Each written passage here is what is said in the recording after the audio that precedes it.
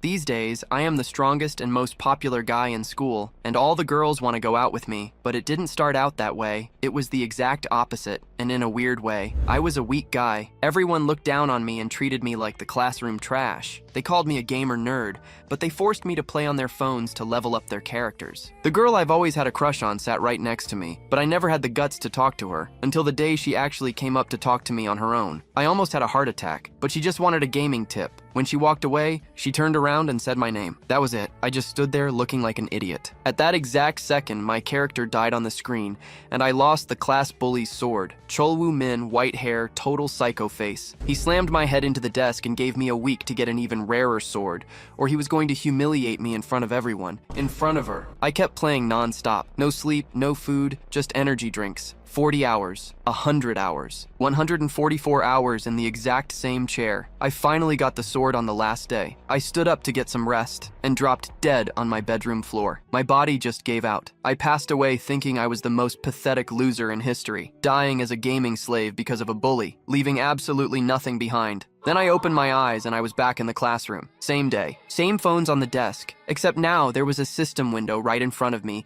saying that my entire lifelong gaming history was turning into real power. Cholwoo showed up again. He grabbed me by the tie and started beating me up like always. This time, he was only going to stop when his frustration went away. But this time, the girl I like came back to check on me and saw me taking a beating. She stepped in and held Cholwoo Min back. She wasn't going to let him keep going. Then the bastard actually did it. He grabbed the girl I like by the hair and said he didn't care that she was a girl. When I saw that, something inside me just snapped. I didn't want to be the same guy who wouldn't fight back after seeing that. That coward is gone. But when the completely unhinged Cholwoo Min raises his hand to strike Aaron and tells her to shut up, something inside Dawan snaps. He clenches his fist, ready to punch Min, deciding he will deal with the consequences later. Consumed by fury at the injustice, he knows he has to act and throws a punch right into Min's face. The bully immediately grabs his hand, his face contorting with rage as he prepares to retaliate. Dawan resigns himself to the fact that his effort was pointless and he is about to get beaten again. Before that can happen, however, a strange calculation begins, tallying his experience as if he were a game character. In an instant, Dawan reaches the maximum experience level and is promoted through a series of classes, from the rare promising gamer servant to the heroic honored gamer servant, and finally to the legendary class. He then acquires a specific ability from his new legendary class, superior gamer servant. The ability, called Crushing Blow,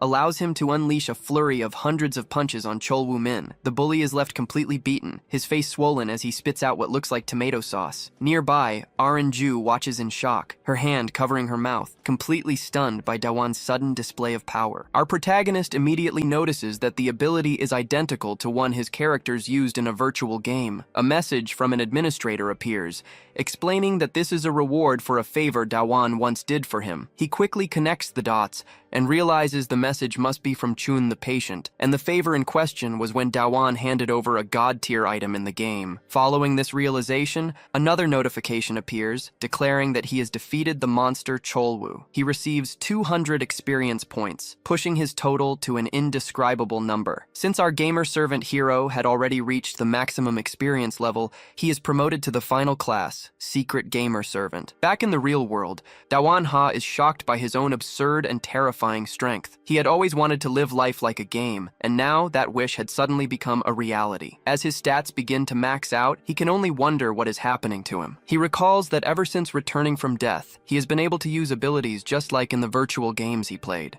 Ju is still stunned by the sudden attack that took down Cholwoo Min and asks Dawan where he learned such techniques. Then she points out the injuries and wounds on his head. As she turns to find the school nurse, Dawan wonders if he really did hit his head. Memories of his death and his return to the past begin to flash through his mind, while game system windows start appearing before his very eyes. On top of everything else, the fact that his new skill works exactly like one from a game feels incredibly strange. He remembers his lifelong obsession with games, and his intuition tells him that this whole situation feels a lot like a book he used to read as a kid. It is a setup very common in fantasy stories, only this feels much more developed. In those kinds of stories, the protagonists always defeat every monster they encounter and receive buffs with no exceptions. Not only that, but Dawan Ha is also shocked by his flawless, maxed-out attributes. Another window appears, indicating there are still more bonuses to receive for being a gamer servant. To his dismay, he sees that all his attributes and stats have been sealed and reset to 0. He can't believe that after reaching the final class,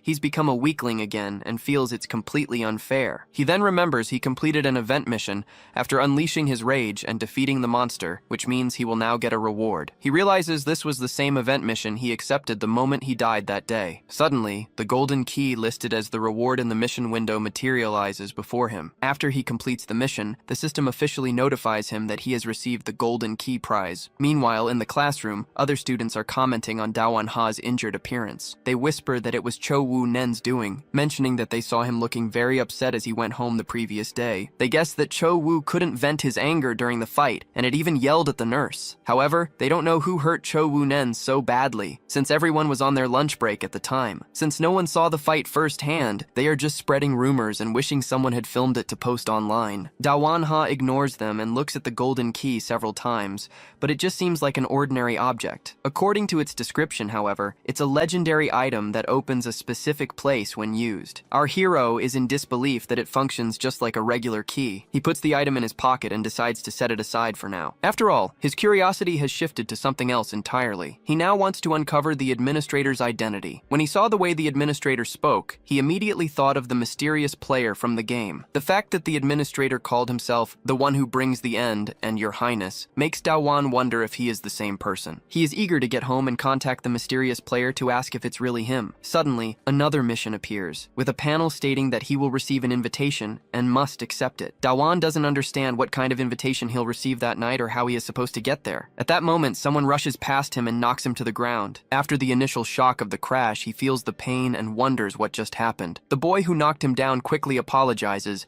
explaining that he wasn't looking where he was going. Dawan says he's fine and asks if the other boy is okay. Just as the boy's nose starts gushing blood, Dawan offers to get a tissue to clean him up, but the boy refuses the offer. He refuses again, though Dawan insists on getting a cloth for him. The boy finally accepts, and Dawan advises him to be more careful when walking in the hallway. He still can't believe this guy got a nosebleed just from a simple bump. He notices that the kid is somehow even weaker than he is now. Just as our protagonist enters the bathroom, a classmate calls his attention. It's Shin Jaemin, who is holding a vape and says he needs to talk to Dawan. Dawan greets him and asks if he started playing the game, but Shin replies that he doesn't play. Shin Jaemin explains that he saw the entire fight with Chol Wooman, which is why he's asking. Dawan suddenly remembers that in his past life, Jaemin was standing at the door when he was being threatened. This makes him wonder why Jaemin is talking to him now, and if this is some sort of revenge. Jaemin mockingly calls him a servant with secret powers and asks if it's all just a disguise. Remembering how he couldn't stand being beaten up before, Doan is determined not to let it happen again. But just then, Jaemin grabs his tie and calls him funny. Jaemin then invites Doan to go drinking with some girls from a nearby school that night, leaving him completely shocked by the sudden offer. He immediately realizes this matches the mission he received, but the problem is that accepting would mean hanging out with Chol Wooman as well. Playing dumb, Doan asks if Jaemin is serious, and Jaemin rudely confirms the invitation. Doan can't figure out why he's being invited out of nowhere, and suspects there's a hidden motive. Still, he knows that completing missions in a game always leads to rewards. Since rewards make characters stronger, he initially decides to accept the offer as a good chance to gain experience. However, he quickly reconsiders, realizing it's a bad idea to willingly go somewhere the bullies will be. He makes up an excuse about a memorial for his late grandfather, deciding to give up the chance to stop being a loser, because it seems easier to just avoid that kind of life. He also notices a warning that the mission will be dangerous, which reinforces his decision and gives him a bad feeling. Jaemin accepts the excuse and tells Doan he'll save him a seat at the bar next time. Doan pretends to look forward to it, and their conversation ends. After Jaemin leaves the bathroom, Doan leans on his knees to catch his breath, concluding that nothing good could ever come from hanging out with bullies like them. Just then, a system window appears, notifying him that he will be punished for refusing the mission. A warning states that the pain is about to begin, and he starts to get scared. Suddenly, something strange happens to his body. He has a vision of several massive, fierce bulls in a green valley, snorting as they charge ferociously and strike him in a very sensitive area. Back in the school bathroom, a few students walk in and are shocked to find Doan collapsed on the floor, wetting himself from the pain. They immediately assume Cholwoo must have beaten him up. Lying on the cold tiles, Doan experiences the sharpest, most unbearable pain of his life as a notification informs him it will last for another 59 minutes. Overwhelmed by the excruciating agony, he can't stop crying. Another notification pops up, asking if he is sure he wants to refuse. Doan lets out a scream, the sound echoing through the bathroom as the astronomical pain continues. Later that night, Shin Jaemin is walking through the city streets when he spots Doan at the meeting spot. Jaemin seems excited, commenting that Doan arrived early. It's clear that in the end, end, Don accepted the mission, unable to endure an entire hour of that torment. When asked about the memorial, Don lies and says his grandfather was busy. He feels like he's going crazy for having come this far and is completely overwhelmed with nerves. Shin Jae-min announces that he and Don are going to have fun tonight, but he finds Don's expression suspicious, as if the boy is hiding something. Just as Jae-min suspected, Don feels like he should have run away while he still had the chance. In that moment, he grabs his phone and pretends his grandfather is calling so he can escape. However, his plan is foiled when the girls Jae-min mentioned arrive, chatting among themselves. All the girls are talking about other guys, except for one very beautiful girl who immediately catches Don's attention. Captivated by her beauty, he decides to stay at the bar after all. He then tries to convince himself that he only stayed because he was invited, not because of how she looked. Seeing his classmates drinking, Don wonders how they managed to consume so much alcohol. Jae-min explains that a friend works at the bar, so whenever he brings his group, they get free drinks. Taking advantage of the topic, Jae-min then asks how much alcohol Don can handle. Do-won replies that he doesn't get drunk, leading Jae-min to jokingly conclude that he must be an alcoholic, even though Don has never had a drink before. Jae-min tells him not to worry about money, since he'll be covering the entire bill. Surprised by this kindness, our protagonist starts to think that maybe Shin Jae-min isn't so bad after all. While they wait for Jae-min's payment to be arranged, one of the girls starts singing karaoke. Do-won is shocked by the sudden turn of events, but Jae-min just looks happy when a boy named Yoo Ji-han arrives. It turns out Ji-han is his rich servant who came to the bar just to pay the bill, mentioning that he already paid another one just 2 hours ago. At that moment, Don remembers bumping into Ji-han earlier and realizes he's the so-called rich servant. Shin Jae-min scoffs, questioning if Ji-han really thinks they'll only be staying for another 2 hours. Suddenly, with an insane expression on his face, Jae-min begins yelling, scaring and threatening Yoo Ji-han. Our hero is stunned by Jae-min's abrupt shift in personality. Jae-min then asks if Do-won and Ji-han know each other since they go to the same school, but Do-won says no. Noticing that his servant is frozen in place, Jae-min advises him to have a drink. However, as Jae-min goes to pour the drink, he accidentally spills the alcohol all over Ji-han's pants. Pretending it was a mistake, Jae-min apologizes and says Ji-han should have worn darker pants. As the clear target of bullying, Ji-han can only agree that he should have worn something darker. Thinking back, our protagonist recalls seeing ketchup on Ji-han's nose earlier. He also remembers that the bathroom Ji-han came out of was the same one Shin Jae-min had just been in. With dawning horror, Do-won realizes Jae-min must have beaten Ji-han up, and he deeply regrets getting involved with such a delinquent. The pretty girl who had caught Do-won's eye now wonders what's wrong with him, noticing his troubled expression. The other girls invite Jae-min to sing, but he refuses, saying he'd rather get drunk. He then jokes about singing serenades, but they tell him it would ruin the atmosphere. Jae-min then suggests it would be funny to watch Ji-han dance while singing instead. Do-won grows irritated by the sheer humiliation being forced upon Ji-han. One of the girls even tries to stop Jae-min from making his servant do it, but he completely ignores her. Shin Jae-min pressures Ji-han, threateningly asking if it's true that he loves to dance. Ji-han can barely answer and looks sadly at Shin, who places a hand on his shoulder and tells the wealthy servant that he's embarrassing him in front of the girls. Immediately, Ji-han stands up and says he'll dance, and everyone gets excited. Feeling sorry for him, Don wonders if the servant has any pride at all, but then realizes he would probably do the same thing if it were necessary. Unable to watch this scene of humiliation, Don asks to go to the bathroom. He knows the only reason Shin doesn't mess with him is because he's believed to be a servant with a secret power. In reality, due to his sealed status, Don currently has no abilities. He's certain it's only a matter of time before he gets caught, and he knows he's going to be screwed when it happens. He reflects that if it weren't for the penalty he received, he would have fled the mission already. While thinking about it, he concludes that since he came to the bar, he has now fulfilled the mission's requirements. He decides to leave before getting involved in bigger problems, feeling sorry for the other servant. Don knows he must escape since he doesn't have the power to save anyone, not even himself, and realizes that he and Ji-han are in the exact same situation. After Don takes too long to return, Shin Jae-min notices his absence and asks where he is. When Don finally comes back, he confronts Shin, asking where Yoo Ji-han's pants are. Shin says he felt bad for spilling on them, so now he's having them washed. Despite feeling a surge of fear at Shin's expression, Don decides to confront him. Acting like a true servant with secret powers, he commands Shin to hand over the pants, thinking that by insisting so authoritatively, Shin will have no choice. At that exact moment, a tattooed and muscular man arrives at the bar, saying it took a while to settle some business. He's holding a bottle of tomato sauce and asks who the new kid is. Shin tells Don to greet the man, mentioning that he's his friend's older brother. Don is in shock upon seeing the size of this high schooler, who looks like he's in a gang, and becomes extremely frightened by the red marks on his face. Shin Jae-min then asks what our protagonist wanted to say to him. Not knowing what to do, Don feels distressed by the sensation of being trapped in this situation. To escape the tense moment, he asks the bully for the microphone. Relieved he feels safe for now, now and thinks he shouldn't hide his power any longer, considering he was nearly eliminated. Just then,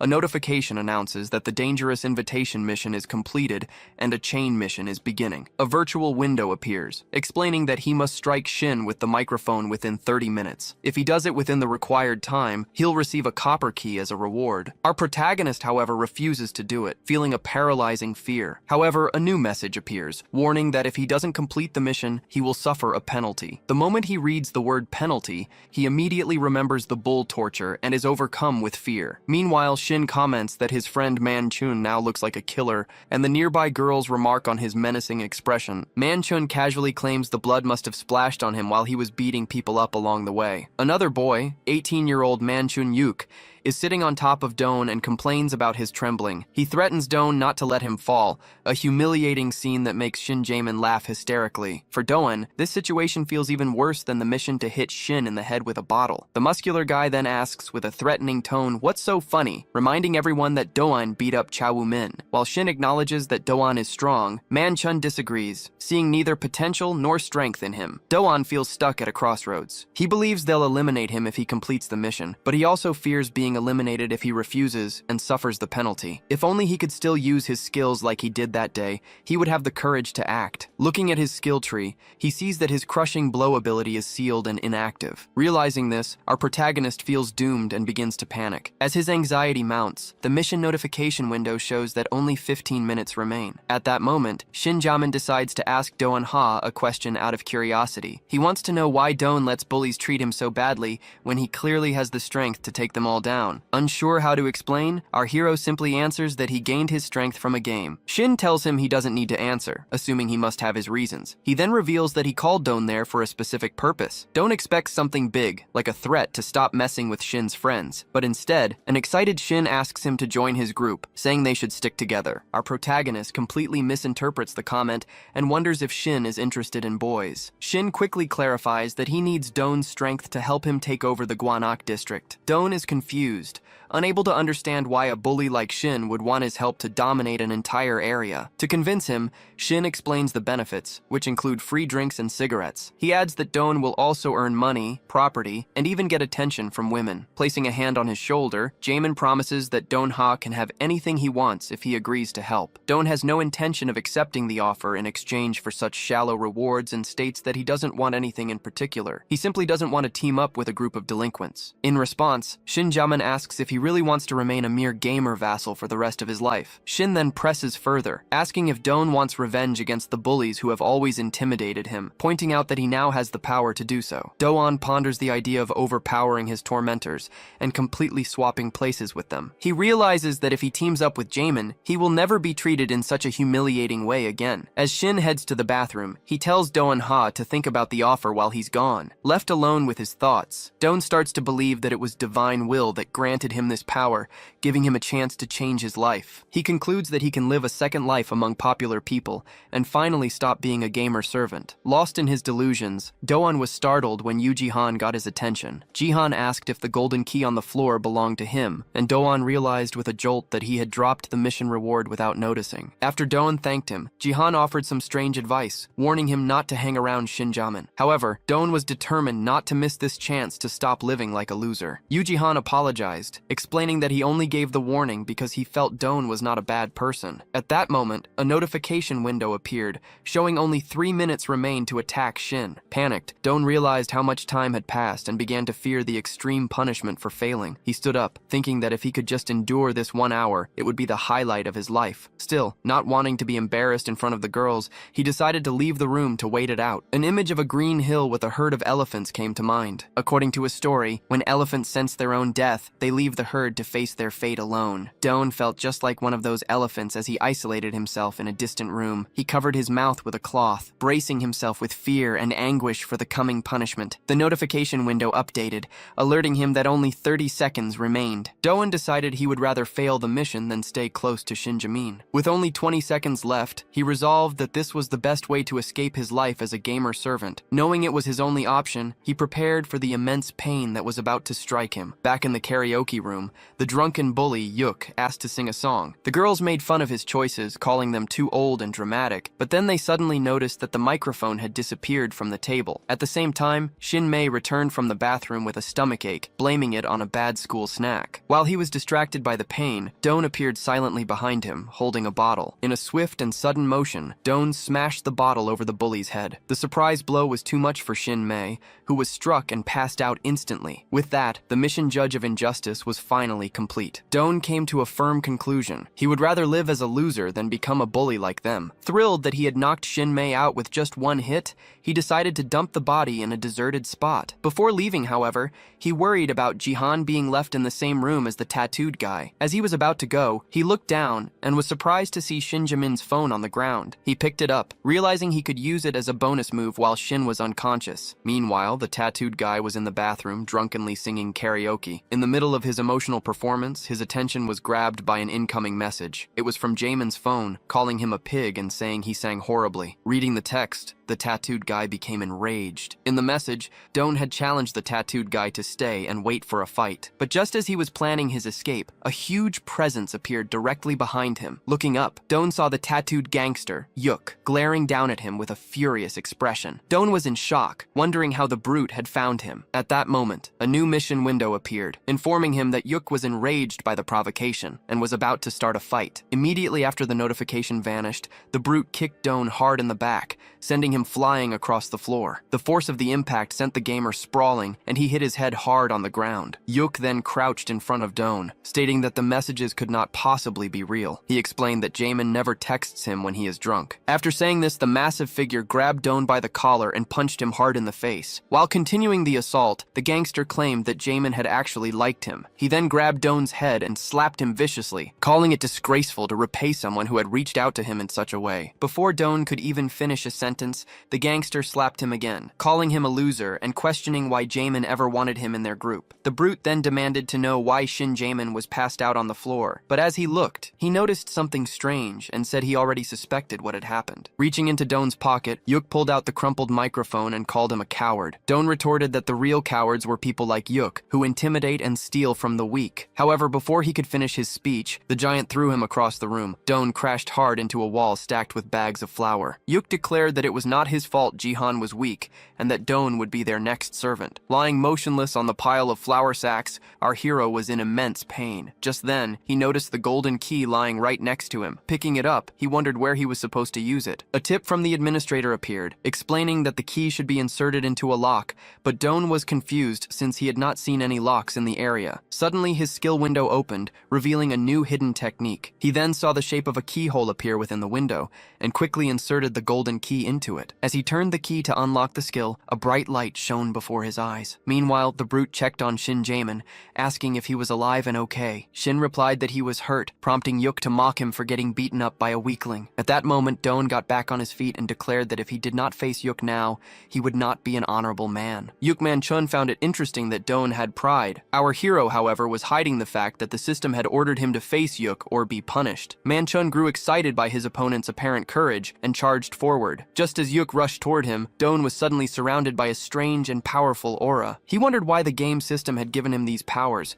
and why it was leading him into such dangerous battles. He then realized the reason was because they wanted to see a show, and in that moment of clarity, he moved to punch Yuk. As a powerful blue aura flares around him, Doan shouts that the giant is doomed. In that moment, he suddenly recalls his childhood and a nerdy kid who was a legend at the local arcade. This boy, known as Master Zobarano, had a unique and unusual playstyle that captivated everyone who watched. Whenever Master Zobarano won, the crowd would erupt in excitement. The boy's incredible skill came from his complete dedication to virtual games. A 10-year-old Doan was deeply impressed, watching in awe as the master played. The boy's special ability was his crushing hawk technique, which made him unbeatable. This ability, called Hawk's Descent, is a powerful kick that knocks out the target, but it costs 120 mana points to use. Realizing he has just unlocked this head kick, Doan thinks it will definitely come in handy. Even with the massive weight difference difference and the strength of Yuk's punch, he imagines he can win with this single ability against his enormous pig-like opponent. But just then, a notification window suddenly appears, alerting him that he is out of mana. Doan is shocked by the sudden news as Yuk's punch gets closer and closer. Realizing there is nothing he can do, he takes the full force of the blow right on his chin. He goes flying through the air and lands hard on the ground behind his enemy, Yukman Chun. Yuk wonders what is wrong with the nerd, who had just been yelling as if he had an ace up his sleeve. Lying on the floor wounded and groaning in pain, Doan becomes furious with the game's insane system. After all,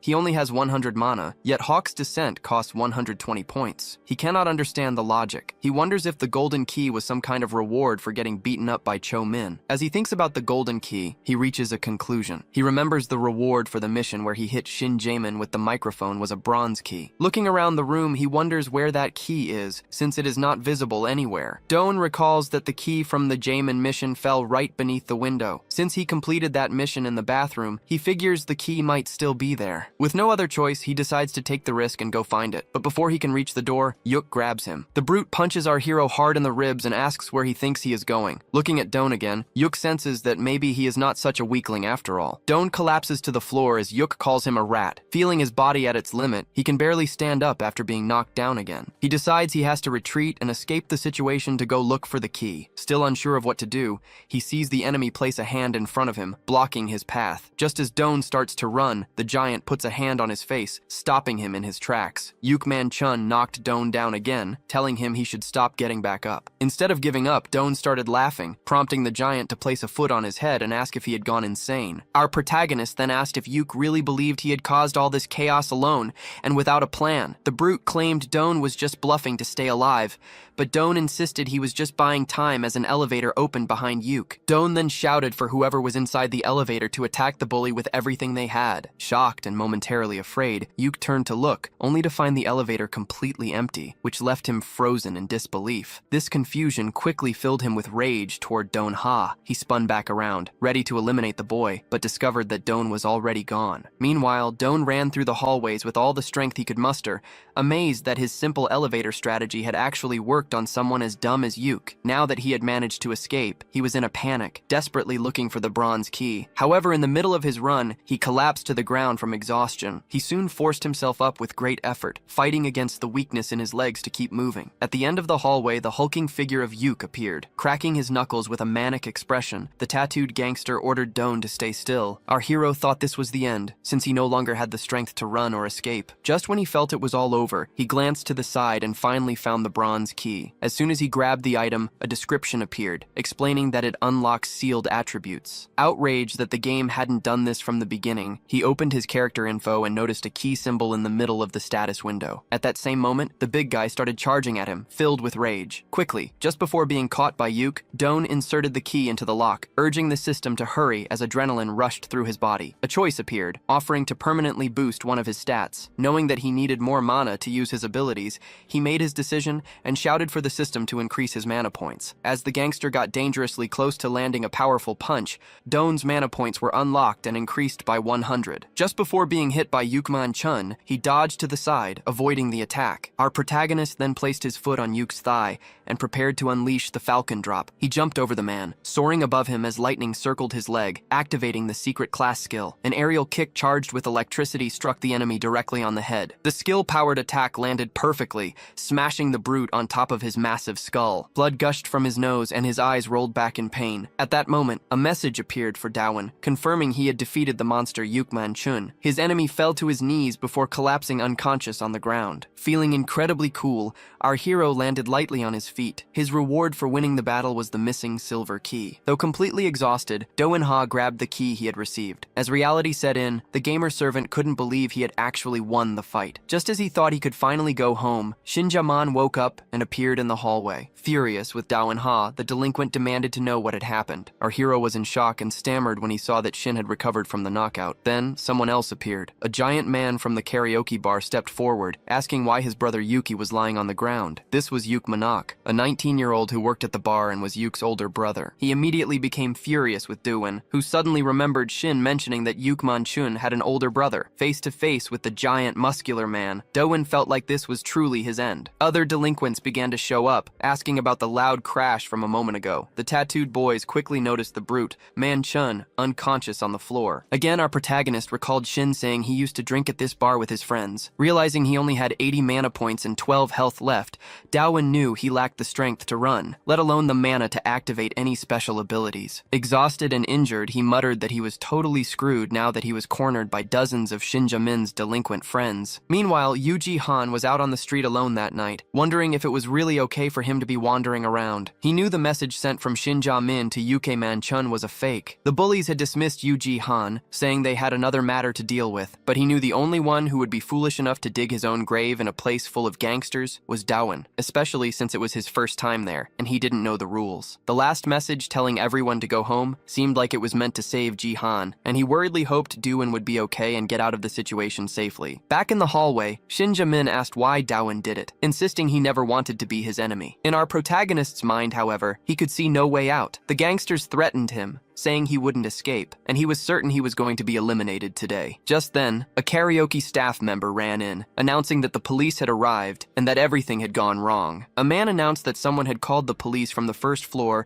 and told everyone to escape using the stairs. The gang delinquents were disappointed, as they had been eager to beat up the nerd. Carrying his brother over his shoulder, Yukman remarked that Dawen Ha was incredibly lucky. Before leaving, Shin Jamin threatened Dawen, warning him that they would not forget what happened there. Relieved to be alive, Dawen decided he should also run away through the stairs, but at that moment, he felt a strange shock course through his body. Only one day after experiencing death, he had been beaten by both Cho Woo-min and Yuki Man-chun. On top of that, he was suffering the side effects of using two abilities that his body could barely handle. The moment all the accumulated stress finally left him, Dawen Ha simply passed out. He slowly woke up to see a woman in front of him and wondered what had happened. He asked the girl where he was, and she replied by asking if he was finally awake. Dawen recognized her as one of the 3 toughest girls in school, and she commented that he should have woken up sooner. When he tried to ask why she was there, she quickly covered his mouth to keep him quiet. Realizing they were in a bathroom, the girl told him to keep his voice down. She explained that they were in the women's restroom, so he needed to speak softly. Whispering, Dawen asked why they were hiding there. She said the police were still at the bar,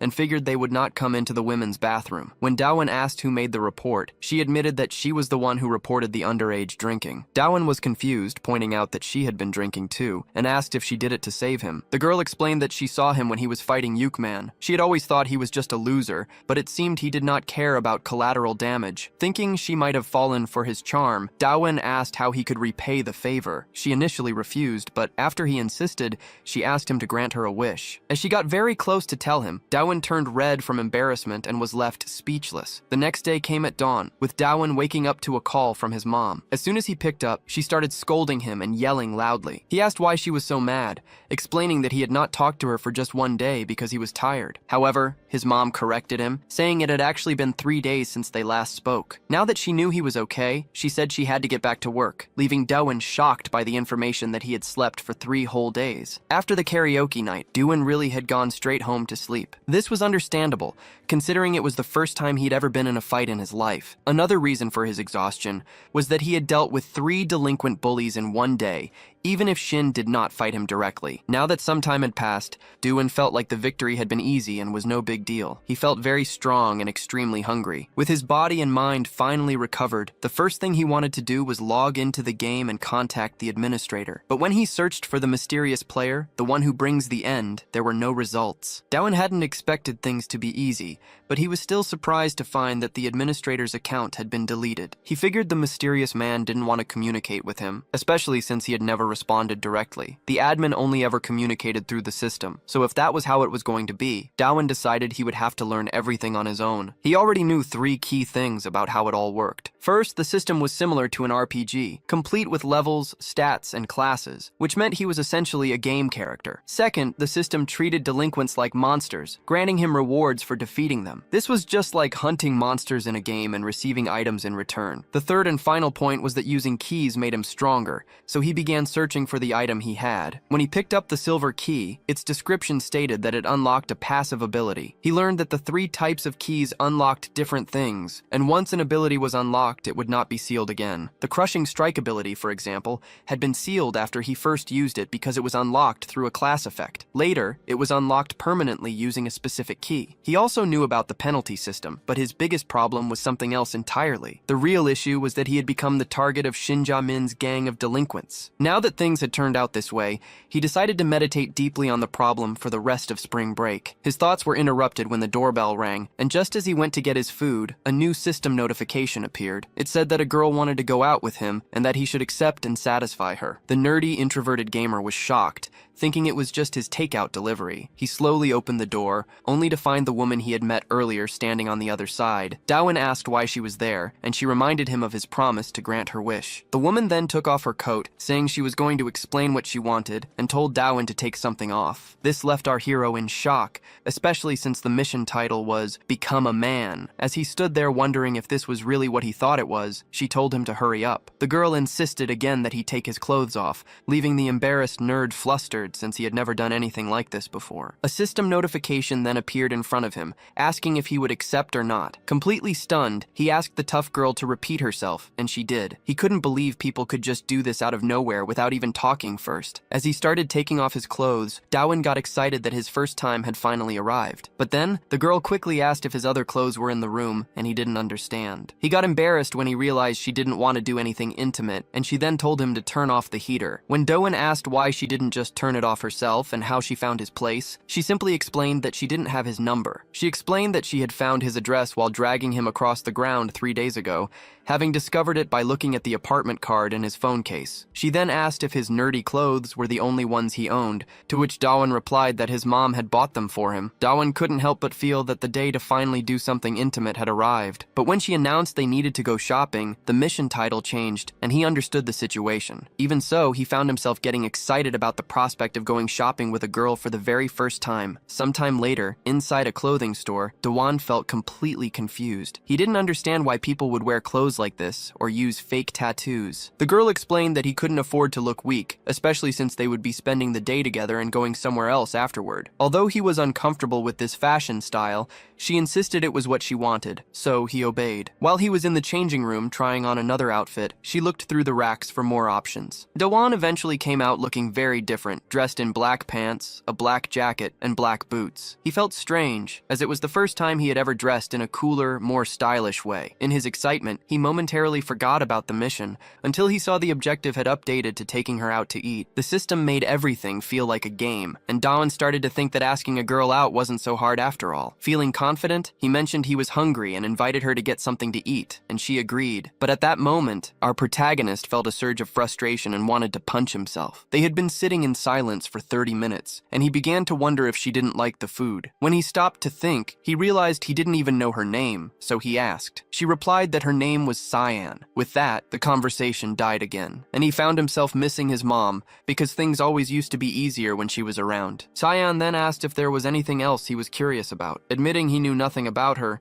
Dawan asked what he should even ask first. She simply replied that he would learn more about her over time. After all, she explained, they would be seeing each other more often. Standing up from the table, she told him to hurry up because they still had things to do. The mission updated once more, and now, to become a man, he needed to take the girl to the movies. Dawan felt happy to be experiencing all of this for the first time, and then invited her for a coffee. He proceeded to sing a song for Cyan, which made him question the true purpose of the mission. He had always thought the system only made him fight bullies in exchange for rewards. The 6th step of the mission began, leading him to take the girl to an arcade. Thinking it through, he realized this was basically a date and tried his best to impress her. Breathing heavily and sweating, he felt his charm might finally be working on her. While Cyan was looking at some plush toys, a few nerds approached and tried to invite Dawan to a club. As soon as our protagonist saw the plushie machine, he began to walk away, telling Cyan he needed to go to the bathroom before excusing himself. 10 minutes later, the nerd returns with a dozen fish plushies, ready ready to impress Cyan. He confidently thinks to himself that she's going to fall for him hard. Just as he sees her approaching, a smile spreading across his face, his happy day is ruined when a man suddenly appears and grabs him by the hair. The bully aggressively asks who Dawon thinks he is to say Cyan's name so lovingly, yanking his hair with enough force to make him cry out in pain. Dawon wonders who this guy is and how he knows Cyan, though he feels a strange sense of familiarity, as if he's seen him somewhere before. Just then, Cyan yells at the man, calling him Sehun Kang, and demands that he let go of Dawon. Everything had been going so well until this moment,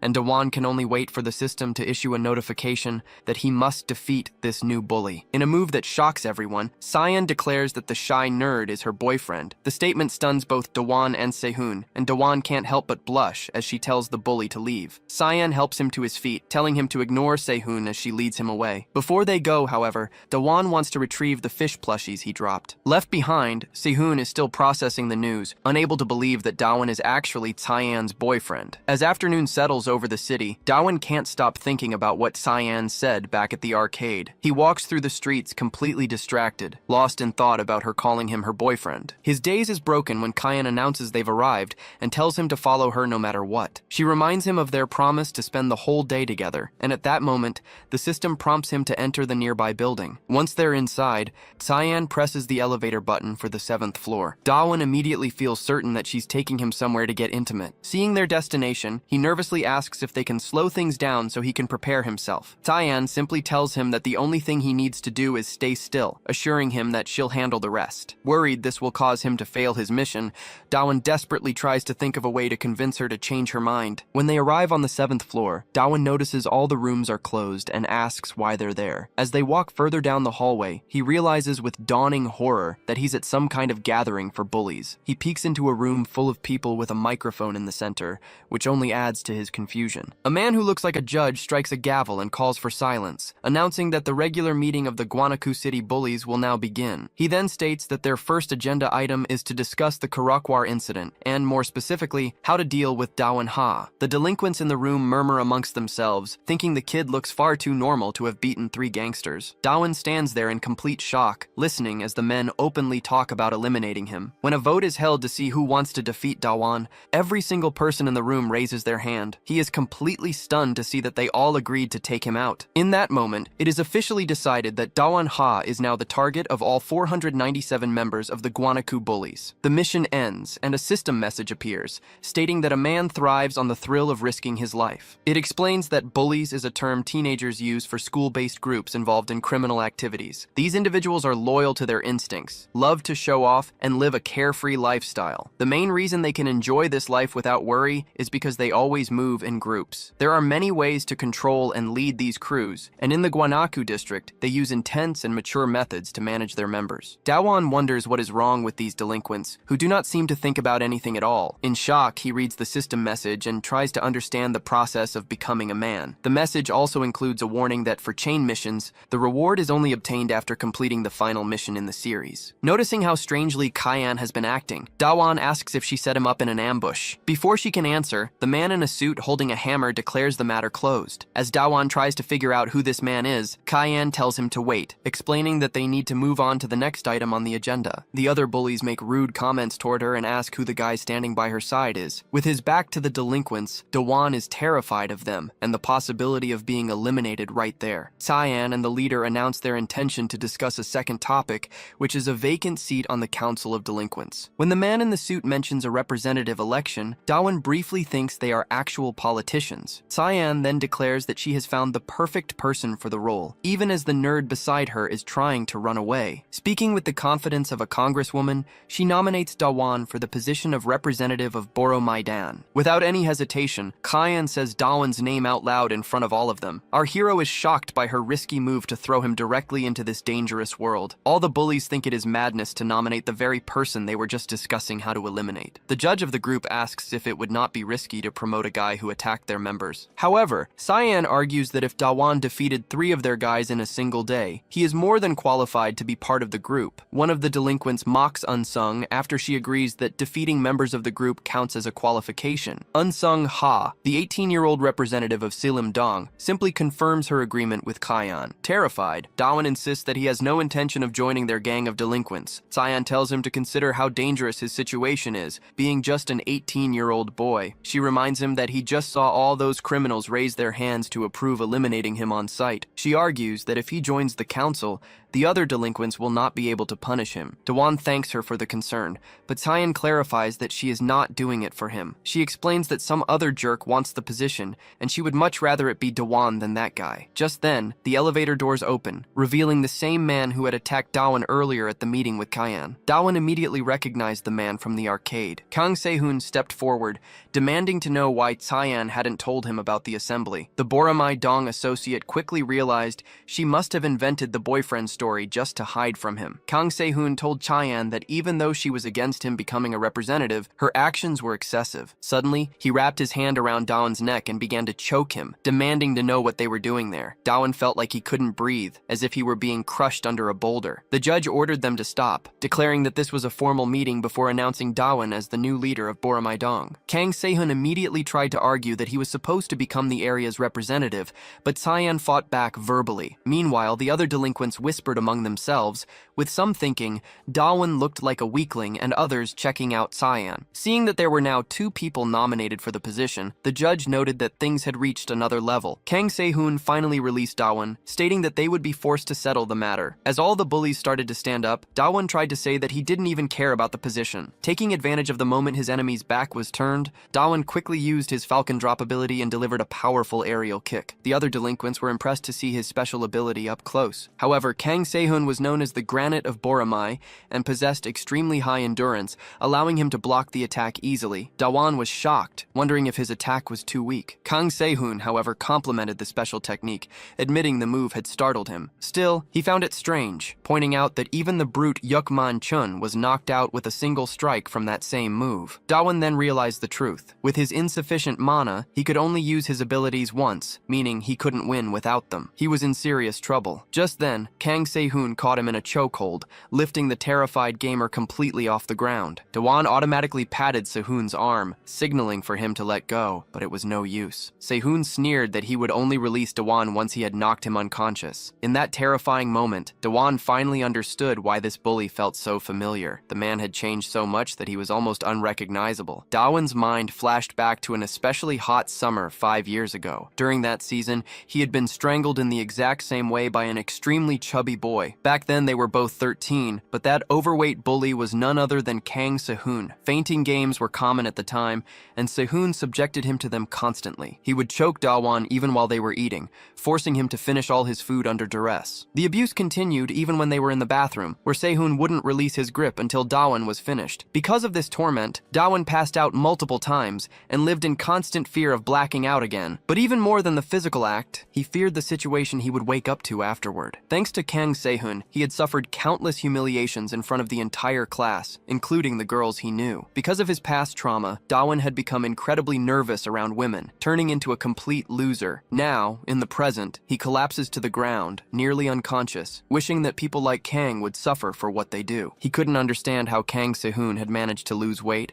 become good-looking, and effortlessly attract girls. The more Dawan thought about it, the angrier he became, unable to stand the idea of losing to his old bully. In the background, he could hear the other delinquents in the room calling him weak. As soon as Dawan managed to get back on his feet, the bullies taunted him, saying he didn't stand a chance. Hearing those words, he wondered what his chances of winning actually were. After all, the one skill that could have helped him was immediately blocked by Kang. Trapped in Se-hoon's chokehold, Dawan realized there was nothing he could do but tap out. Once Kang declared himself the representative of Boram Hwadong, Dawan felt completely lost. Just as he was about to give up, however, he suddenly stood back up and faced his opponent once more. Kang Se-hoon warned him that if he insisted on continuing, he would only end up getting hurt much worse. In response, Dawan took off his jacket and declared that he was going to beat the gangster up. The moment he threw his jacket to the ground, revealing his plan, everyone in the room stopped to watch. No one could believe their eyes as the skinny nerd began throwing a flurry of punches. However, the blows were incredibly weak, and Kang Se-hoon blocked them all without any effort. Straining himself, Dawan felt he just had to keep going a little longer for his plan to work, remembering something from 7 hours ago when he was was searching his pants for an object. The item was a silver key, a heroic reward he had received after defeating Ryukman Chun. He recalled that this key unlocked passive abilities, which he had activated earlier. At that moment, the passive skills unique to his class became available. One of them was the critical hit, a skill with a 1% chance to break through an opponent's defense. This passive ability didn't consume any mana and could ignore all defenses to land a devastating attack. Dawen knew the odds were cruel, as a 1% chance meant that it would hardly ever happen. Statistically, only 1 out of 100 strikes would register as a critical hit. In his current situation, he realized he had no other choice but to land that single critical hit. With no other options available, he committed to the strategy of throwing punches non-stop. As he continued his assault, all the delinquents started laughing at the pathetic display, and even Cyan Sunbae felt embarrassed by the scene. But Dawen knew that if he kept punching, one of them would eventually land as a critical hit, and he was already getting close to 100. He noticed his opponent was getting distracted as he neared 80 punches, making him question why the skill hadn't activated yet. Kang Se-hoon, thinking Dawen looked ridiculous, continued to block every single punch up to the 99th one. Finally, Dawen threw his 100th punch, which landed squarely in the center of Kang's chest. A cold sweat broke out on Dawen's face as he realized it didn't seem to work. Kang just looked at him and asked what he was even doing. Dawen could only think about games and the irreplaceable factor known as the random number generator, which gives everyone a chance to succeed. That feeling of satisfaction from success is much harder to obtain in real life. It's precisely for that feeling that gamers challenge the odds every day, just as Daewon Ho did at 13 years old when he used his English class money to pay for game upgrades. At the time, the random number generator didn't help him, and he failed to get the item he wanted. Even knowing the next failure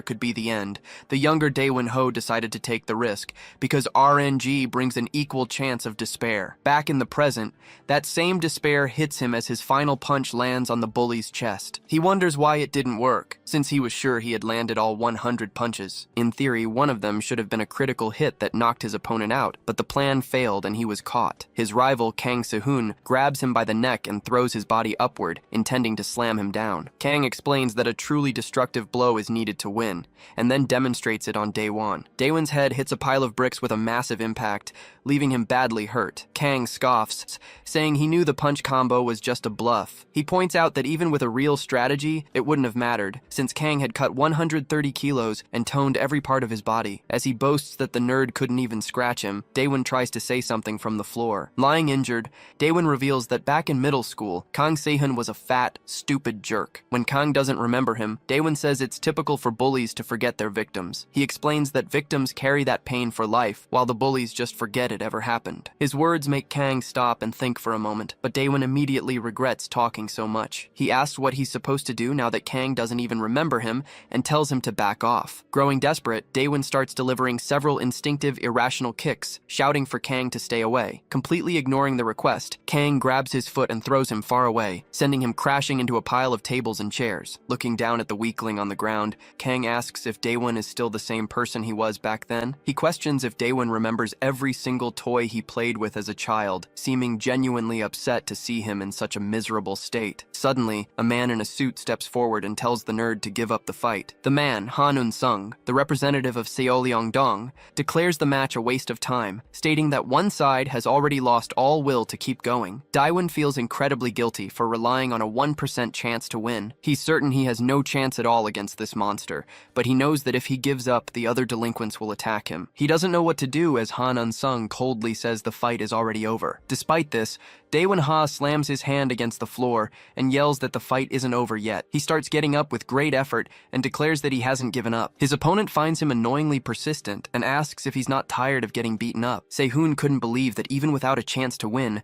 Daewon still refused to give up. Broken and desperate, our protagonist began walking furiously toward the exit, hoping to distract Kang long enough to escape. He was so threatened by the bully that he was already fantasizing about moving to a deserted island far away. Daewon made a flimsy excuse, knowing he needed to run for the exit as fast as he could. Without a second thought, he decided the moment had come and began sprinting across the room. But in his haste, he accidentally dropped his jacket and tripped over it, completely losing his balance. As he stumbled forward, nearly falling on top of his enemy, he cursed himself for ever taking off his jacket. While falling, he instinctively used the palm of his hand to regain his balance, which unexpectedly activated a critical hit that sent the bully flying. After being launched by a simple tap, Kang crashed hard into the wall. Kang Se-hoon Taeyeon slumped to the floor with his head bowed, leaving the elevator door dented behind him. The other delinquents couldn't believe they had just seen Kang get launched like that, and even Cyan Sunbae was left speechless after witnessing Daewon's powerful strike. The gangsters immediately tried to explain what happened,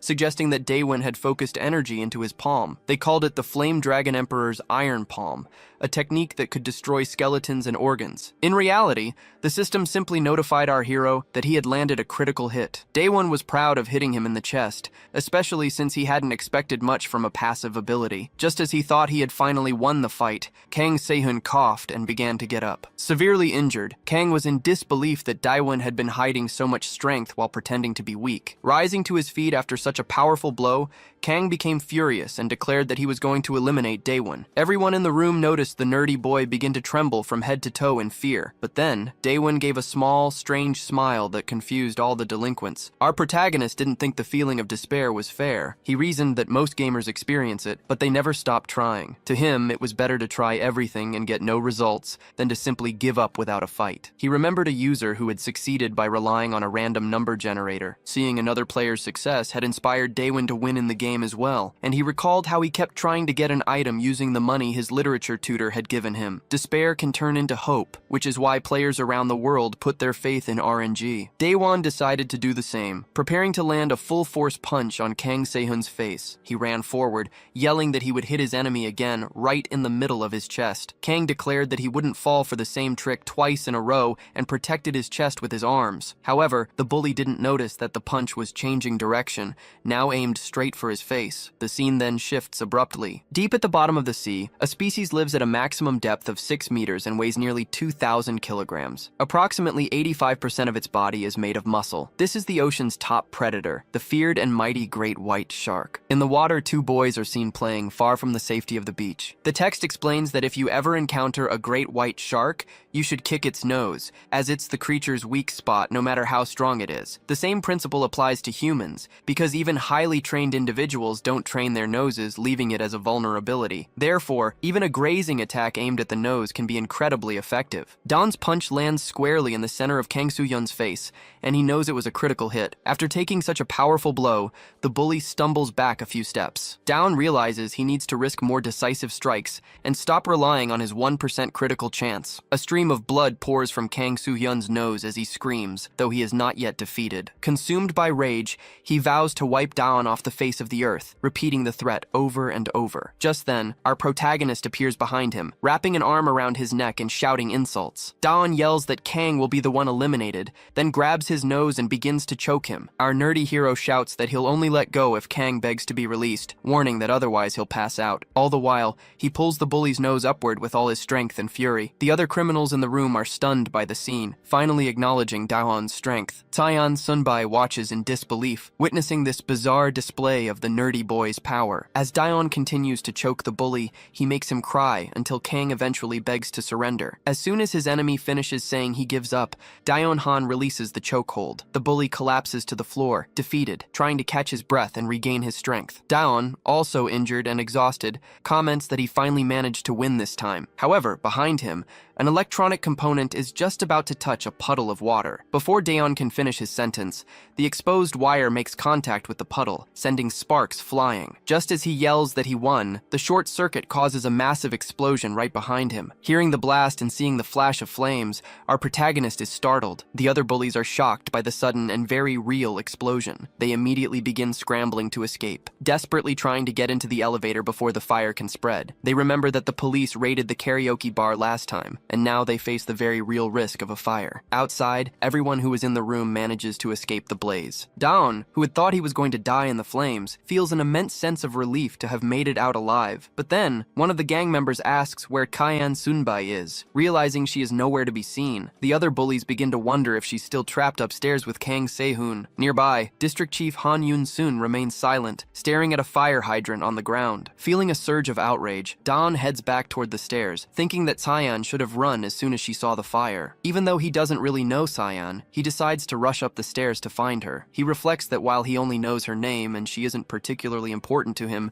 they still made a lot of memories that day. He finally remembers her promise when she asked him to stay by her side all day. As soon as Dawn reaches the upper floor, he throws open the door and calls out for Cyan, announcing he came to save her. He immediately notices a man putting out the fire with an extinguisher. Realizing the fire is already under control, Dawn feels embarrassed, and the man turns to ask why he came back. Deeply embarrassed, Dawn makes up an excuse claiming he only came back to ask if he could go home. The man in the suit informs him that the assembly will be rescheduled for another day because of the fire. Then, the man reveals that the new representative of Boramui is none other than Dawn Ha. Dawn can hardly believe it, thinking that being part of the Council of Bullies must be a dream or an illusion. Cyan explains that even though it's confusing, she did it for a bigger reason, pointing out that he effectively got rid of the other bullies. He has to agree, realizing that if he hadn't become a representative, the council would have hunted him down, and things could have been much worse. Later, as they arrive in front of Cyan's house, they say their goodbyes, and Dawn tells her to take care. He then pulls out a plush fish he won at the arcade, explaining that it seemed like she wanted it. Confused, Cyan asks what it is, and Daeon says he saw her staring at the plush toys earlier. Recalling the moment, Cyan clarifies that she wasn't looking at the toys at all. In fact, she was looking at a wanted criminal poster stuck on the window next to them. Daeon is shocked by his blunder, but Cyan still thanks him for what he did. Holding the plush fish and smiling, she specifically thanks him for running back into the building to save her. Daeon turns completely red and can barely respond to her goodnight. A system message declares that he became a man, but he just thinks he became a bully as the mission finally comes to an end. Just then, a notification pops up, stating that he has completed 8 missions in a row and will earn points for his streak. Realizing the encounters were worth it, he wonders what kind of key he'll receive as a reward this time. However,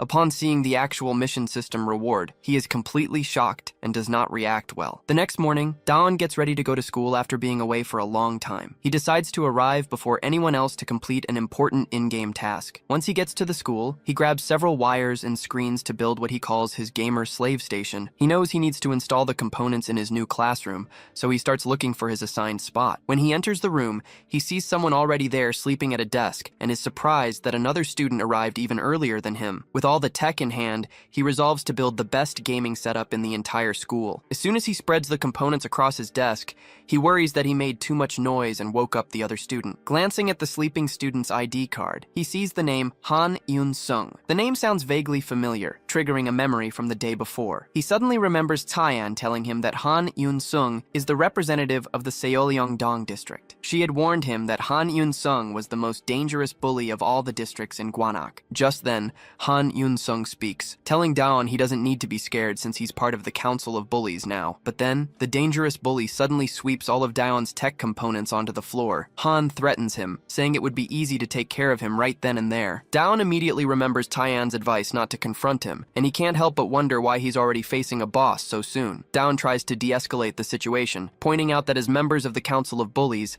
they are on the same side and shouldn't be fighting. Han Un-sung retorts, asking why Daon thinks they didn't get rid of him sooner. When Daon suggests it's because he became Boram's leader, Han corrects him, explaining that one of the council's rules actually allows members to fight each other. Han elaborates that establishing a hierarchy based on power is crucial. He then draws his arm back, declaring this is revenge for Daon interfering with Seollyeong. Bracing for the impact, Daon closes his eyes and clenches his teeth. But just as the punch is about to land, Han suddenly stops, claiming he's not actually interested in Seollyeong. Instead, he simply knocks down to the ground, looks down at him, and suggests they should work together now that they're on the same side. Han promises to warn the other members, assuring Daon that no one from Seollyeong will bother him anymore. Shortly after, the regular school period begins, and students start finding their seats. Daon is left feeling exhausted and shocked by the chaotic start to his first day. He then notices that Han isn't even in his class, which makes him wonder why the bully waited for him there in the first place. Looking around, Daon realizes something else is bothering him. Throughout the breaks on the first day of his second year, he feels a growing sense of unease.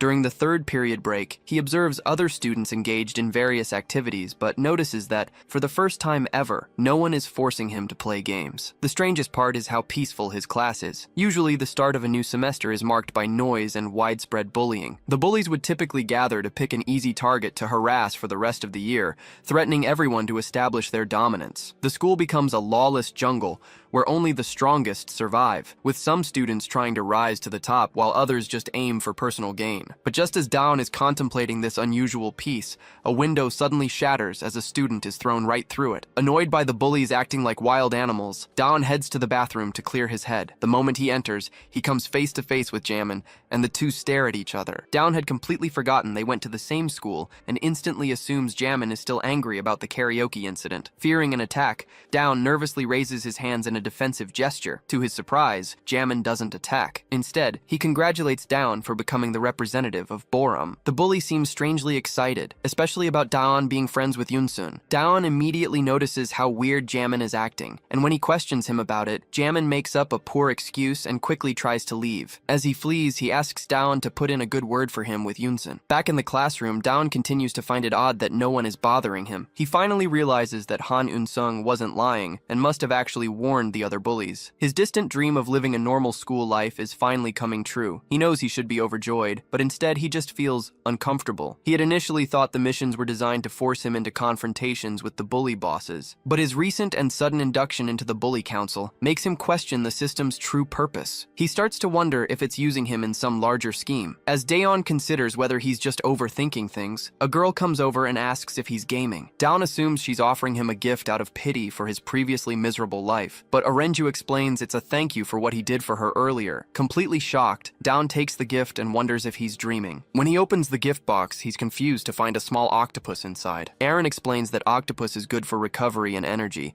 and she remembered he was badly hurt that day. Daeon thanks her, joking that just seeing the octopus gets his heart racing, which Aaron thinks is great. She then tells Daeon he should eat it alive, since that's the best way to recover. Just then, their conversation is interrupted by a strange, red-haired boy who demands that Dawn play the game for him. Arenju asks Dawn if he knows the boy, but he replies that he doesn't. Meanwhile, in the school's dark photography room, a group of bullies is having a conversation. One of them notes that Han Nansung has never worked with other guys like this before, and asks his friend if he's curious. The friend Kim Di-jin replies that he's sure Han has his reasons. Han Nansung explains that he expected Dawn to be useful in a physical fight, but instead of just attacking or defending, he did something more. Kim Di-jin suggests Dawn probably did it to make Han go easy on him, or simply gave up out of fear, but Han insists that wasn't the case. Han points out that Dawn was clearly trembling and seemed to be looking at something specific. While Kim dismisses it as luck, Han says he saw something special in him during the assembly. This prompts Kim Ji, an associate from Salem Dong,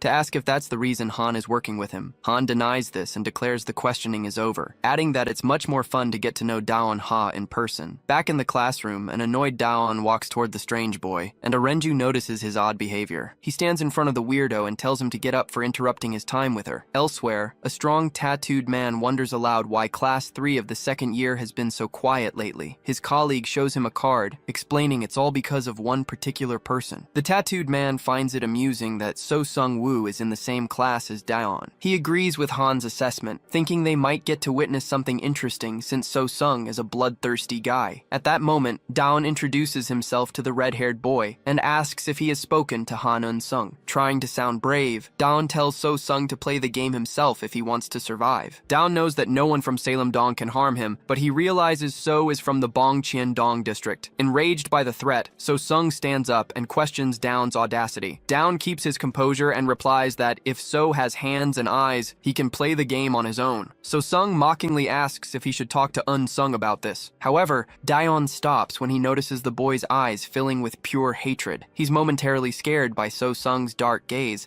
but then the boy suddenly grabs Daon's phone right out of his hand. Sung explained he had only asked for the phone because he heard Daon was a big gamer, though Daon denied it. Realizing he had worried for nothing, Daon felt relieved that he had even managed to show off in front of Aren. However, his relief was short-lived as his annoying friend suddenly kicked Aren out of the classroom, leaving Daon completely speechless. Shortly after, an announcement over the school intercom declared the start of the lunch break for second-year students. This gave Daon an idea. If he left immediately, he might be able to eat with Aaron since their classrooms were close. He was thinking about looking for the prettiest girl in school when someone suddenly grabbed his arm. Turning around, he saw the shy boy he had saved at the karaoke bar trying to get his attention. Don was impressed to see the timid boy seeking him out, and the two of them decided to head to the cafeteria together. As they walked, they saw So Sung-woo striding down the middle of the hallway, causing all the other students to part in fear. Just as the red-haired boy was about to get in line for his lunch, something unexpected happened. A huge muscular upperclassman jumped in in front of him, blocking his path. The massive guy declared that as a third year, he had the right to eat before any of the second years. He used his large frame to block the way, claiming that the second years would not mind anyway. He then called over his own classmates, telling them they could all cut the line since no teachers were watching. Nearby, Dawn was surprised to see Jihan and asked what he was doing there. Jihan explained that he was also in class 3. Jihan immediately warned Dawn that what he had just done was incredibly risky and that he needed to be more careful. He explained that treating so that way was dangerous and asked if Dawn had any idea who he was dealing with. Dawn admitted that he had spent the entire past year just playing games and asked what the big deal was with So Sung-woo. Jihan began to explain that Sung was different from the other delinquents. He does not hurt people without a reason, nor does he care about the school's hierarchy. Jihan added that So generally has a calm personality and does not get angry over nothing. However, Jihan clarified that this did not mean So was completely harmless. Apparently, he can change in an instant. That moment of change is always triggered by one specific thing: someone cutting in front of him in line. The third-year bully mockingly asked if So was actually angry just because some seniors were eating before him. He followed this up with another insult, causing So Sung-woo to become visibly irritated by the taunts. With a dark look in his eyes, So quietly asked the massive third year if he thought he was faster. Angered by the disrespect, the bully claimed his hand was faster than So's eyes could follow. But before he could even swing, Sung-woo drove a fist straight into his stomach, landing a clean hit on the arrogant tyrant. This only enraged the upperclassman, who immediately tried to punch Sung-woo in the face, but So easily dodged the attack. As he ducked under the blow, he used his body's momentum to flow right into another punch. In fact, So Sung-woo effortlessly dodged every single one of the older guy's wild punches. The senior was baffled, wondering how his opponent kept dodging everything, since he had not managed to land a single hit. Suddenly, Sung-woo shouted that he had asked a question, and then unleashed a rapid series of punches. The surrounding students watched in silent shock as the third-year student collapsed to the ground. So Sung coldly stated that the guy wasn't faster than him, expressing his fury that someone slower had dared to cut the line. Shortly after, the defeated student fainted. From a distance, Da-won-ha watched the scene unfold alongside the other terrified students. He and Jihan broke out in a cold sweat, witnessing the bully's sheer brutality and coldness. Later, on his way home, Da-won couldn't help but wonder if such a violent reaction was really necessary just for cutting in line. Da-won didn't know much about So Sung-woo, aside from some rumors that he was in an athletics club. He made a mental note to be careful, knowing that while So was usually calm, he flew into a rage whenever someone cut in front of him. Feeling happy as he carried his octopus home, Da-won resolved to simply never cut in line when So was nearby. He figured his school year would be easy now that he knew how to avoid angering the red-haired guy, but his relief was short-lived. The system suddenly notified him of a new mission. He had to run and overtake So. Standing in the middle of the courtyard, Da-won yelled to himself in frustration over the absurd task. He couldn't help but wonder what would happen after the race, assuming it would inevitably end in a fight. Pushing the thought aside, he focused on the fact that he only had 10 minutes to complete the mission and couldn't afford to fail. With newfound motivation, Da-won decided he had to find So Sung-woo as quickly as possible. Meanwhile, in a nearby alley, a nerdy boy with broken glasses was on the ground begging for help. He apologized profusely, explaining that he was running because he was late for his tutoring class. Lying on the pavement and begging for mercy, the boy insisted that he never meant to bump into the person standing over him. So Sung-woo stared down at him with a grim expression and asked a single, chilling question. Was the boy faster than him? After a few tense seconds of silence, Sung-woo simply grabbed his own backpack, turned, and walked away, leaving the boy unharmed. The boy burst into tears of desperation as blood dripped from his nose. Just then, Da-won appeared with a tissue, telling the boy it wasn't worth crying over. As the grateful boy took the tissue to clean himself up, Da-won asked him a question. He asked if he wanted to get revenge on So Sung-woo. The boy immediately said yes, but admitted he was too weak to do anything about it. Noticing he only had 2 minutes left on his mission timer, Da-won told the boy he understood the feeling. He explained that he used to be weak as well. As he comforted the boy, Da-won felt a new sense of determination growing inside him. He told the boy not to be afraid anymore, promising that from this day forward, So Sung-woo wouldn't be able to bully people like this again. He grabbed the keychain, and though he felt a wave of nausea, he resolved to deal with So Sung-woo. But before he could act, his mind flashed back to what happened 6 days ago. He remembered saying goodnight to Seon and thinking about the mission that had set him on this path, along with the secret reward he received for completing 8 missions in a row. As a reward for his efforts, a keychain had materialized in front of him. He thought it was a strange prize and wondered why he was receiving so many keys. He examined them, realizing he had been given 4 bronze keys and 1 gold key for completing all those missions. Dawan thought about using the gold key, but the system warned that all keys had to be used at the same time, and that once the first was activated, the others would disappear. Even if the system hadn't mentioned it, he would have used them all simultaneously anyway. Unlike the gold key that unlocks random skills, this item allowed him to choose one attribute to permanently increase based on the next boss he would face. Even though he was dying to use it, he decided to save it for later. He planned to wait for the next mission to appear, but the 2 minutes left on the clock spooked him. Dawan asked the other boy if he knew So's weakness, but was told there was none. Leaving the alley, our protagonist started running to finish the mission, but he had to stop at a nearby corner when he felt his heart was about to explode. Realizing he didn't have much time, he decided to use the keys where no one could see him. He started with the gold key, hoping it would be something useful, and acquired a low mana cost skill that hits the target's blind spot. He was happy because he could use it more than once, but he still didn't have much mana. To solve this, he used one of the bronze keys to unlock and increase his mana points. His mana increased by 100 points and was finally unlocked. Now confused about which key to use next, he considered what attribute to boost. He knew So was a former track team member with a speed-based fighting style, which made him decide to invest the remaining keys in the same attribute. Suddenly, a bus sped past as a girl ran after it. She accidentally bumped into someone, apologized, and kept chasing the vehicle. We see that she had bumped into So Sangwoo, and after boarding the bus, she thought she was finally safe. Before the doors could close, however, the bully appeared behind her with a sinister look. Just as he was about to pull the girl off the bus, Dawan Hai intervened and pulled him back. At that moment, the system notified him that his chase mission had been successfully completed. Our protagonist felt satisfied for finally having done it, but then he noticed So Sangwoo's twisted expression and asked if he accepted his apology. Suddenly, a new chain mission notification appeared in the system. The first part of the mission was to defeat the bully monster, which worried Dawan. Accepting that the fight was inevitable, he quickly activated one of his skills as blue lightning flashed around him. Charging forward with a punch from his blind spot skill, he landed a clean hit on So Sangwoo. Our protagonist believed that attacking was the best possible defense at this moment. After the blow landed squarely, the red-haired bully groaned in pain. His expression changed in an instant as his eyes filled with rage, and he started cursing at our protagonist. Finding it all very scary, our hero started running like there was no tomorrow. His strategy was to flee and then land more surprise blows on So Sangwoo. Within seconds, the bully caught up to our hero and stretched out his hand to grab his backpack. As soon as So Sangwoo grabs Dawan's backpack strap, he yanks it off and throws it to the ground. Dawan is surprised that So can run so fast even after taking a direct hit, which makes him suspect that the blind spot punch costs less mana because it deals less damage. Before Sangwoo can even ask if Dawan is faster, Dawan throws in more hits. Using a series of surprise attacks, he taunts the bully, claiming he was faster. Seeing Sangwoo start to cough after the combo,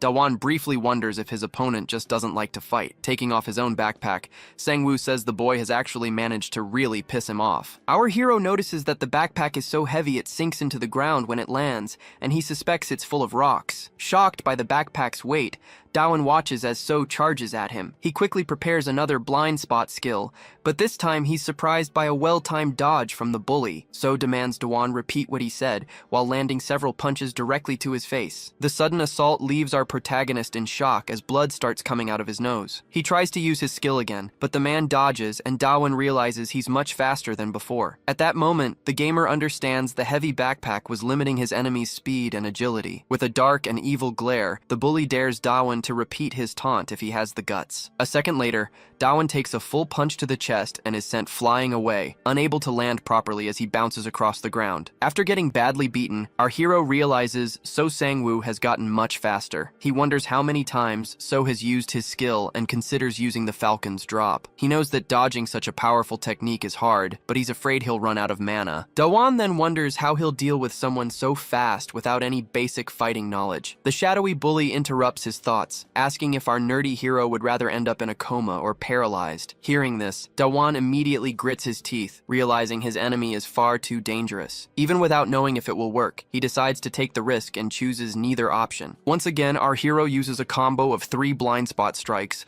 but So Sangwoo dodges them all. While moving, he says those tricks and punches won't work on him anymore. But before he can attack, Dawan tricks him and manages to land a surprise hit. He lands a backhanded punch squarely on the red-haired bully's cheek. Dawan then decides to humiliate him, pointing out that he got hit right after claiming nothing would work. He adds that it wasn't even a fast move, yet he still managed to land it on So Sang-woo. In fighting games, there's a basic rule necessary for survival. Land a slow strike among fast ones, and a big hit among several small ones. Our protagonist calls this a feint, and it worked perfectly against his opponent. After all, everything he knows about fighting comes from games. He had to bet on that chance, and it seems to have paid off because as soon as he unlocked his attributes, he knew he wouldn't be able to beat So in pure speed.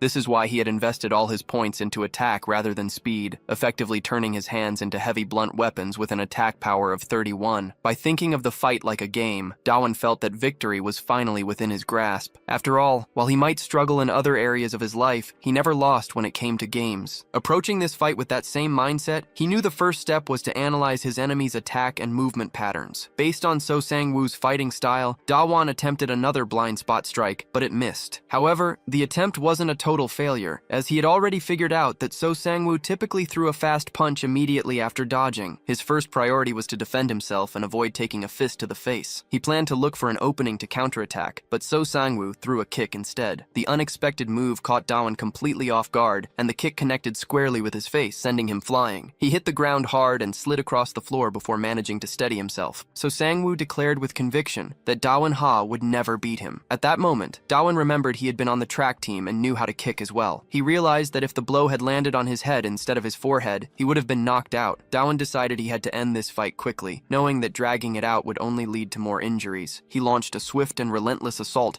anticipating So's dodges, until he finally feinted and landed what should have been a solid, powerful blow to the stomach. In reality, however, the bully caught his arm, stopping the strike from connecting with its full force. With Dawan's hand trapped, So Sang-woo delivered a sudden upward kick to his chin. The kick was so powerful that blood burst from Dawan's mouth, and he nearly fainted from the impact. Mocking Dawan's tricks, the bully followed up with a punch to the face. He finished the combo with another kick that sent Dawan flying, sneering that his tricks were never going to work. With a look of pure hatred, So Sang-woo told him there was no turning back now. Dawan lay coughing on the ground like a defeated weakling. The kick to his chin had been so powerful that he could barely move. Crawling, Dawan knew he had to act fast before he was killed. He desperately opened his skills window, searching for anything he could use against So Sang-woo. He saw that his health was nearly gone, and that his attributes would only recover if he rested. Thinking quickly about how to use his remaining points, he noticed he only had one blind strike left. Just then, something in the skill's description caught his attention, and he went silent as he read it. He looked up to see his enemy preparing a kick that resembled a soccer move. Seizing the opening,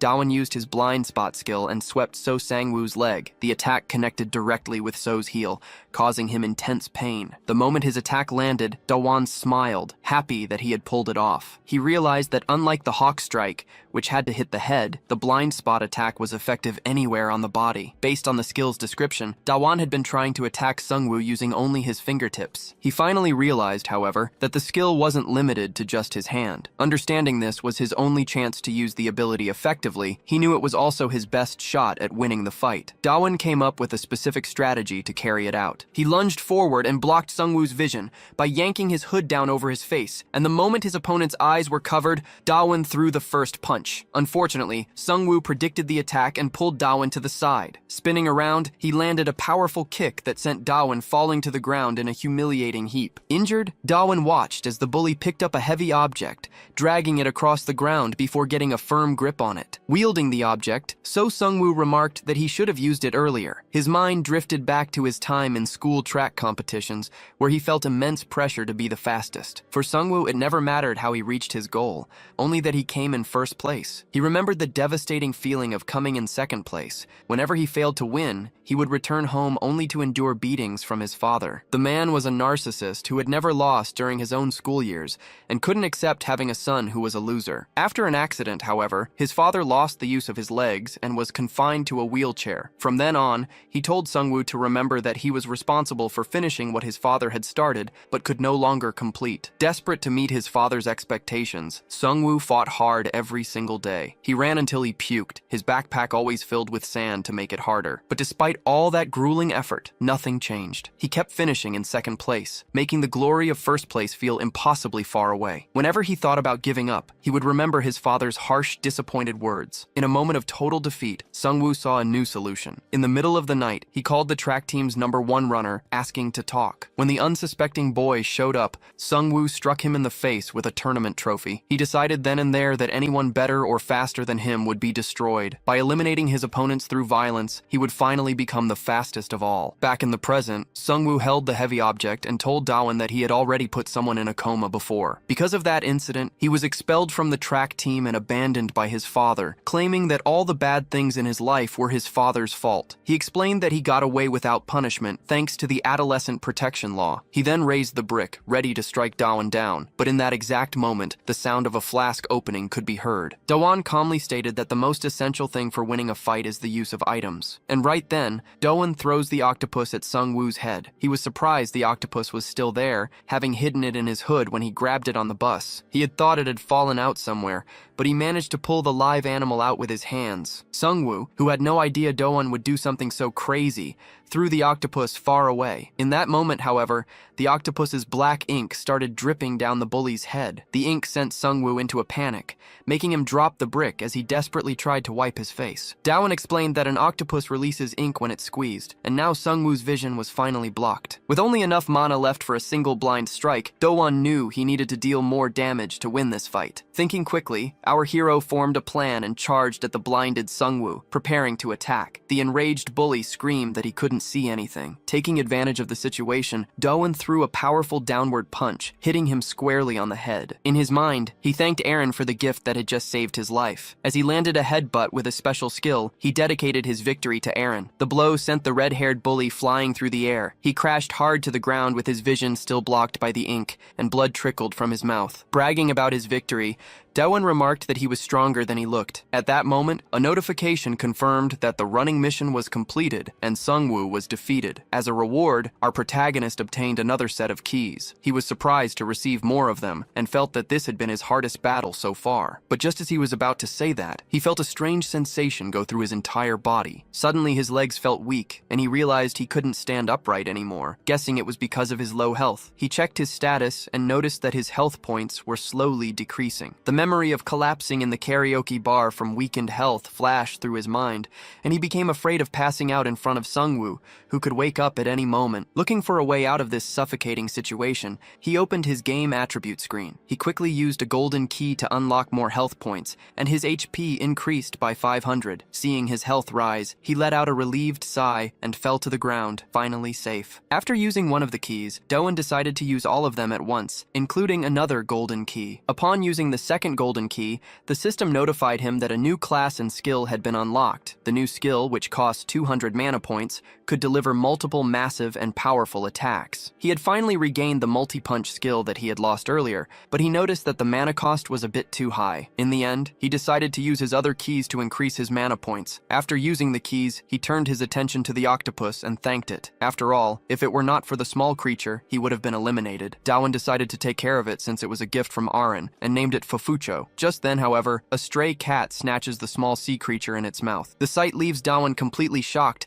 and he immediately starts chasing after it. With tears in his eyes and rage in his heart, he desperately shouts for Fufucho, his new pet octopus. Hours later, Daewon is covered in scrapes and bruises from the chase. He holds a photo of the octopus and silently apologizes to Aren for not being able to save Fufucho in time. At that moment, his mother calls and asks if his first day of school went well. When Daewon tells her he almost died, she casually replies that she has to deal with similar things all the time. He acknowledges that she's busy with business trips and asks where she is now. His mother explains that she's currently living in the United Kingdom of Great Britain and Northern Ireland. After he expresses his confusion, she clarifies that it's just the UK and asks if he's eating well. Before hanging up, his mother reminds him not to forget his father's death anniversary. She explains that her schedule is too busy for her to visit the grave, so she asks Daewon to go in her place. His mother then says she has a lot to do and quickly says goodbye. After the call, Daewon looks at an old family photo from his childhood. He stares at the picture and a framed piece of paper for a moment before deciding to get something to eat, his mind drifting to thoughts of fried octopus. Meanwhile, in an abandoned building, two people are having a serious conversation. One of them reports that Sungwoo was defeated by the representative of Boromai Dong. The man holding a tool asks for confirmation,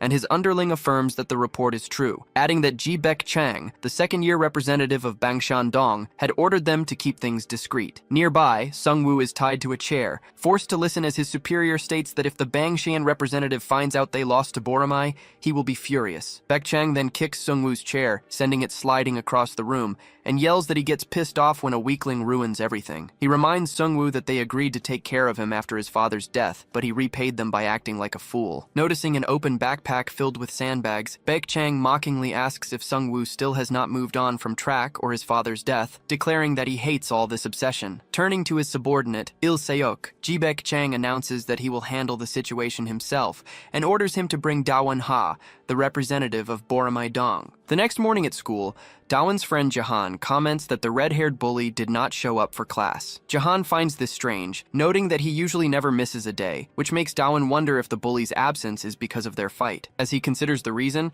Daewon thinks it would be better if he never came back to school at all. He begins to believe that after defeating Sungwoo, he might finally get to enjoy a peaceful school life. His thoughts are abruptly interrupted when a student bursts into the classroom, shouting Daewon Ha's name. The panicked student explains that some strange people have entered the school and are looking for him, asking what the hell he did. Before Dawn can answer, another group appears at the doorway, announcing that they have found him. Several intimidating bullies then stride into the room, asking if this is class 3 of the second year. Before the student could even answer, the thug began slapping him across the face. Daewon was completely shocked and started sweating with fear as a very tall, bald man stepped forward, saying it was a pleasure to meet Daewon Ha, Sunbae. Hearing the man call him Sunbae, Daewon assumed he must be from the bully club. The bald man creepily told Daewon that he needed to come to Bangshin with them. Daewon immediately refused, as his instinct screamed that he would be eliminated if he accepted the offer. The bully immediately declared they would take him by force, but first, he had a question. He asked if Daewon could handle the 10 bullies currently in the classroom. Daewon knew it was impossible to fight 10 guys alone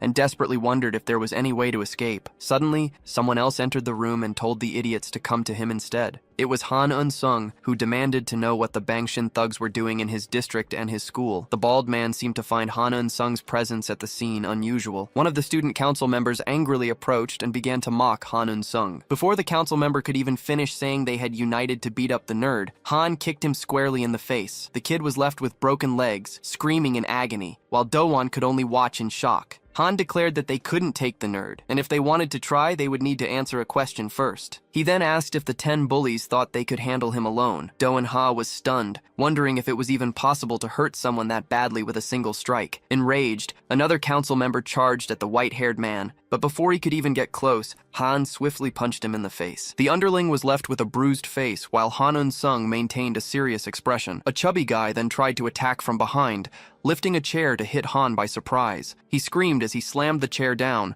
but Han easily dodged and prepared a strike to the guy's neck. The moment Han's elbow connected, the chubby guy went flying across the classroom. The chubby guy slammed into the wall with enough force to break right through it. Seeing this, another gang member became terrified of Eun-sung and begged him not to come any closer. Meanwhile, a different gangster warned Han not to take another step if he wanted to get out alive. Next, 2 underlings charged at Eun-sung together, shouting that they had him cornered. One of them, convinced they had already won, started laughing. In response, Han pulled off an unbelievable dodge, flipping upside down to stand on his hands on a table as he prepared a kick. With a single, powerful kick, Han struck both enemies in the head, knocking them down instantly. He looked at the 2 defeated thugs lying on the floor and commented that this was a problem. Meanwhile, the bald man was starting to get annoyed as he watched his subordinates being taken down one by one. Soon, the white-haired man ordered everyone to attack him at the same time, and they all obeyed. Using extremely fast movements, Eun-sung easily defeated the entire group at once, throwing his enemies across the room and sending them crashing into the classroom furniture. Dong-ha and Ji-han were shocked by Han Eun-sung's overwhelming strength, finally realizing he was the most dangerous of the council's bullies after all. He had just taken down 9 people at once. With only one person left standing, the last member of the Seollyeongdong Council, Ji-baek, struck a fighting pose. Eun-sung acknowledged that he was the last one and charged forward,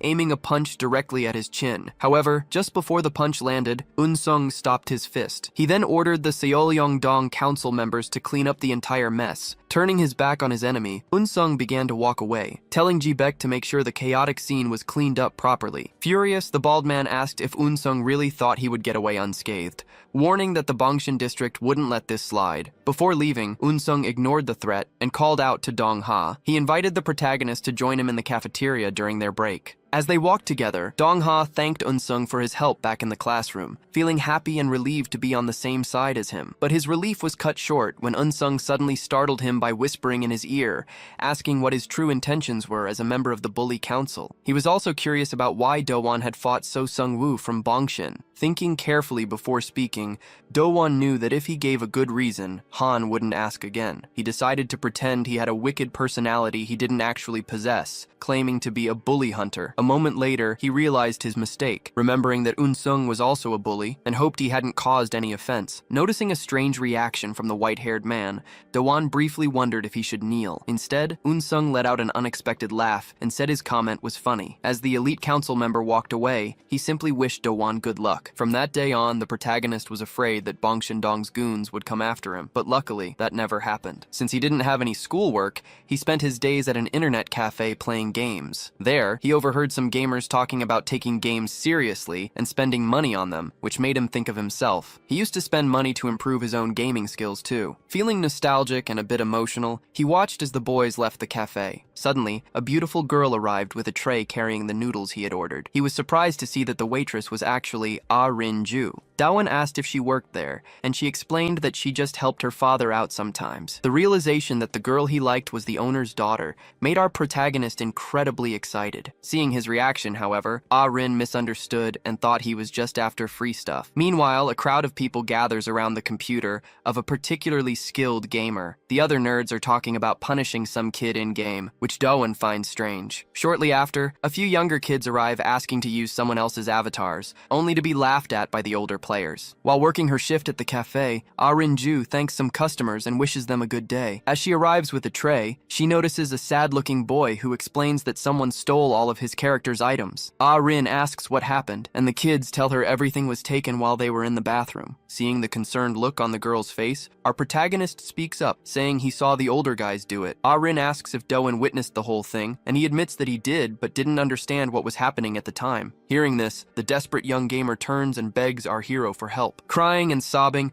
the little boy pleads with Do-won-ha to help him recover his stolen items. The moment he hears the kid's plea, a system mission appears for our hero, just as he had anticipated. The objective is to defeat the thieves who stole from the child, with the reward being a key. However, the protagonist is surprised to see that he must defeat 4 thieves, not just one. Sweating and in shock, he knows he isn't capable of beating 4 people by himself like Han could. Before he can even think about refusing, the system informs him that a secret mission also comes with a secret bonus. Outside the internet cafe, the 4 thieves are already putting the child's items up for sale. The delinquents talk about going for drinks after they make some money from the stolen goods. Just then, one of the thieves is struck in the head by a blind spot attack from Do-won-ha and gets injured. As the man falls to the ground, our hero explains that as a fellow gamer, he was pissed off watching them. At the same time, the system reveals the secret reward, a date with Rin-ju. Excited by this new information, Do-won calls the rest of the thieves out for a fight. We see a quick flashback of the gamer boy, Rin, and another child desperately asking for help, while Do-won was staring at the secret reward on his screen. Back in the present,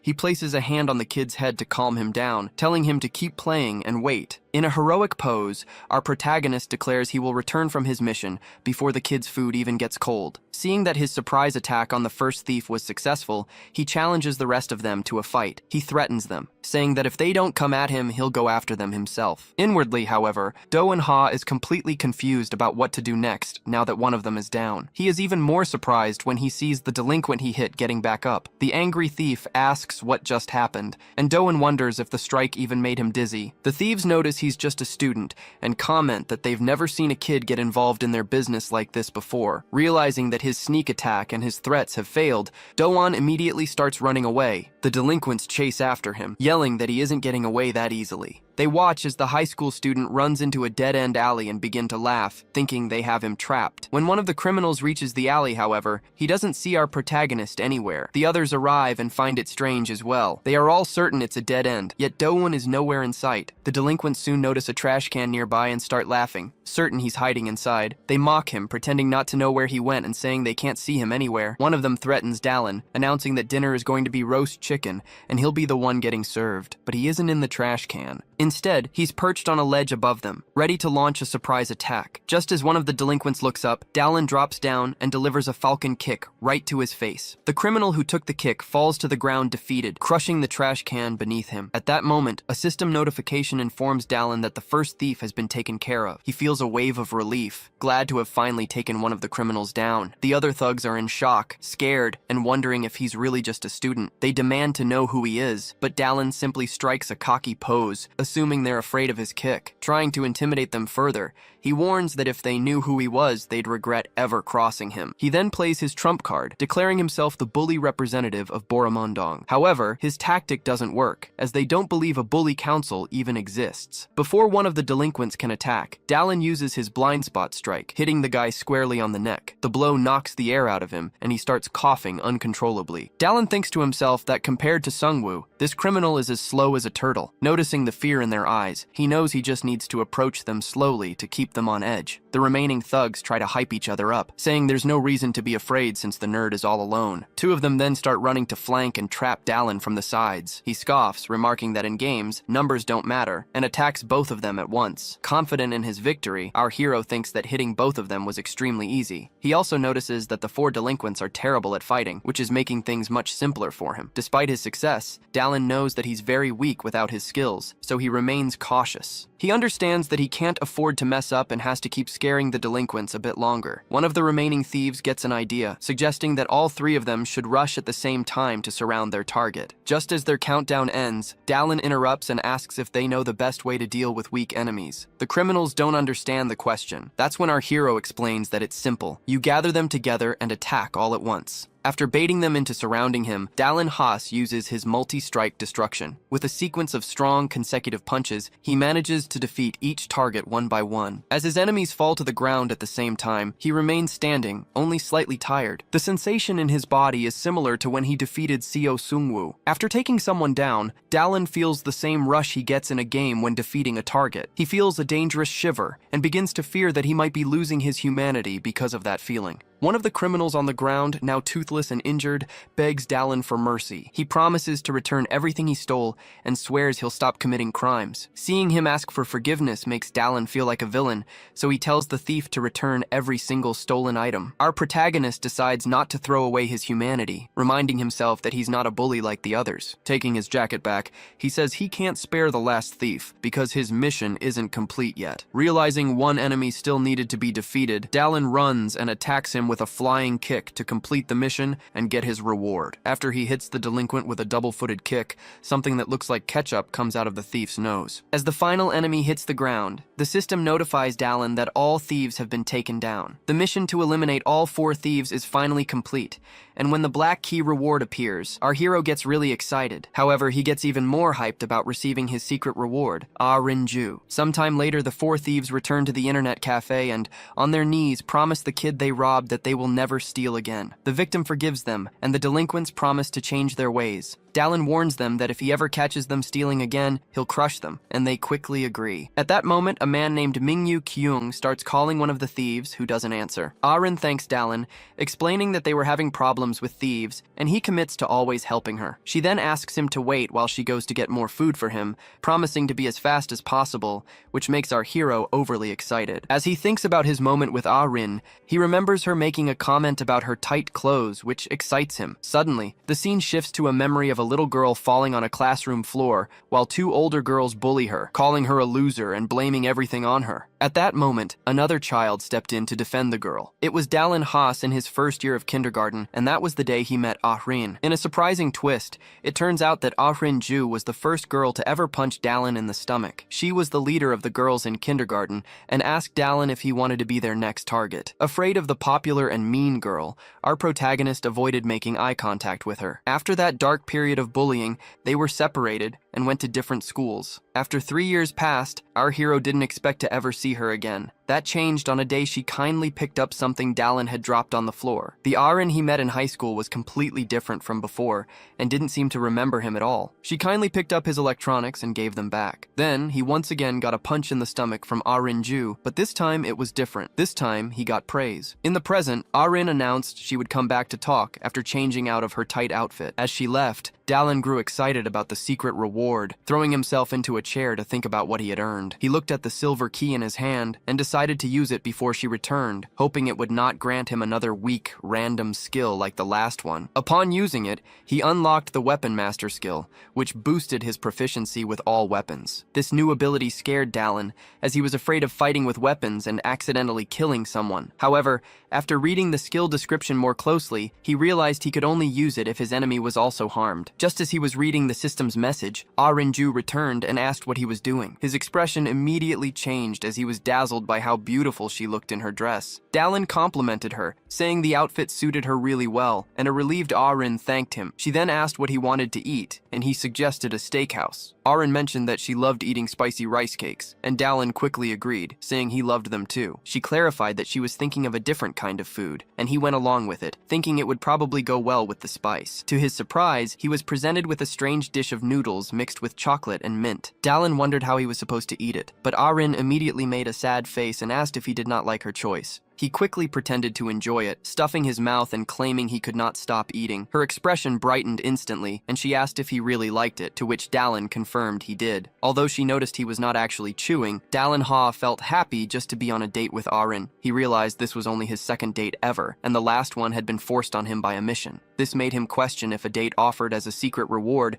might have some hidden purpose. Suspicious, he asked if she was planning to take him to some strange place. Arinju simply answered that she would like to take him somewhere, and soon after they were at another location, having fun and making a lot of noise. Dallin Ha felt his body grow hot and nervous, as if he were on fire. It turned out they were just playing a game of stacking wooden blocks. When it was Arin's turn, he commented that she was way too good, as the tower had already grown to a huge height. Arin admitted she was not usually good at games, but was very confident in her Jenga skills, which was why she wanted to play with him. Just then, however, she accidentally knocked the whole tower down. Seeing this, Dallin suggested they try some other games. They moved on to a lie detector game, where Dallin Ha asked Arin if she considered herself pretty. Looking a little insecure, she said yes, and the machine buzzed, indicating she was telling the truth. After the tense moment passed, she confidently repeated that she really did think she was a beautiful person. She quickly placed her hand on the toy again, ready for the next round. Dallin thought of another question, feeling like he could not let this opportunity slip away. He decided that now was the time to ask the most important question of all. He asks if she has a boyfriend. While he waits for her answer, Dallin gets extremely nervous and tense. His hopes are completely shattered when the beautiful girl replies that she does in fact have a boyfriend. Though he pretends everything is fine,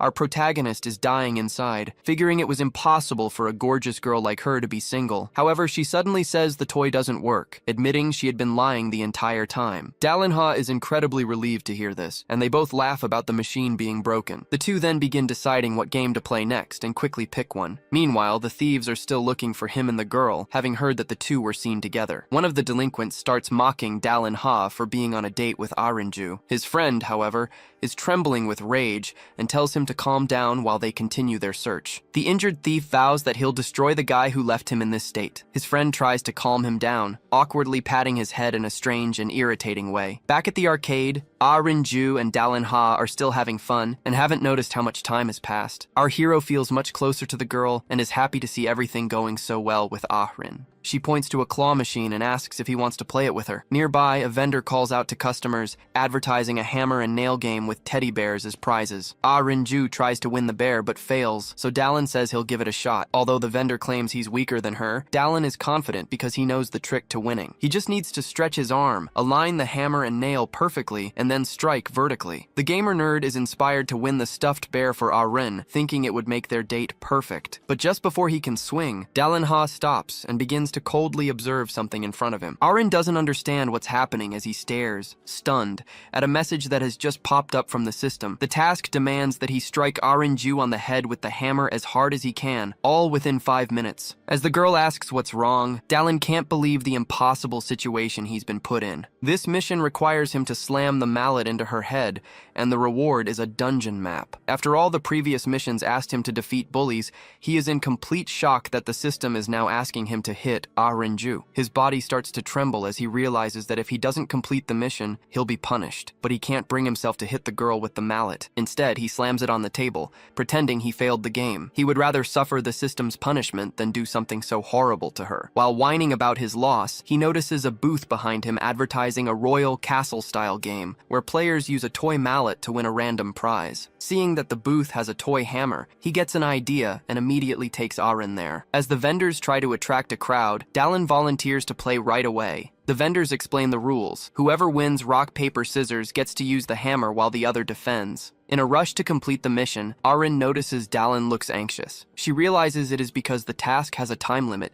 and there are only 3 minutes left. So, he and the girl play rock, paper, scissors, and by a stroke of luck, Dallin wins. Seeing his victory, he impulsively grabs the toy hammer, silently apologizing to Arin before attempting to hit her with the mallet. Dallin looks on eagerly, but Arin expertly defends herself by placing a pan on her head. They play another round of rock, paper, scissors, and once again, Dallin wins. He quickly tries to strike her with the mallet, but she blocks it with the pan just like before. After that attempt, it is Arin's turn with the hammer, and she tries to hit Dallin, who manages to defend himself. This makes Dallin wonder how she is so good at the game, seemingly able to predict his every move. Meanwhile, Ahrin is thrilled to have found another game she excels at, which only makes Dallin more anxious. Dallin begins to panic as he sees less than 10 seconds remaining on the mission timer. Excited, Ahrin starts preparing for another round, but before she can even finish the rock, paper, scissors throw, Dallin takes advantage of the moment and hits her on the head with the mallet. His desperate act leaves the onlookers in complete shock. Seeing what he has done, Dallin is certain he has messed everything up again. But at that exact moment,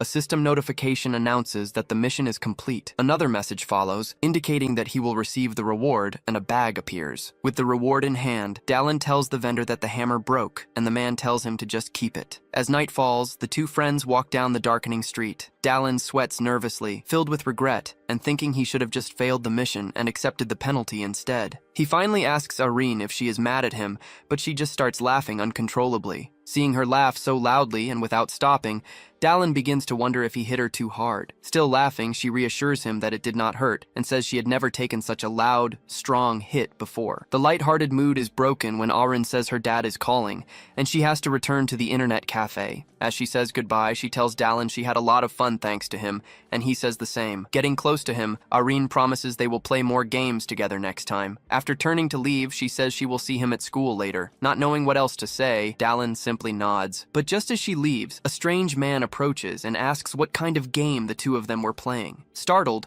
Dallin shoves the man away. The stranger then speaks into a phone, telling someone that he has found the target. When the person on the other end tells him to hang up, Dallin realizes they are after him. The man explains that he came looking for Dallin Ha because he beat up his younger friends. Hearing the man declare he is out for revenge, Dallin assumes he is here for a fight. This worries him because he used his skills recklessly against the delinquents earlier. As a result, his gamer slave class has no energy points left to use any abilities. This gives Daon the distinct feeling that if he fights now, he will definitely lose. However, when the man looks him in the eyes, he suddenly claims to have lost the will for revenge. He starts to walk away, saying he has more important things to do, which leaves Daon feeling immensely relieved. Just as he's leaving, the man turns back and asks if Arin went to the internet cafe. After Daon confirms this and asks why, the sinister delinquent says he's going after her to play a fun game of his own. He cruelly suggests that if she's willing to play with someone like Daon, then she must be willing to play with anyone. Before the jerk can say anything more obscene, Daon grabs his shirt. With pure hatred in his eyes, he silently tightens his grip on the man's jacket. Furious, Daonha threatens him, telling him to shut up and just follow him. Sun Mingyu taunts him, asking if he's scared, just as a new mission appears, indicating a fight is about to begin. A few seconds later, irritated by the insults, Sun Mingyu starts attacking Daonha. Our protagonist misses his first few strikes, and the delinquent lands a solid punch straight to his stomach. As he stands over him, Sun Mingyu mocks the story of how Daon took down 4 bullies earlier. Humiliated, Daon knows that his critical strikes might not trigger, but he sees no other option. Since he's completely out of mana points, he has no choice but to rely on a lucky critical hit. He is determined to do anything to land a hit and keep Sun Mingyu away from Rin. The man continues to mock him, repeating words Daon would have used about not letting him touch his girl. At that moment, Sun pulls out 2 golden brass knuckles and declares that he won't tolerate such disrespect. Seeing the weapon, Daon wonders if it officially counts as a dangerous weapon. Mingyu then runs toward our hero, shouting that he's going to knock all the teeth out of his mouth. But before the criminal can even get close, Daon lands a surprising hit right on his chin. Using a weapon of his own, Daon strikes several times in a row, but Sun manages to block the blows. Finally, our protagonist delivers one last powerful hit that sends the man flying backward, though Sun Mingyu manages to land on his feet. Injured, Sun wonders where Daon even got a club from, and is stunned when he spots a bag on the ground from the Royal Castle toy store. As Daon calls for him to continue the fight, the system announces that the Weapon Master skill has been successfully activated. The system description explains that the skill only activates when fighting an armed opponent. The protagonist now stands holding a toy hammer with energy emanating from it as he threatens Sun. This makes the delinquent question if his eyes are deceiving him. He can't believe that a toy hammer is what actually hit him with such incredible force. Sun Mingyu demands to know what kind of trick Daon is using. In response, Daon just starts tapping the hammer on his own head, casually saying it's just a plastic mallet. Feeling insulted and furious at being fooled, his enemy charges at him. But before he can strike, Daon hits him again with the plastic mallet. The blow connects with Sun Mingyu's hand, just as he was about to land a punch with the brass knuckles. Daon readied another punch, telling Sun Mingyu he could keep thinking it was a trick. He then activated his Weapon Master skill again, but this time, his enemy dodged the attack. After successfully evading the blow, Sun Mingyu lunged forward and wrapped his arms around Daon's torso. The delinquent gloated that if he stayed close, Daon wouldn't be able to hit him. However, Daon surprised him by striking him in the back with the handle of the toy hammer. The unexpected blow forced Sun Mingyu to let go, giving Daon the space he needed to strike again. Immediately after being freed, Daon raised his arms and declared that he was going to punish Sun Mingyu. Cursing the man for the horrible things he had said about Rin, Daon delivered an angry blow. The strike failed, however, as the plastic head of the hammer flew right off the handle. Daon wondered if the weapon had broken so quickly simply because it was low quality. Trying to stay calm,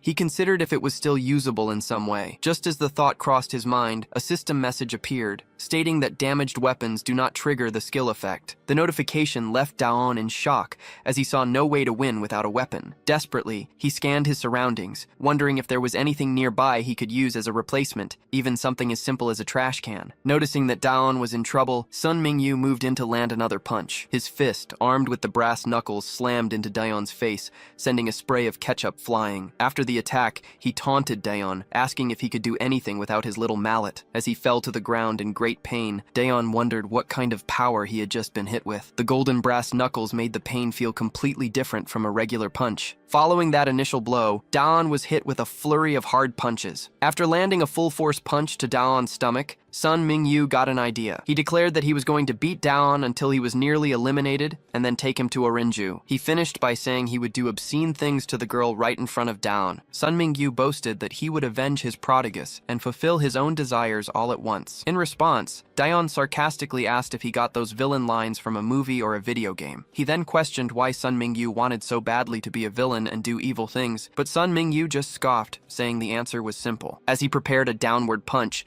Sun Mingyu claimed that living this way was much better. But before he could land the blow on Daon, something suddenly struck him. Confused, the delinquent tried to figure out what had just hit and hurt him. When he realized it was a belt, Sun Mingyu's eyes widened in shock. Daon had activated his Weapon Master skill in an unusual way, using his own belt. Enraged by the use of another strange weapon, Sun prepared another punch and charged at Daon. Daon struck him repeatedly with the belt, hitting the thug with a series of sharp lashes. As he whipped him, Daon demanded to know what went through Sun Mingyu's head to say something so horrible. In response, the villain dropped his brass knuckles and grabbed Daon's belt, immobilizing his new weapon. While tightly holding holding the belt, Sun declares that a life without thrill is a waste. He claims that pretending otherwise is just being fake and prepares to land a punch. In response, Dawn grits his teeth and quickly throws the belt around Sun's attacking arm, immobilizing it. After restraining his opponent's arm, Dawn uses his body weight to execute a judo technique, flipping Sun over his shoulder and slamming him hard onto the ground. The moment the thug hits the floor, he spits out some jelly and abruptly passes out. Immediately after, the system notifies Dawn that his mission is complete now that he has defeated Ningyu. Tired and injured, our protagonist breathes a sigh of relief after winning the fight. Elsewhere, Aren's father apologizes for making her work instead of study, but she just asks for food in return. Her father asks what she wants to eat, and Aren replies that she wants chicken with chocolate and mint. Dawn is happy to see that nothing happened to her, and that she is safe with her dad. Later, upon arriving home, our protagonist feels relieved and happy that he made it back safely. Lying hurt on the couch, he admits to himself that he thought he was going to die today. When he remembers the question the thug asked, he realizes he still can't answer it. He then wonders how his father, who dealt with people like that all his life, would have responded. Dawn decides to forget about the question for now, and opens the reward from the sudden mission. He sees that the reward is a set of 5 bronze keys. After everything that just happened, he realizes he will never know when another fight is about to break out. He decides to invest in other attributes, since his attack stat had already increased a lot last time. He spends his bronze keys to boost his agility and defense stats by 3 and 2 points respectively. With all of his attributes increased, he ignores the spirit stat because he still does not know what it is for. Seeing the bag on the table, he decides to check the reward from the Hammer Game mission. Daeon is confused when he sees he received a dungeon map as a reward. Ignoring the system window, he wonders if this could possibly be a map to a real-life dungeon. He imagines dungeons like the ones in games, with giant gates suddenly appearing. When he looks inside the bag at the reward, however, he cannot believe what he sees. Breaking out in a cold sweat with his eyes wide, Dawn realizes it really is a dungeon map. The system calls it a dungeon map, but all he sees is a real estate pamphlet. He wonders how this map of the royal castle, which is actually an apartment complex, could possibly be a dungeon. Noticing a construction date on the pamphlet, he assumes it must be the mission's deadline. This makes our hero question whether the construction site is the actual dungeon. A notification then appears, stating that the mission opens in 5 days and is recommended for a group. He realizes he needs a party of 2 or more people to explore the place, just like in a game. Imagining the dungeon to be difficult and scary, he immediately decides not to do it. But at that very moment, the system notifies him that if he does not complete the dungeon, he will be punished. Dawn Ha gets frustrated with the game-like system that takes so much and still demands more. Accepting the situation, Dawn immediately thinks of a friend to accompany him on the mission, but his plan fails when Unsung replies that he has other commitments. Unsung firmly states that he's not a pawn Dawn can move whenever he wants, leaving him back at square one. Sighing in frustration, Dawn wonders who else he could bring. Just then, his antisocial classmate Jihan asks what's bothering him, giving Dawn the sudden idea to invite Jihan on the dungeon mission. However, he quickly changes his mind, considering Jihan's history with bullies and the potential danger of the mission. As he starts thinking of someone else to invite, Kyan suddenly appears and asks where he is going. Dawn is shocked to see the beautiful girl show up at school so unexpectedly. When he asks why she came, she claims it is because she does not have his phone number. This makes him curious about her real reason for visiting, but Cyan dismisses it as nothing important. She explains that ever since he became a representative, she has not had a chance to introduce him to certain people. When Dawn asks who they are, Cyan reveals they are the men of Boromundan. He questions if she really needs to take him, arguing that he does not do much as a representative anyway. He then imagines a ridiculous scenario where he acts like a bossy representative, ordering his underlings to eat, who then obey and devour their food like animals. The thought makes Dawn feel like he would not be able to handle the role, and just as he is lost in thought, they arrive at their destination. As soon as Dawn walks in, someone calls him by his gang name and says it is an honor to meet him. Feeling smug but too shy to express it, Dawn starts to ask if this is some kind of gang, but he is cut short by a surprise before he can ask the man to call him representative instead. He sees 2 eccentric men waiting at a table, who also call him by his gang name, Kyung Min. His attention is then drawn to Kang Soo-hoon, the man he punched earlier, who looks equally shocked to see him. Dawn suddenly remembers that Kang Soo-hoon is a member of Boromundan and is stunned to find him here. Taeyeon immediately asks what Kang's problem is, and Kang accuses Dawn of being a fraud. Dawn retorts, asking Soo-hoon if he is not ashamed of getting beaten up so easily, which leads Kang to accuse him of cheating. Striking a cocky pose, Dawn then threatens him, asking if he wants to get beat up again. Annoyed, Cyan tells them both to cut it out, saying they are embarrassing themselves. With a threatening look, she orders them to shut up and sit down, prompting the eccentric man at the table to remark that her terrifying attitude was just as he had heard. The older man then says realizes he really wanted to meet Daeon Hyung-nim and thanks Chaeyeon for finally bringing them together. When Daeon asks if the rest of the members will be arriving soon, the old man seems confused. He explains that the 4 of them at the table are all that Boromundon has at the moment. Confused, Daeon asks if this is really a meeting, thinking it should involve a discussion with tons of members. The old man begins to talk about an incident that happened after the last Borame representative left, but Kang seems to want to avoid the topic. Chaeyeon steps in, clarifying that they are just here for introductions today and should keep the conversation simple. Chaeyeon introduces the man as Shin Se-hee, a first-year student. Shin then explains that Kang is Borama's deputy, angrily adding that he would be the leader if it were not for Daeon. He insists that Daeon just needs to hold on to his representative title for now. Chaeyeon then asks Daeon if he has caused any trouble, prompting him to ask what she means. She clarifies by mentioning his conversations with Han Yun-sung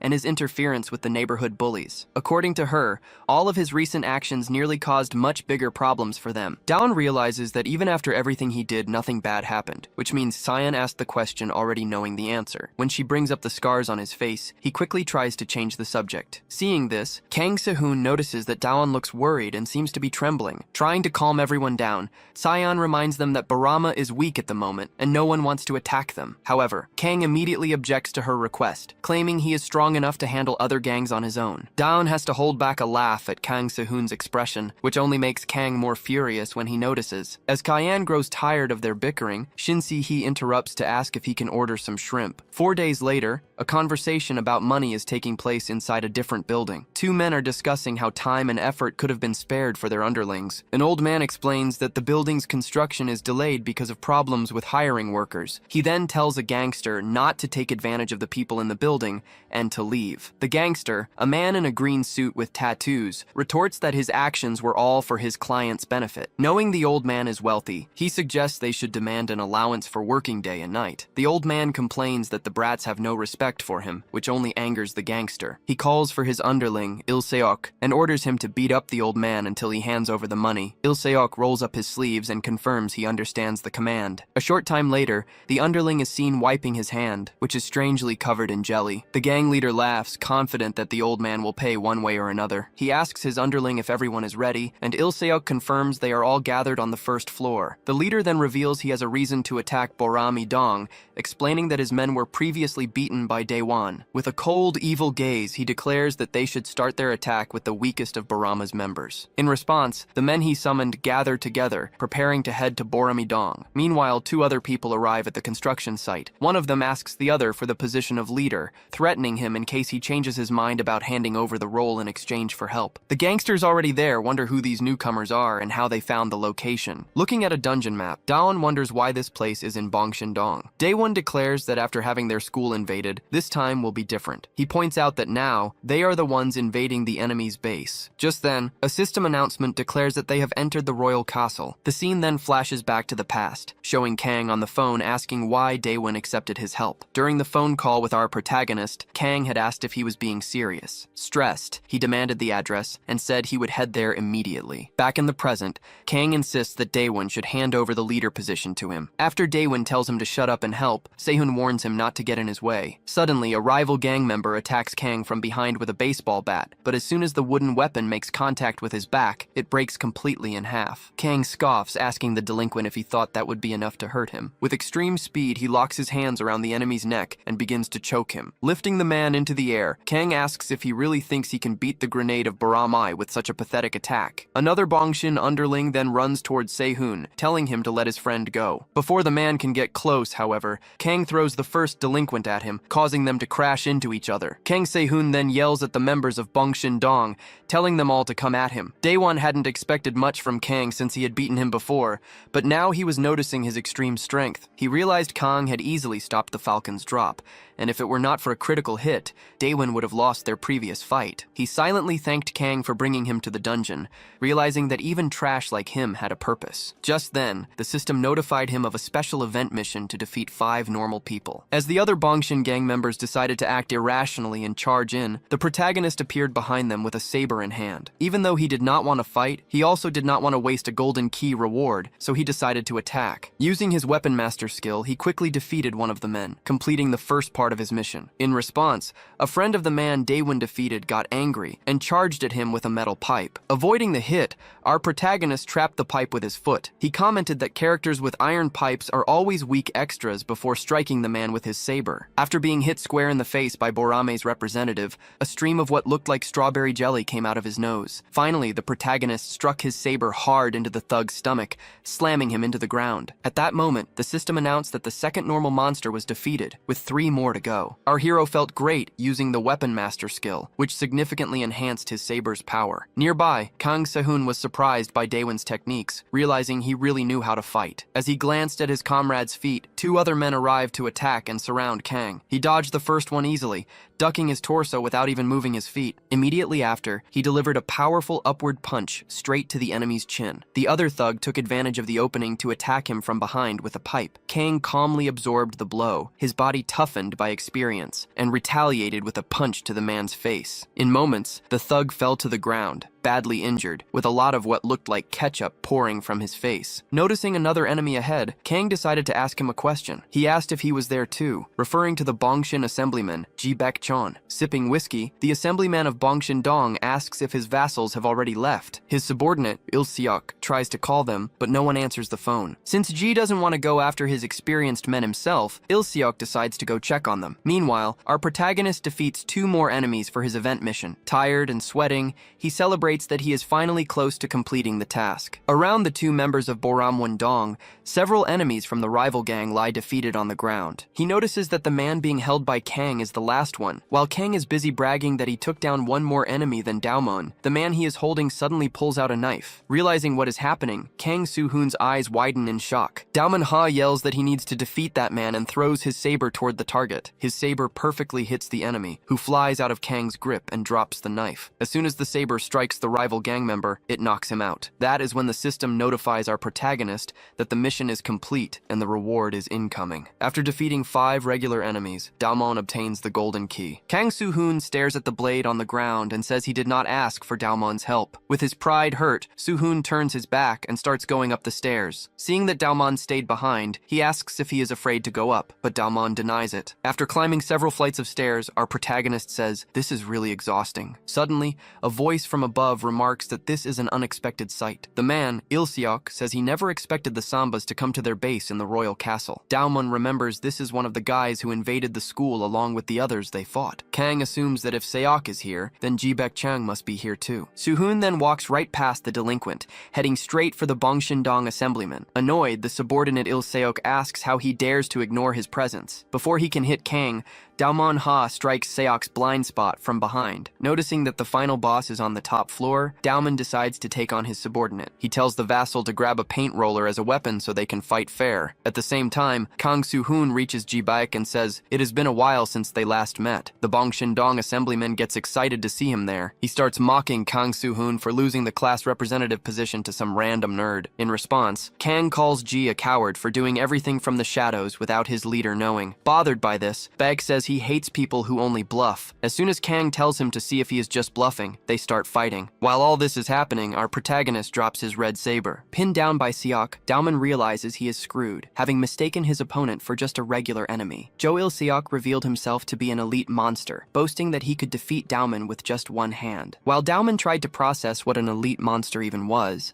Seok explained that he was unlike the others. But before he could eliminate his opponent, Daomon landed a swift kick to his groin. After hitting him, Daomon was honestly surprised that Seok had managed to block such a surprise attack. He quickly jumped back to create some distance, declaring that he was also different from the other bullies. Meanwhile, a system message appeared, announcing that the dungeon would grant him a reward once it was cleared. Since he was already locked in combat with Seok, Daomon decided to see it through to the end, vowing that this place would be his opponent's grave. Il-seok shot back that it would be a grave for both of them. Charging at Daomon, he yelled that the Sunbai wouldn't make it out of this. Daomon remembered a key lesson. Instead of simply using a blind spot to attack, it's more effective to use it to break an opponent's pattern. He knew that hitting one blind spot would create an even bigger one due to the impact. Using this technique, he managed to land a clean punch right on Seok's face. Thrilled to see his strategy working, he immediately used his blind spot technique again, connecting with another punch to the delinquent's face. This created an even larger opening, allowing him to deliver a long sequence of punches that he called a beating. Daomon planned to keep up the assault, but an unexpectedly quick punch from Seok came out out of nowhere. The punch from the Bong Shindong delinquent seemed to hit him squarely. Seok then admitted that he had gotten really scared when Daomon called him an elite monster. However,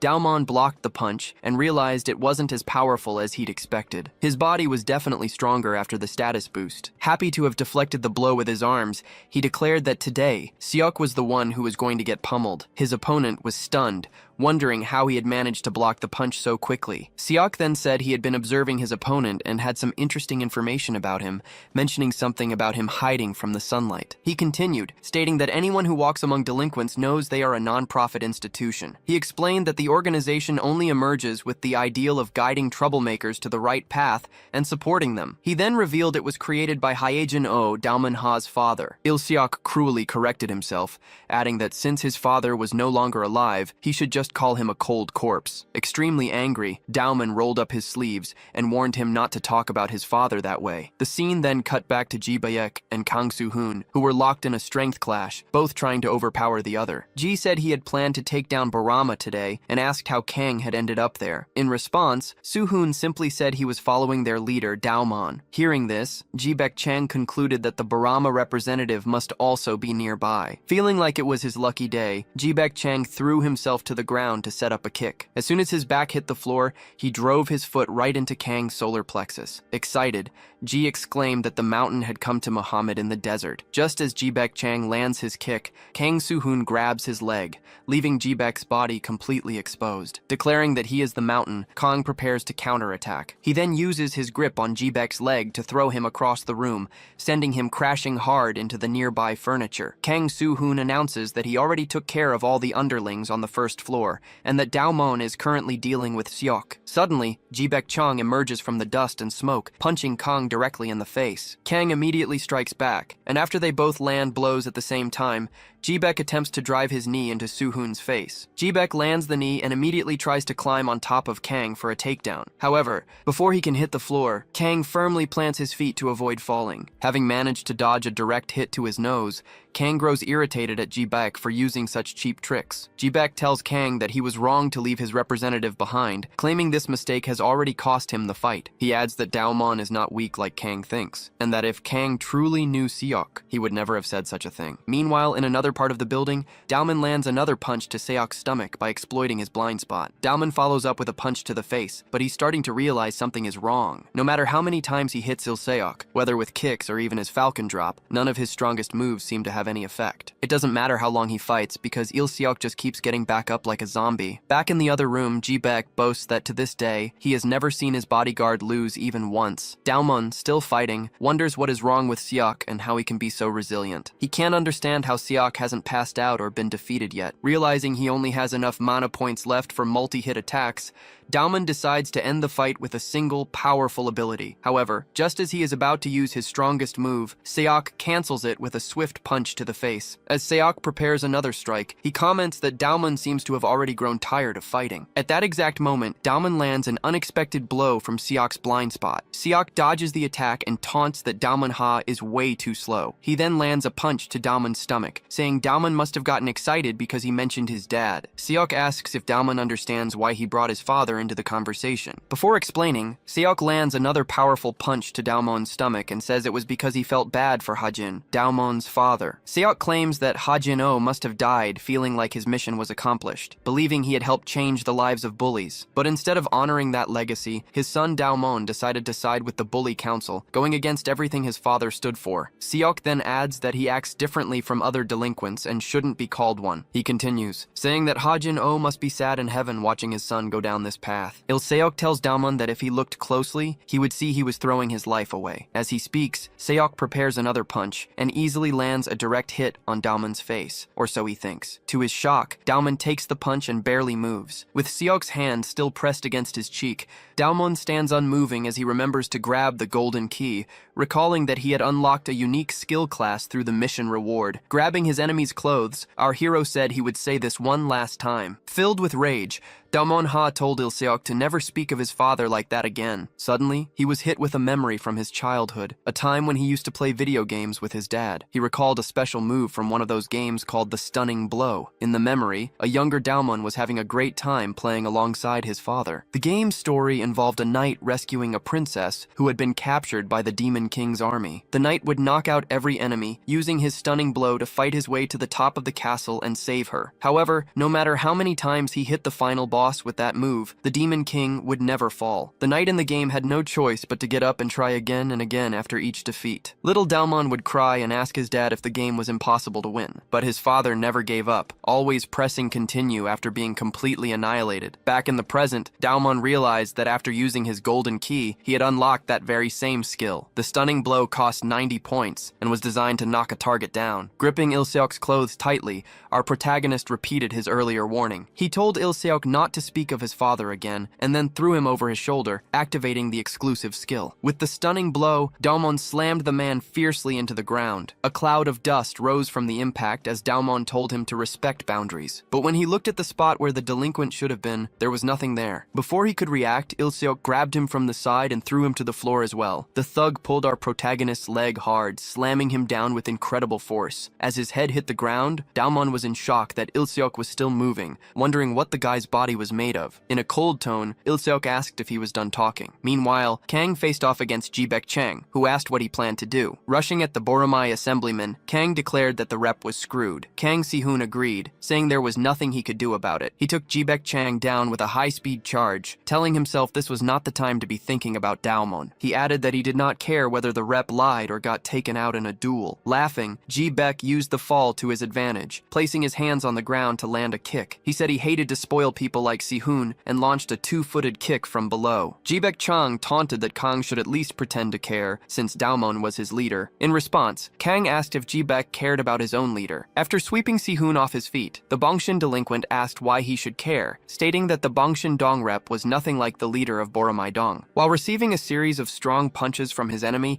Kang felt intense pain. Ji-baek Chang boasted that not even the Silim Dong rep could fight the one from Bongshin Dong. In the other fight, Il-seok kept dodging Daomon's attacks, telling him to conserve his energy. Kicking the gamer nerd away, he said the kid seemed to be out of shape. Daomon shot back, asking Il-seok if he really thought he was the only one who could keep getting back up. He declared that he did not care what happened, because he could always stand up and try again. Do-won starts running, trying to hit the resilient delinquent who never seems to go down. However, he lands an extremely weak punch to Il-seok's stomach that has no effect at all. Looking down on Do-won with contempt, Il-seok remarks that he resembles his father a lot. He claims that just like Oh-jin-ha, our hero's effort is pointless, and then lands another powerful punch. With a cold expression, Il-seok lands a strong blow to Do-won's face, knocking off his nose bandage. The sheer pain from the series of punches leaves Do-won coughing and stumbling. Even with his face badly injured and covered in blood, he refuses to give up. He suddenly remembers playing with his father during his childhood, never giving up on trying to beat the final boss. Thinking it's so hard to reach the end, he wonders if everything he did until now was for nothing. In the memory, his father disagreed, saying there had to be a way to defeat the Demon King at the end of the game. He asked young Do-won if he was really going to give up at that point, causing the boy to hesitate. Convinced by his father's words, he decided to keep trying until he finally defeated the boss. Back in the present, Il-seok says Do-won's efforts are useless, but he still refuses to give up. Just as Il-seok goes to say Do-won's punches are weak, he gets hit by a critical blow and is sent flying. At that moment, the game system notifies Do-won that he landed a critical hit with that strike. Impressed by our protagonist's overwhelming strength, the delinquent widens his eyes. He grabs the ground with both hands to stop himself from being thrown even farther. Do-won concludes that even if Seok claims he never falls, he is still just a normal human. Shocked by the nerd's strength, Il-seok asks if he saved all his energy for that one last punch. Getting back up again, the delinquent insists it was useless because it still wasn't enough to defeat him. He declares that it's impossible for Do-won to beat him and lands another punch in his stomach. In response, blue magic lightning bursts from the protagonist as he disagrees with the thug. He says he learned this in a game, leaving the delinquent completely confused. Do-won then grabs Il-seok's face, throws him backward, and declares that no enemy is invincible. Screaming with all his strength, the boy remembers that this skill has a secret. His mind flashes back to another childhood memory, triggered by a loud sound coming from the TV. Little Do-won was exhausted and catching his breath, but he felt pure joy after defeating the final boss and rescuing the princess. His father had just returned from the bathroom to find that his son had beaten the game after so much effort. effort. After defeating the demon, 10-year-old Do-won said it was easier than he expected. Just as he recalls how he brought down the demon in the game, he takes down the thug in the present. He had defeated the final boss with a stunning charge that slammed it headfirst into the ground. Now he activates his exclusive stunning charge ability and slams Seok's head into the floor. This move is an upgraded version of the stun attack that activates when the enemy is already on the ground. As Do-won's plan works, the ability is triggered by the thug's fall. The move is incredibly effective, and a genuine look of pain appears on Il-seok's face. In a memory from the past, Do-won Ha's father, Oh-jin, praised him for being truly impressive. He told his young son to always remember this day, the day he finally defeated the demon in the game after countless impossible-seeming tries. His father assured him that no matter what happened in the future, his efforts would always pay off because no effort in this world is ever in vain. Back in the present, Do-won exhales with relief, wondering if it's finally over. A system notification then confirms his victory, announcing that the elite monster, Jo Il-seok, has been defeated. Exhausted from his toughest fight yet, Do-won finds he can no longer move. Meanwhile, a masked worker stands just outside the royal castle. Jung-sik-yong, the representative of Bong-chin, arrives on the scene and asks if Do-won Ha invaded the base alone. As he appears, his subordinate boasts about how much stronger Young is than Do-won, claiming that not even Han Un-sung could compete with him. Jung-sik-yong then climbs on top of Kang Soo-hoon and unleashes a non-stop barrage of powerful punches. Suddenly, despite being beaten down, Kang Soo-hoon grabs the subordinate, Ji, by the neck, telling him he talks too much. As he strangles his enemy with intense force, Kang declares that all the representatives can come at him. Even while severely wounded, he gives a sinister smile and vows to wipe them all out. Struggling to break free, Ji is left out of breath and close to passing out as he curses at Kang Soo-hoon. Lacking the strength to escape the chokehold, Ji faints, muttering that sometimes you have to fight dirty. As soon as the subordinate passes out, Kang Soo-hoon remarks that he should dress properly before saying something like that. Sometime later, Do-won is seen climbing the many steps of a staircase toward the top of the building. He encounters no henchmen along the way, realizing he just needs to reach the rooftop. The silence of the place leads him to assume that Soo-hoon must have defeated Baek. However, upon arriving, Do-won is shocked to find his companion lying unconscious against a pillar. He sees Ji Baek standing nearby, his hands covered in what looks like tomato sauce from the brutal beating he gave Soo-hoon. In a crazed state, Ji Baek yells that he loves it when idiots let their guard down. He mockingly asks if they really thought he would pass out from a simple chokehold. As he prepares to stomp on Kang Soo-hoon's face, Ji Baek sneers that Soo-hoon should have finished him off when he had the chance. Just before Ji Baek can deliver the final blow, Do-won appears and shoves him away. He yells at his companion, calling him tough and urging him to get up. Recognizing that Do-won got him into this mess, the barely conscious Soo-hoon tells him to run while he buys some time. Ji Baek-chang scoffs, calling their sense of camaraderie embarrassing. Laughing at Do-won, he asks if he really thought he had defeated Il-seok before revealing that he himself is the true final boss. Do-won is stunned by this revelation, realizing that not only is Ji Baek the dungeon's final boss, but he's also in perfect condition. In stark contrast, Do-won is low on health and has no energy points left for the fight. Ji Baek taunts him to come at him, and Do-won understands that with Kang Soo-hoon unconscious, simply winning won't be enough. Knowing it's impossible to run from this duel, he braces himself as Baek suddenly charges forward, throwing a powerful punch. Just as Ji Baek declares he's going to crush Boromai, his boss suddenly appears and demands to know what he's doing. The newcomer,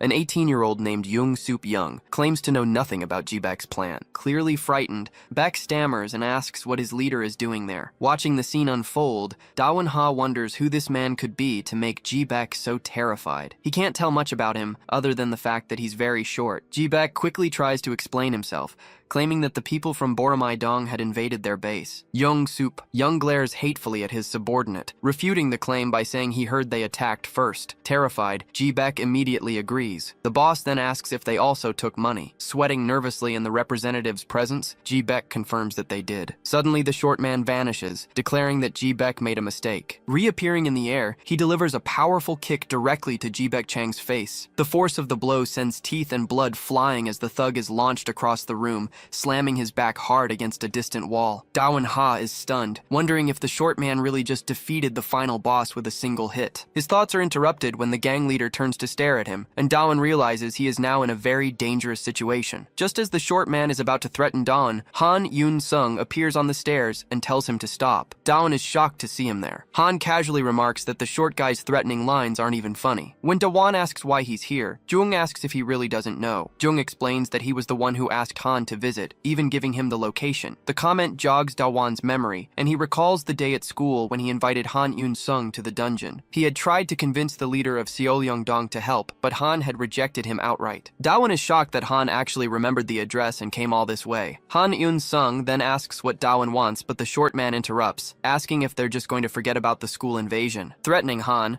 Young says that if it weren't for the invasion, he would have handled everything himself. He warns them not to mess with his people again, and Dawon can't help but find him incredibly intimidating. In response, Han, the representative of Seollyeongdong, simply walks right past the short delinquent without saying a word. Young tells Eun-sung to take care, and the buff delinquent leader thanks him for his kindness. Meanwhile, Dawon is still shocked by the brutal state Ji-baek was left in and wonders if this whole chaotic situation has finally come to an end. Later, while carrying Kang Se-hoon on his back, Dawon complains that the buff guy is super heavy. Proud as ever, Kang insists he can walk by himself and then asks what happened with Han Eun-sung. Dawon replies that Han seems to be more of an ally than a friend. Kang disagrees, arguing that Han wouldn't get close to Dawon for no reason and that something feels off about the situation. He suspects Han is taking advantage of his position as a representative, a concern that Dawon acknowledges. Changing the subject, Dawon concludes by stating that, as promised, Se-hoon is now the official representative of Boramae-dong. The news shocked the delinquent, and his eyes widened as he remembered everything that had happened during the mission. Kang told Dawon he shouldn't give up his position so easily, especially since they were part of the Bully Council and facing the guys from Boncheon-dong. Convinced, Se-hoon declared that he would take the representative position next time. He then said goodbye, telling Dawon Ha to stay alive, which made Dawon suspicious of his tone. Shortly after, the system notified our protagonist that the Royal Castle dungeon had been cleared. It began calculating his contribution to the mission in order to determine his reward. With a smile on his face, Dawon waited for the great reward he was promised. However, because he didn't contribute to the defeat of the final boss, his reward was reduced. Dawon understood that beating the boss was one of the most important parts, so it made sense to lose the bonus. His final reward for completing the dungeon was 12 bronze keys, which he considered quite a lot. He walked out happy and excited,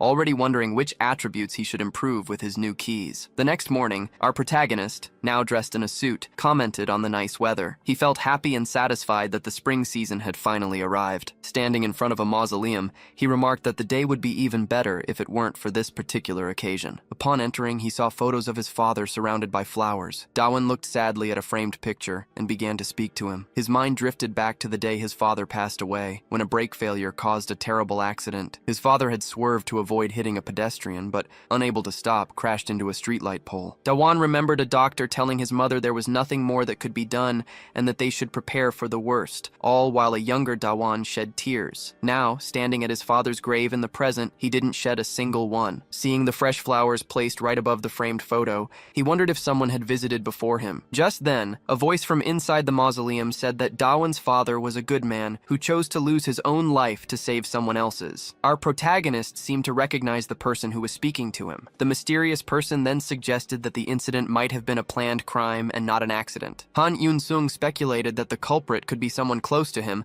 and asked Dawon what he would do in that situation. In shock, Dawon demanded to know what he was talking about. Before Han could answer, Dawon also asked why he was there and if he had known his father. Instead of replying, Han Eun-sung fell silent as his mind drifted back to his childhood. In his memory, a man named Oh Jin-ha found him in a park and called out to him. He scolded the young boy, saying that drinking too much soda wouldn't help him grow up healthy. As a replacement, he offered a strawberry juice box to the young Han Eun-sung. Finding the gesture suspicious, Han questioned the man's intentions, so Jin-ha explained he was there to make sure no one was smoking. When the young boy asked why, Oh Jin-ha revealed that he was a bully hunter. The conversation brought back a memory of little Han calling his father unemployed, a claim the man had firmly denied. Back in the present, the representative of Seollyeongdong insisted that none of that mattered right now. Before the man could finish, Dawon Ha confessed his confusion, repeating Han Eun-sung's claim that his father was the victim of a planned crime. He tried to reason that Eun-sung wouldn't have come just to mess with him, but as he argued that the police had ruled it an accident, Han interrupted, stating he had proof. Han explained that he possessed evidence that had never come to light. This led to a flashback from the night before, where Eun-sung was asking someone if he should really tell Dawon in person. He was speaking with the dwarf, Jung-seok,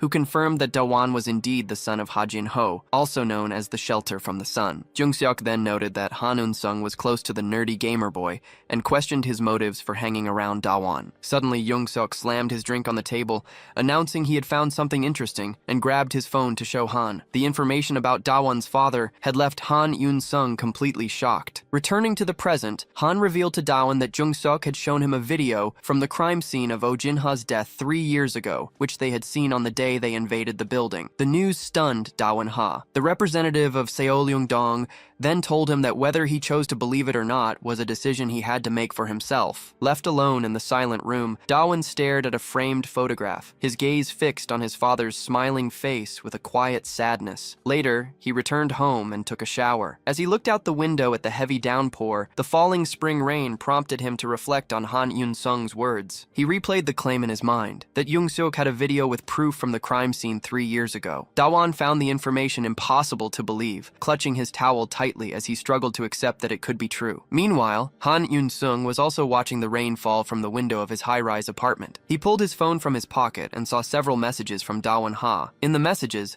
Dawan mentioned the representative of Bong Shin and asked for the current whereabouts of Jung-seok Young. Elsewhere on that same rainy day, a subordinate held an umbrella for Jung-seok, who asked if the rain was letting up. Just after his subordinate confirmed that it was, Jung-seok noticed something strange on the street that caught his attention. He was shocked to see Dawan Ha standing in the middle of the downpour with a serious expression on his face. Knowing this couldn't be a coincidence, Jung-seok asked why he was there, and Dawan immediately demanded to know about the evidence. In response, the gang leader quickly pulled a flash drive from his pocket and asked if this was what Dawan was looking for. However, Jung-seok Young frowned, stating that he had no intention of simply handing the evidence over. He challenged Dawan, telling him that if he could take the item from his hands, it would be his. Without hesitation, Dawan used his skills to abruptly snatch the flash drive from Jung-seok's grasp. But before he could land a solid hit, Jung-seok's subordinate intervened, throwing Dawan a great distance away. Dawan manages to plant his hands on the ground, slowing his momentum to a stop. With heavy steps, Jung-seok's subordinate stands before him like a wall, warning that acting this way in someone else's territory will be a problem. Immediately after speaking, he prepares to throw a powerful punch at Dawan Ha. Before the hit can land, Dawan remembers the 12 bronze keys he earned from the mission and decides to spend them all on his attributes. Wondering which would be most effective, he unlocks his magic stats, increasing them by 100 a total of 12 times. This upgrade boosts his mana points from 400 to 1,600. With his newfound power, he easily uses the blind spot technique to evade the punch and lands one squarely on the enemy's face. Right after that, he charges another punch, his fist now surrounded by intense energy. He then unleashes the multiple strike destruction, delivering a flurry of blows to the bodyguard. Furious at being beaten by a gamer nerd, Young's vassal is caught off guard when our protagonist abruptly grabs his face and slams him into the ground, activating the stunning fall technique at the moment of impact. Relieved to have taken down the big guy, Dawan turns and stares seriously at Jung-seok Young. The Bongshin leader declares that he made it clear last time that no one should mess with his men. Stating that Dawan made a mistake, Jung jumps into the air and attempts to deliver a flying kick with extreme speed, announcing his attack. But suddenly he realizes his target has vanished, and his kick hits nothing but air. When he looks up, he sees Dawan Ha descending from above, about to bring down a kick of his own. Dawan uses the Falcon Drop, landing a powerful kick on Jung-seok Young with his full force, the impact so strong it sends ripples through a nearby puddle. However, Young manages to block the attack with his arm, and smoke begins to rise from the point of contact. Facing our hero directly, he says that one strike won't be enough to bring him down. Dawan realizes this fight is completely different from the others he's faced. He decides he must use his keys to release his mana, and then unleash all his abilities if he wants to win. Believing he can win if he can use his skills as many times as he wants, Dawan immediately tries another kick at Young. He executes a high jump, followed by another Falcon Drop. Jung-seok Young questions whether Dawan really thinks the same kick will work a second time. After dodging the attack with ease, he calls Dawan's pattern simple and prepares a punch. But he's caught off guard by a double-footed flying kick and doesn't have time to strike back. Despite the surprise, Jung-seok Young easily blocks the kick again using his forearm. Dawan understands the problem. This guy is different from his other enemies and won't go down easily. Seeing his opponent go for another strike, the protagonist knows that until he can figure out Young's techniques, he has to give it everything he has. He counters by throwing the enemy over his shoulder toward the ground. As soon as Young is about to hit the pavement,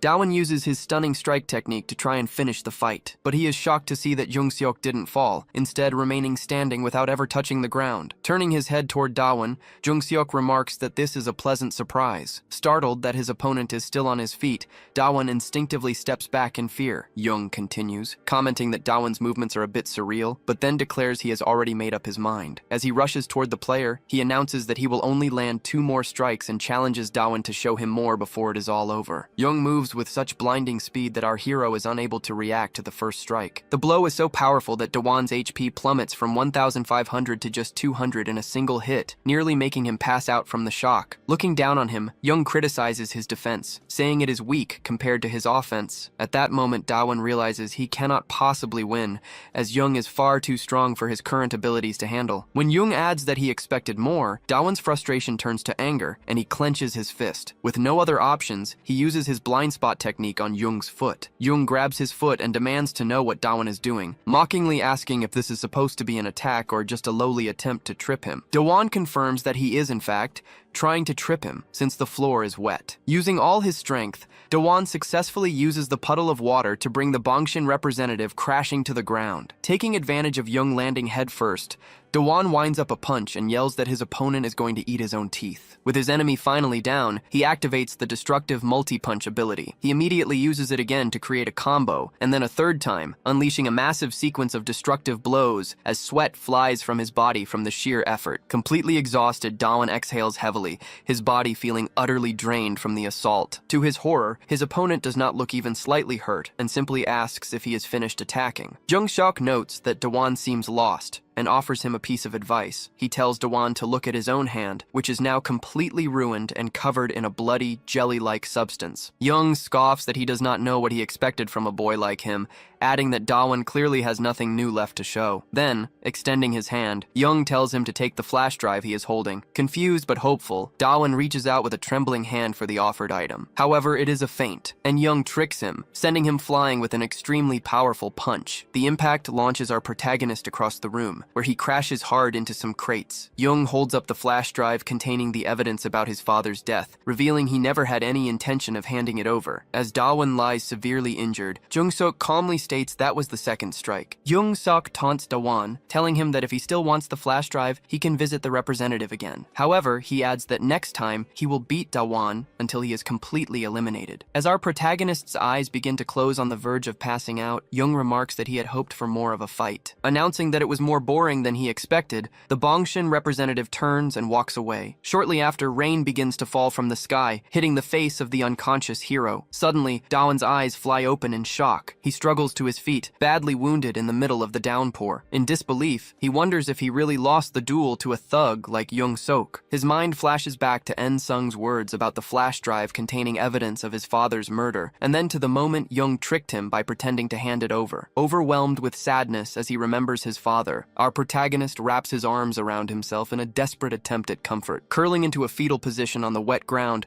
Dawan begins to cry, apologizing to his dad. He feels utterly terrified, convinced that if he faces the delinquent again, he has no chance of winning. He asks himself what he's supposed to do now as the cold rain mixes with his tears. The storm reminds him that it was on a rainy spring night, just like this one, that his father passed away. At that exact moment, a new mission activates in the game system. Dawan reflects that everything happened that day before he even understood his own weaknesses. The system then displays the rewards for the new mission, and he realizes that he has already gotten stronger. A message appears, asking if he wants to accept this mission with its great reward. With a renewed goal of becoming more powerful, he accepts the mission and immediately feels a surge of strength. His thoughts then drift to the Sun Shelter, an institute that aimed to guide young people onto the right path. His father, Oh Jin-ha, was the representative of this charitable group, and all its members admired and praised him for his social work. However, Dawan never felt the same attachment to his father as everyone else did. The scene shifts to a memory from years ago, where a sleepy Dawan asked his father if he was heading out late at night. Oh Jin-ha, seeing his son was still awake, explained that there was still a lot of work to do. Dawan recalls a boy from the shelter named Park Jung-soo, who used to smoke during school breaks. His father mentioned that he had already spoken with the boy, but acknowledged that quitting smoking is a difficult process. Dawan then reported that Park Jung-soo was also stealing from others, and had even bought a motorcycle with the shelter's money. Hearing this, his father blamed himself, feeling incompetent. The young Dawan then asked if he really believed the boys would change, cynically questioning whether his father's real plan was just to make money from donations actions. Oh Jin-ha left that day without another word, and Dawon now realizes he unfairly blamed his father for simply trying to help delinquents. His father had invited him to go camping that weekend, an offer Dawon immediately refused, never imagining it would be the last day he would see him alive. Overcome with deep sadness and resentment from the memory, Dawon screams loudly. He wakes up in his bed, sweaty and distraught after the nightmare about his father. He then remembers what Jung Seok said, and the taunting invitation to visit him anytime fills Dawon with a burning anger. Dawon was certain that Seok Young was very strong and had only fallen sick because of the rain. He began to consider the possibility that the car accident that took his father's life 3 years ago was actually a planned crime. This made him wonder why Young from Bongcheon would have a flash drive containing that kind of information. He initially suspected Jung Seok Young was involved, especially since he refused to hand over the item with the evidence. However, Dawon started to rethink his theory. After all, Han had said Young was someone close, yet Dawon had never seen him before that day. He also realized that if Jin were truly involved, he wouldn't have offered the evidence as a prize for winning their fight. Thinking about all these exceptions started to confuse and irritate him, so he resolved to see the evidence with his own eyes as soon as he defeated Jung Seok Young. To do that, he had to complete a mission that required him to improve his body in 5 steps. By completing this mission, he would gain many attribute points and become much stronger. Internally, he promised himself that he would get the evidence from Jung Seok Young soon enough, declaring that it didn't matter what the mission was, he would handle it. The first mission was to make his way to school by imitating the monster from the movie The Exorcist. As he walked to school with his body completely upside down, 2 girls started mocking him. Even though he was dying of embarrassment, he was determined to do whatever it took for his improvement instead of just going to the gym. He didn't care what they thought and was willing to do anything for physical enhancement, so he ran with his body inverted, scaring the girls at school. The second task required him to sit in an invisible chair for a long time, which he did. For the third mission, he had to catch a pigeon with his hands, and despite great difficulty, he succeeded. In his fourth mission, Dawon had to cling to the underside of a playground slide. Upon reaching the final task, he had to do a ring exercise on hard mode. Even with the extreme difficulty, he refused to give up. An entire week passed, and the exhausted protagonist apologized to his father. With only 2% progress, he felt like he wouldn't be able to complete the task. While at an amusement park late one afternoon, he started to think about something else. He came to the conclusion that Jung Seok's evidence might be fake since it had appeared out of nowhere. The idea that Ian Sung was deceiving him seemed more plausible, which motivated him to finish the mission quickly. He was considering giving up on the ring mission when someone suddenly showed up and asked what he was whispering. Dawon saw Kang Sung-hoon and asked what he was doing there, and the delinquent simply said he was in his own neighborhood. He then asked why Dawon was hugging the slide, and Dawon explained it was part of a training routine. This led Sung-hoon to ask why he was training at the park instead of the gym. Kang Sung-hoon explained that it was because he had been obese in elementary school. Ashamed of his body, he didn't go to the gym and instead used to train at night in the park. For 2 consecutive years, he trained without resting or stopping and completely changed his body. He admitted that during the first year, as he was getting stronger, all he could think about was giving up, a feeling Dawon understood all too well. Kang Sung-hoon explains that he returns to this place to train and remember the past. This causes Dawon to compare himself to Kang, recalling how he would get beaten up at school when he was younger. He decided to learn sports and asked his mother to enroll him in taekwondo, but those decisions never lasted long because he would always quit to play video games instead. Whenever he got beaten up again, he would ask his mom to put him in another sport. However, the younger Dawon would give up too easily and go back to gaming because martial arts felt too hard. Back in the present, the delinquent asks if Dawon is going to quit again. Kang Sung-hoon points out that our protagonist was in the middle of training just a moment ago. Feeling reflective, our hero looks at his goals and finds inspiration in people like Kang who never give up, silently apologizing to his father for sounding so weak. Motivated to try one more time, Dawon grips the playground slide again. Clenching his teeth and putting in all his strength, he decides not to give up and to go all the way this time. As Dawon hangs from the slide, he shouts from the strain, and Kang simply tells him to be quiet. Time passes quickly, and 2 months go by. In his office, Jung Si-hyuk hears someone arriving and tells the person that he thought they had given up. Jung Si-hyuk looks directly at Dawon Ha as he enters through the front door. Holding the flash drive, Jung Si-hyuk says he understands why Dawon wants it. He then reminds Dawon of his earlier threat, saying he wasn't joking when he said Dawon would be beaten until he was annihilated. Closing the office door, our hero tells Jung Si-hyuk he can try. The prodigy declares that things will be different this time because his stats are way higher, and he has even reached level 100. Before the battle can begin, we see what happened 2 months earlier. Dripping in sweat, Dawon exclaims that he finally managed to do something. He had caught a pigeon with his bare hands, completing part of the mission, though it was exhausting. Even though pigeons weren't afraid of people, it was still incredibly hard to grab one by hand. Determined not not to give up this time, he set out to complete his next objective by hanging from the bottom of a playground slide, where his progress improved greatly. At that point, the body enhancement mission was only 9% complete. He then had to sit in an invisible chair throughout all his classes, and at that pace, he soon reached 21% progress in the task. Next, by completing the ring mission on the hardest difficulty, his progress increased even further. He realized he could finish the mission as quickly as possible, and soon reached the halfway mark. Completely exhausted, he finally managed to complete the entire thing by finishing the slide task. Dawan celebrates for finally finishing the body enhancement training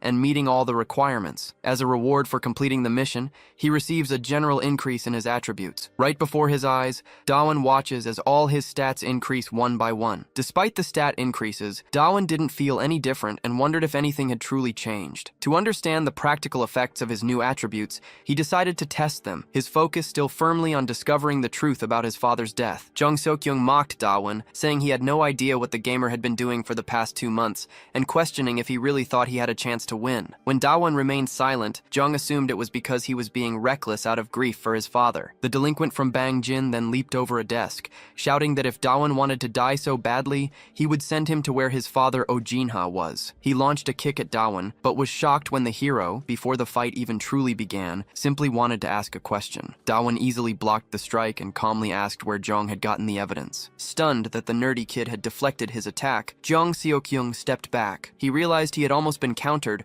and found the sudden turn of events interesting. Charging forward, the delinquent demanded to know why he should tell Dawan anything. He then wound up and threw a fast, powerful punch directly at Dawan's face, but our hero caught the punch with his hand, telling Jung that he didn't need to answer just yet. In a threatening tone, Dawan declared that he would make Jung Seok-young hand over both the evidence and the answer. This sudden confidence shocked Jung, triggering a memory of a recent conversation he had with Han Yoon-sung. In the flashback, Jung showed a video to Yoon-sung and asked if the culprit was a specific person. After Han confirmed the culprit's identity, the delinquent announced his intention to make good use of the video. Han Yoon-sung, however, suggested they should just give the video to Dawan. The representative of Bangjin dismissed the idea, stating he had no connection to Jin and therefore no interest in helping. He told Yoon-sung that if he cared so much, he could tell Dawan himself that they had found the culprit. Han argued back, explaining that without seeing the video, Dawan would never be convinced. He insisted that even after hearing the truth, Dawan would become obsessed with finding the video proof. In the memory, Jung had no intention of sharing the video, preferring to wait for Dawan to come to him. He had confidently declared that Dawan would never manage to take the flash drive from him. Now, back in the present, seeing this same nerdy kid effortlessly block his punch, Jung couldn't understand what was happening. He wondered if this was still the same weakling from before, finding it impossible that anyone could change so much in just 2 months. As Dawan blocked another punch with ease and then defended against a combination of strikes, Jung could only assume that he had somehow gotten physically stronger. Jung, the representative of Bangjin, taunted Dawan, asking how long he thought he could last. He was beginning to realize just how much more resilient Dawan had become, a fact reflected by a 200-point increase in his defense stat. Following this, Seok-young tried to land a kick, but our protagonist simply dodged by ducking his torso. Growing irritated, Jung shouted to distract his target and attempted a powerful stomp. However, Dawan dodged again, causing the kick to slam into the wall instead. In that moment, Jung Seok-young realized something strange. The gamer nerd had a clear opening, but had deliberately chosen not to attack. A notification reveals that the protagonist's agility has increased by 200 points. Jung laughs nervously as he recalls a conversation he once had with Han and Seong. While they were drinking, Jung mentioned hearing that Dawan had been active recently, but scoffed at the idea, saying the gamer was only fighting weak opponents. He then asked if Ansong truly believed Dawan was a match for him, and Han had agreed that there was no real competition between them. However, Han had added that this was only true for the time being, a comment that confused the Bangshin delinquent. Han couldn't explain it, but he insisted that Dawan was somehow a special person. Back in the present, Jung Seok-young wonders if this strange new strength is what An Seong had been talking about. He realizes his initial impression was correct. Dawan's movements were simply unreal. With a crazed expression, Jung demands to know what is happening, questioning if this is some kind of inherited power because it makes no sense. Dawan notices that, just as before, Jung's behavior has suddenly shifted. His enemy charges forward, preparing a punch while telling Dawan to go join his father. Enraged by the comment, the protagonist snaps and lands a quick, sharp punch to Jung Seok-young's chin. The moment the punch connects, Jung feels a jolt of intense pain as strawberry jelly flies from his mouth. Dawon coldly remarks that Jong seems to be having fun and, still furious, prepares another strike. Taking advantage of his enemy's weakened state, he follows up with another quick punch that slams Jong into the ground. Looking down at his opponent with a cold gaze, Dawon says there will be no more reason to laugh. Despite the beating and the threat, Jong just laughs, claiming his expectations have been exceeded. He maniacally declares that finally, after so long, he can take a fight seriously. Meanwhile, from the top of an abandoned building, Ji Baekcheon is watching the events unfold. A subordinate approaches, calling out to his boss, the Bongshin assemblyman, to inform him that the alarms are still sending alert signals. Baekcheon asks if Seokyung is in his office, and the subordinate confirms the alarm won't stop. When Ji Baekcheon asks what the alarm from Jong's office is reporting, his man checks and replies that the system is detecting loud impacts. At that very moment, back in the office, Jong Seokyung kicks a wall, triggering the alarm. He then tries to kick Dawon, who easily dodges by ducking. Jong can't believe how much his opponent has changed in just 2 months. He unleashes a relentless flurry of high-speed attacks, but to his disbelief, the protagonist blocks every single one. As Jong tries to say something about what he did during that time, Dawon's back hits a couch, causing him to stumble. As Dawon falls, Jong prepares a strike, taunting that his opponent didn't gain any real experience. However, Dawon uses the momentum of his fall to land a powerful kick to Jong's face, canceling the attack. He then quickly jumps onto the other couch to recover his balance and regain the upper hand. Relieved that the risky maneuver worked, Dawon knows just how dangerous that last exchange was. Jong rushed toward Dawon while charging a punch, commenting that his last attack was not bad at all. This time, his powerful strike connected, sending Dawon flying into the wall. However, Dawon quickly steadied himself on the ground and asked if Jong had always been such a big talker. Jong Seop-kyung replied that finally being able to fight seriously was getting him excited. Dawon found it odd, remarking that it was the first time he had heard something like that from a man who was about to punch him. Immediately after, Dawon landed a clean punch, but as Jong fell, he followed up with a kick of his own. This time, however, Dawon did not dodge and took the kick directly to his face. The pain caused him to lose focus for a moment, and Jong took advantage of the opening to land a punch to his ribs. Dawon realized that Jong was faster than he had thought, as his opponent began unleashing a flurry of successive attacks. He began to wonder if Jong had been holding back this entire time, to which Jong declared that Dawon would never get the flash drive. But it turned out Dawon had not been fighting seriously either, and he easily blocked Jong Seop-gyeong's knee strike. Then, landing a powerful punch to Jong's face, Dawon announced that he would take the flash drive by force. Even in the middle of the fight, Dawon found himself able to stay calm and think clearly. He suspected this was the effect of his spirit stat, which had jumped from 1 to 201. With this newfound clarity, he charged toward the representative and demanded he hand over the item. His analysis of the situation was complete, and he was confident he could end the fight now as he landed several blows. Jong, in turn, realized that Dawon Han had been hiding his true strength until this moment. Dawon declared that anything more would be a waste of time and unleashed another flurry of attacks. However, the leader of Bongshin dodged the assault and asked if it was really a waste of time. He then landed a heavy, destructive punch to Dawon's face, insisting that they were just getting started. Putting all his strength into resisting the blow, Dawon denied Jong's claim. He repeated that the fight was ending now, and as he powered up his strike, his arm grew to a massive size. He then delivered a massive punch to his enemy's stomach, causing Jong Seok to scream out in pain. Blue lightning erupted from Dawon's fist, signaling that he had landed a critical hit. The force of the blow sent his enemy flying far away, with lightning trailing from the point of impact. Jong flew several meters before crashing into the ground, shattering the office furniture around him. Even Dawon himself was impressed that he had managed to land a critical hit. He had wanted to ask where the evidence came from, but he quickly realized he had just completely overwhelmed Jong Seok. Deciding that was not important right now, he simply grabbed the flash drive from Jong and left with it. Meanwhile, the Bongshin deputy grew worried when Jong would not answer his phone. Feeling anxious, he gathered some gang members and headed toward Jong's office. He ordered one of his subordinates to go check on the situation, and the man immediately obeyed. In the alleyway, the subordinate came across the familiar white-haired face of Han Eun-sung. Han Eun-sung was sitting on the stairs, apparently waiting for them, which prompted the underling to yell for his boss. Ji Baek-chang found the situation strange and asked what Han Eun-sung was doing there. Han simply replied that he was there to stop anyone who tried to go up the stairs. Ji Baek-chang immediately assumes something is happening in Jong's office, concluding that's why the alarm was turned off. He guesses that his boss must be out, which would explain why Han Eun-sung was just sitting there guarding the stairs. Ji Baek-chang Chang then threatens Han, saying that no matter what happens, everyone from Boram Hwaidong is screwed. He warns that he brought the entire Bongshin-dong gang with him in case anything goes wrong. Staring back with hatred, Han simply asks again why Ji-baek Chang is there. The white-haired man calmly repeats that he is there to stop anyone from climbing the stairs. In response,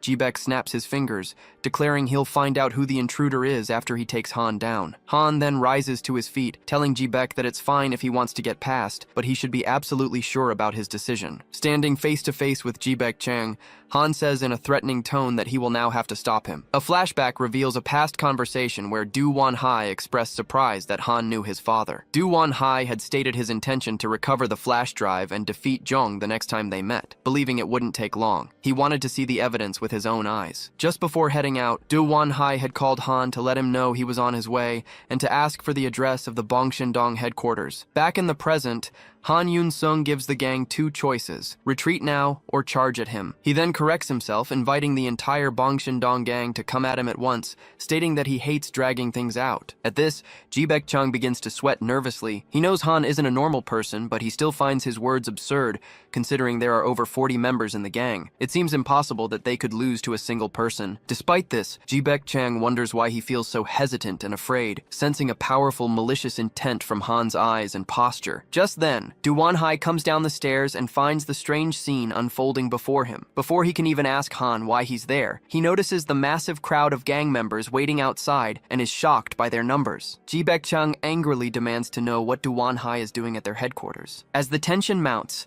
Han Yun-sung once again whispers to Ji-baek that he hates stalling. Hearing this, Ji-baek loses his composure and his fist begins to tremble with rage. Finally, he orders all his men to step back and clear a path for Do Won-hai and Han to pass. Furious, Ji-baek Chung storms toward his boss's office, vowing that the Boram Hwaidong members will pay once this situation is resolved. However, the moment he enters the office, he is shocked to find his boss, Jong, was there the whole time. Seeing Jong injured and the office completely destroyed, Ji-baek asks what happened. Jong reveals that Do Won-hai was responsible, then tells Ji-baek he's being too noisy and that it wasn't a big deal, though he privately suspects Do Won is hiding something. Jung tells the gang to clean up the office, promising himself that he will discover the nerd's secret next time. Wiping the strawberry jelly from his mouth with an insane expression, he vows to uncover everything. Meanwhile, Han Yun-sung and Do Won sit together in a park, where Do Won asks why his classmate came to see him. In response, Yun-sung tells the gamer servant to watch the video first so they can talk more afterward. Plugging the flash drive into his phone, Do Won feels satisfied that he can finally discover what happened and clicks play to understand the truth behind his father's accident. As the video starts, he immediately recognizes the black car as his father's. He notices the recording is short and spots an unknown masked man lurking behind Oh Jin-hai's car. Do-won watches as this man, wearing a hat and a mask, sabotages his father's vehicle. He knows the man is doing something he shouldn't, and he quickly connects this to the brake failure that caused the accident. Although he can't tell who the person is, he realizes the brakes were deliberately tampered with, and he remembers Eun-sung saying it was someone close to him. Do-won asks Eun-sung if he knows who the person is, and Eun-sung tells him to look closely at the man's clothes. At first glance, Do-won doesn't notice anything strange about the person's outfit, but upon closer inspection, just as Eun-sung suggested, he spots a jacket from the sun shelter. This detail shocks our protagonist, and his eyes widen in disbelief. He suddenly remembers his father showing him the sun shelter uniform and asking for his opinion on the design. At the time, Do-won had thought the uniform was ugly, and his father had been disappointed by his reaction. He had argued that delinquents would never wear a uniform like that, and questioned the point of giving them something for no reason. Oh Jin-ha had replied that it would make them feel welcome, explaining that there were homeless kids at the shelter. His father believed that things like the uniform could make them feel accepted, which in turn could help them begin to trust each other and inspire positive change. Despite its ugly design, he had asked if his son thought the jacket was cool anyway. This memory makes Do-won realize the person responsible for the accident was a former member of the sun shelter. Han Eun-sung cautions that they can't be sure just based on the jacket, but he agrees that it's a plausible theory that makes a lot of sense. Angry, Do-won clenches his fist tightly as he remembers telling his father that delinquents would never change. In the end, it seemed his father's efforts to help them had led directly to his death. Thinking about all this, our protagonist lowers his head in sadness. Eun-sung points out that even if they find out who the culprit is, there's no point in reporting it to the police. An investigation might happen, but they wouldn't be able to identify the person, and the source of the evidence is unclear since Yoon Seok-hyung received the video from an anonymous message. Han then asks if our hero has any guesses about who the culprit might be, but Do-won says he doesn't. He explains that after his father's death, the shelter collapsed, making it difficult to get any information from that time. Just then, something seems to come to Do-won's mind as he remembers that the building is still standing and might hold some evidence. Do-won thanked Han, explaining that the conversation had given him time to come up with an idea. When Han asked what he planned to do after finding the person responsible, Do-won first thought of his father. He silently promised him that while it might take some time, he would eventually take down the culprit. Then, speaking aloud, he declared that he would make them all pay for their crimes. The following day in class, a classmate mentioned that test week was starting, which came as a complete shock to Do-won. Their teacher then announced that he had included several difficult questions on the exam, warning everyone that they needed to study hard. Hearing this, Do-won began to panic, realizing he hadn't studied at all because he'd been so busy with missions. Noticing his distress, his classmate Ji-han asked if something was wrong. Do-won admitted that he hadn't studied at all, and Ji-han was very understanding. He offered to help and kindly invited Do-won to study at his house after school. After classes ended for the day, Do-won had a sudden realization. He had been so preoccupied with other things that he hadn't noticed how much time he spent with Ji-han. They were in the same class and always ate lunch together. It dawned on him that Ji-han was his friend, a thought that left him feeling strangely confused. Excited by the invitation, Do-won asked where Ji-han's house was. Just then, a system notification announced an active mission, causing Ji-han to ask what he had just said. The mission required him to protect Ji-han Yu during test week. Do-won wondered why such a strange and sudden mission would appear, but he immediately understood it meant Ji-han was probably in danger. Meanwhile, in a nearby alley, two delinquents were making disgusting comments about women. One of them put his arm around a girl who looked clearly uncomfortable, telling her she was the only one for him. A different girl asked someone named Gyu-min what he was looking at, and he replied that he had recognized someone on the street. Gyu-min was staring at Ji-han Yu, remarking that it was strange to see him in a place like this. He mentioned that they used to be best friends, part of a group of 4 people standing in the alley. The system mission, which offered a secret item as a reward, had activated with just 4 days remaining before the tests. Sometime later, Do-won stood in shock in front of a massive mansion and asked if this was really Ji-han's house. Ji-han confirmed that it was and invited him inside. A woman greeted Ji-han upon his arrival and asked if Do-won was his friend. Do-won introduced himself and assumed the woman was Ji-han's mother, but she corrected him, explaining that she was his maid. She offered to bring them some fruit, leaving Do-won stunned that his friend had a maid. As they climbed a spiral staircase toward the bedroom, Do-won commented that he had only ever seen houses like this in movies. When they finally arrived at Ji-han's room, Do-won was even more surprised by its size and appearance. He realized that just visiting his house made him feel much closer to his new friend, and he couldn't help but wonder when the last time was that he had been invited over to a friend's house. The maid commented that it had been a long time since Ji-han brought a friend home,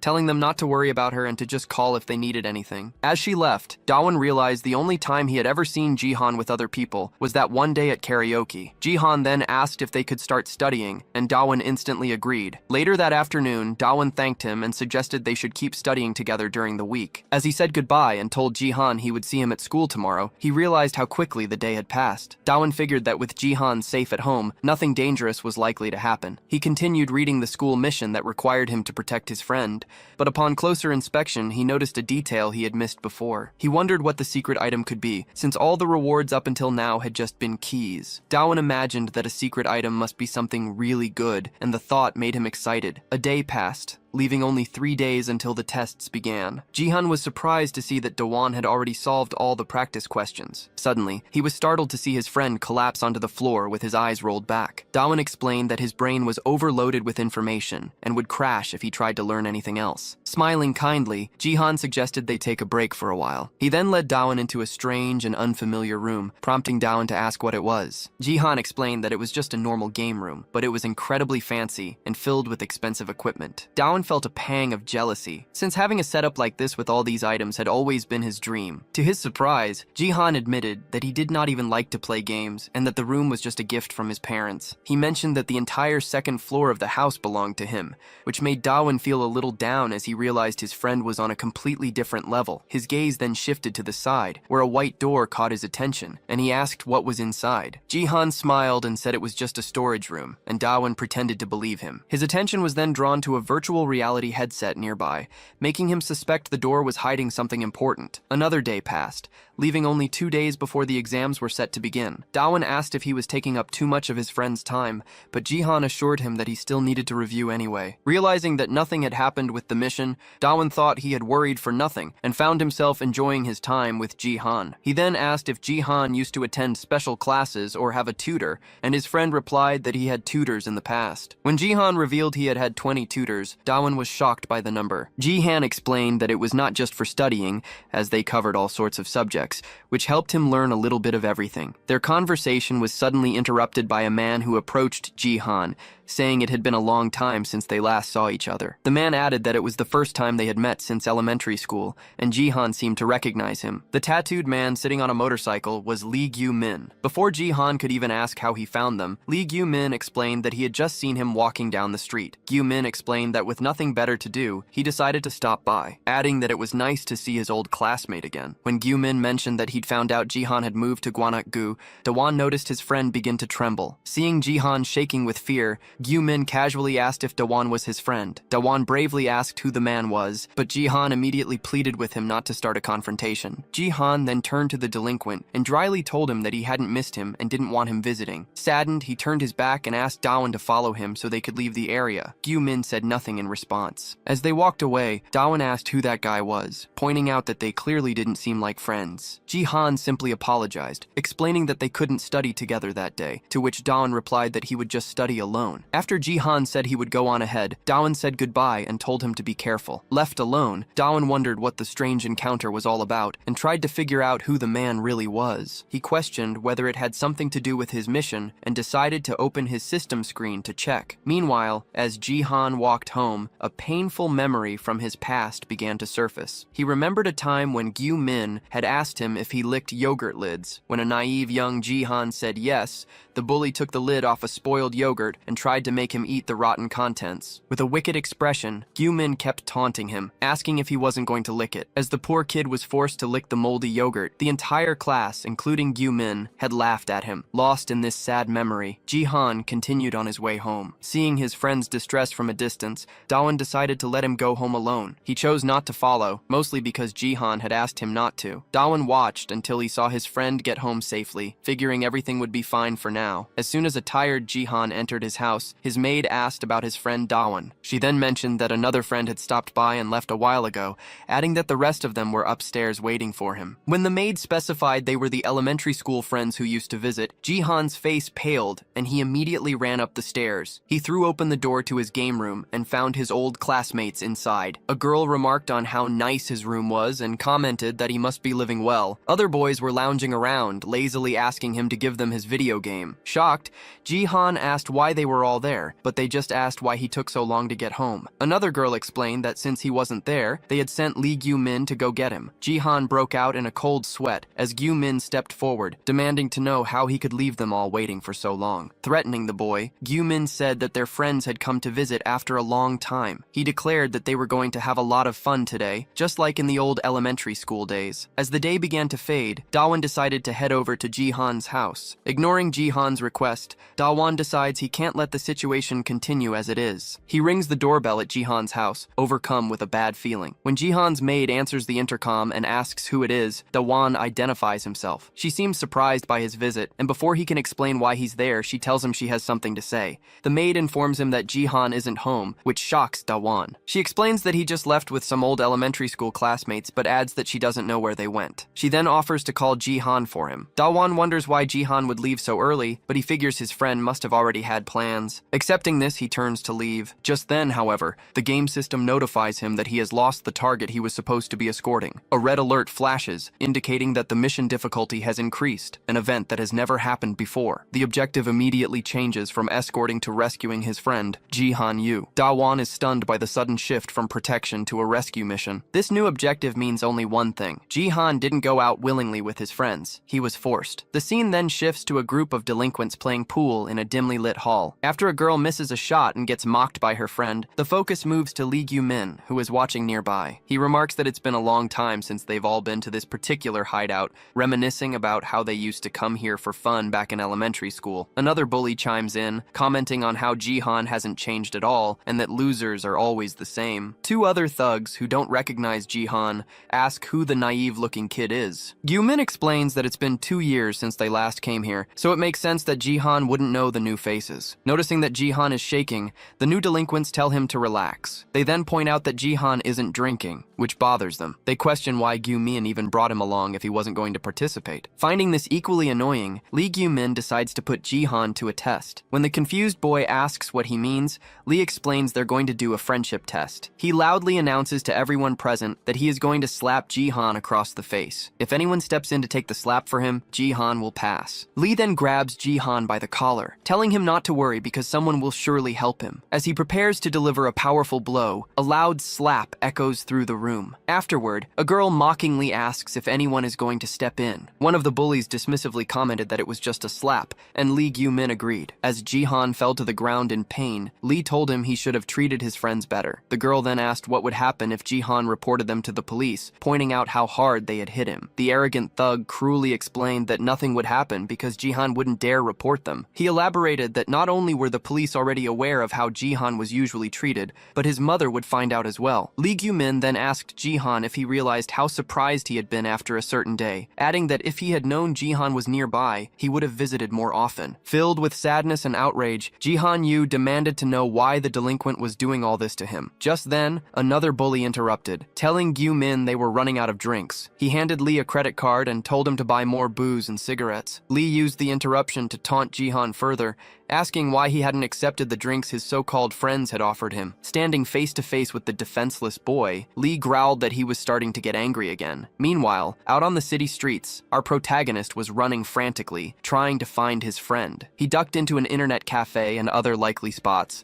searching desperately for Jihan Yu, but found no sign of him. Wondering where he could be, he continued his search through dark alleys and back streets. He tried calling Jihan's phone, but it went unanswered until, suddenly, someone picked up. The protagonist immediately asked where Jihan was, and the person on the other end recognized his voice as Jihan's friend. In that moment, he remembered seeing a man waiting for Jihan outside the school that afternoon, and asked if he was the same person from the school gate. Furious, the protagonist demanded to know where they were. On the other end of the line, Lee Gyu-min mockingly asked if he was coming to save Jihan. He warned that if he didn't show up, his friend would be in serious danger. Lee said he would send the address and suggested he arrive as soon as possible, adding with a wicked smile that the friendship test had just begun. He then abruptly hung up the phone. Turning his attention back to Jihan, Lee questioned whether he and Do-won were really friends. Weak and powerless, Jihan grabbed Gyu-min's arm and begged him not to touch Do-won. The other delinquents immediately started mocking their friendship and laughing at his plea. In response, Lee brutally slammed Jihan's face into the floor. He explained that he did it because Jihan's hypocritical behavior was annoying, then told him to stay quiet and watch as his friend Do-won got beaten because of him. As the scene unfolded, the other bullies reflected on how much they enjoyed having a rich friend like Gyu-min, since it meant they could buy lots of things. They wondered about the nerd who was on his way, thinking he must have been Lee's friend in the past, but clearly wasn't anymore. They couldn't understand why two people who were once so close were now enemies. The bullies mentioned that the defenseless nerd was also quite rich, and they talked about beating him up while Da-won was forced to watch. Soon after, the delinquents grew irritated by how long the twin brothers were taking to bring their drinks. As soon as the door opened,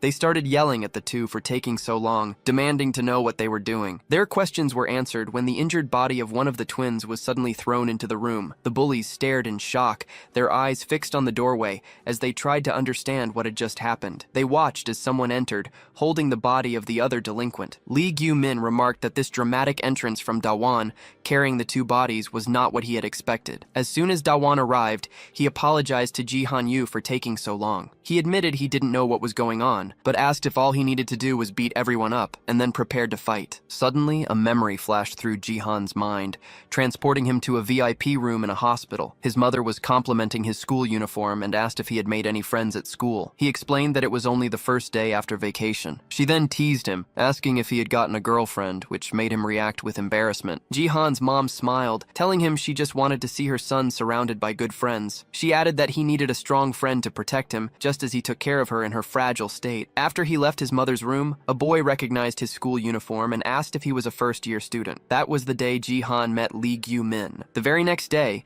Gyu-min asked if Ji-han was going to the hospital, and Ji-han suggested they go together. As Ji-han recalled this, he found it strange how close they had become back then. It made sense, after all, since they were in the same class and both of their mothers were in the hospital. Because they were so similar at the time, they became good friends and had a lot of fun playing together. Ji-han remembered how Gyu-min had said it would be nice if both their mothers were discharged soon, a sentiment they truly connected over. Ji-han had agreed, and because of that shared hope, he thought their friendship would last forever. However, their similarity faded the day a doctor revealed that Gyu-min's mother's condition was serious. Their relationship began to deteriorate when the doctor told them she wouldn't last even another month. Back in the present, Da-won asked if he should just beat up all the delinquents in the room. The bullies, planning to take him down, thought his attitude was incredibly arrogant. A surprised Lee Gyu-min pointed out that Da-won had come all this way just to save him, sarcastically calling it very touching. At that moment, Ji-han-yu started yelling for Da-won-ha to run away, but the delinquents declared it was too late and charged at him. In response, Da-won landed a fast punch on the angry blonde guy, hitting him with a massive strike right in his blind spot. The bully immediately fell to the floor,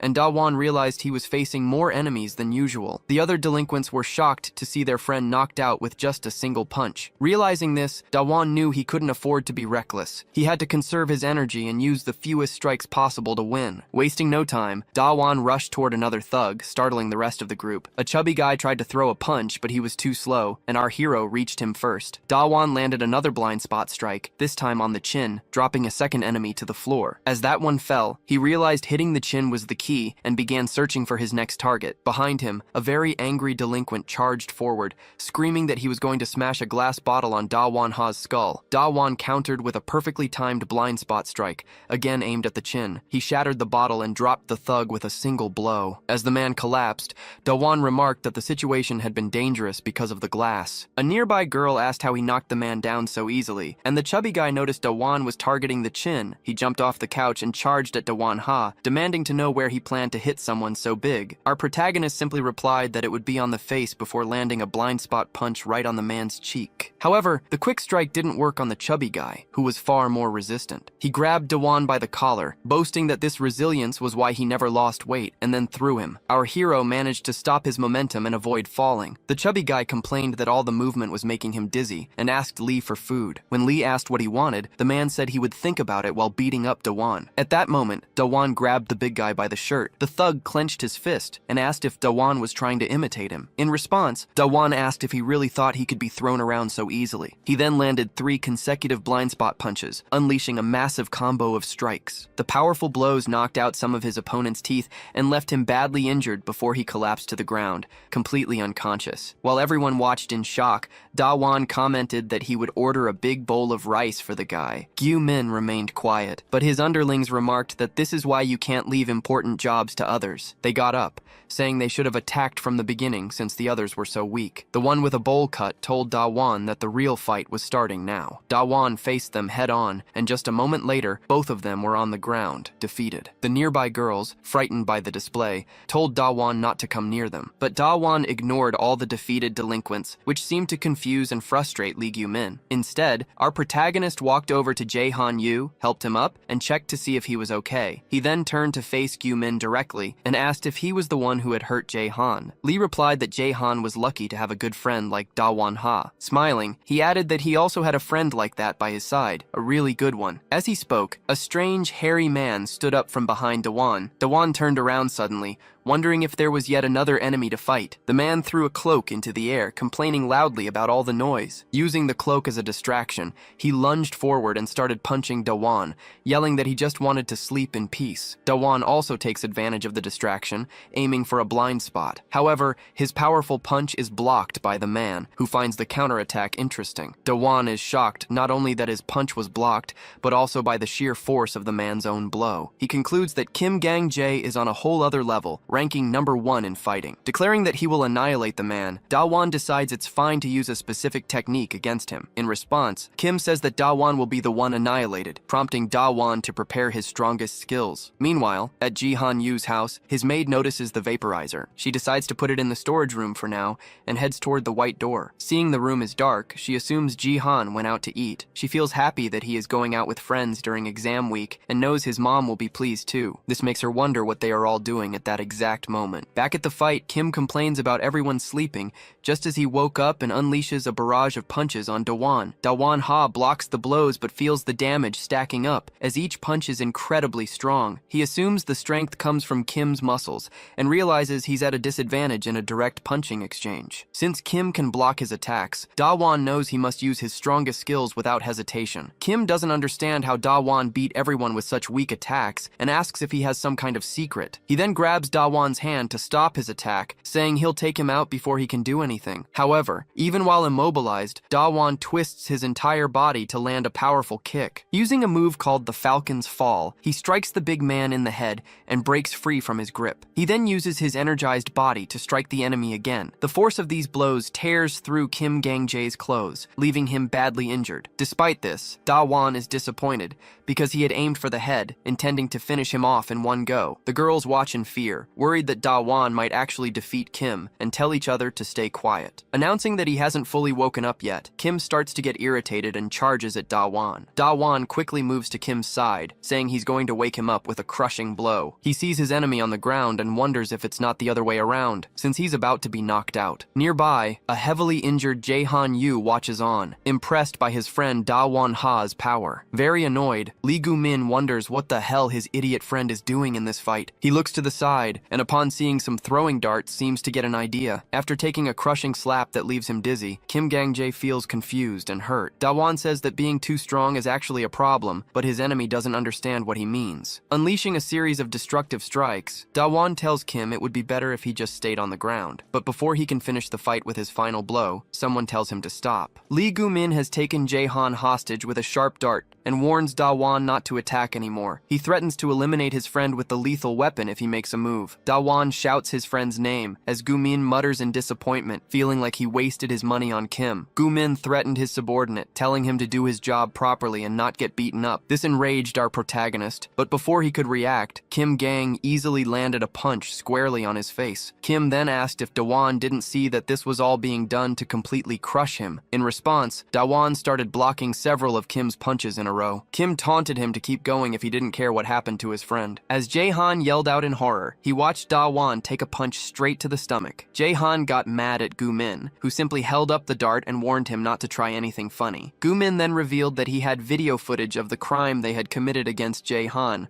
and wondered aloud how his mother would react. He pointed out that she was already sick and would probably collapse if she saw it. On top of that, Gu-min told Jae-han that he should start worrying about himself. He then ordered Kim Gang-jae to stop playing around and finish the fight. Kim used both of his large hands to choke our protagonist, telling Gu-min he was going to do it anyway. Da-won was stunned by the sudden chokehold. From experience, Da-won knew he would lose consciousness soon. He also realized that if he attacked, Jae-han would be in danger, which meant he needed to handle Gu-min first. After all, Gu-min was holding a weapon, making him the most immediate threat. Da-won desperately wished he could use his weapon master skill. Just then, Kim Gang-jae tightened his grip, and Da-won began to lose consciousness. Seeing this, Jae-han let out a desperate and pained cry with all his willpower. The cry triggered a memory from one day at school, when Jae-han had seen Gu-min packing up and asked if he was going to the hospital. Looking sad and discouraged, Gu-min confirmed that he was, but admitted something was bothering him. He told Jae-han it must be nice to still have a mom, explaining that he had changed a lot since losing his own. That day, Lee Gu-min walked away and started to distance himself from his friend. Soon after, Gu-min started hanging out with delinquents and going down a dark path. Jae-han tried to stop him, telling his friend that he was better than that, but it only made things worse. Gu-min cruelly told Jae-han that he just felt sorry for him, and then threatened him. After that confrontation, Jae-han ran off, and Gu-min began to target him with harassment. Back in the present,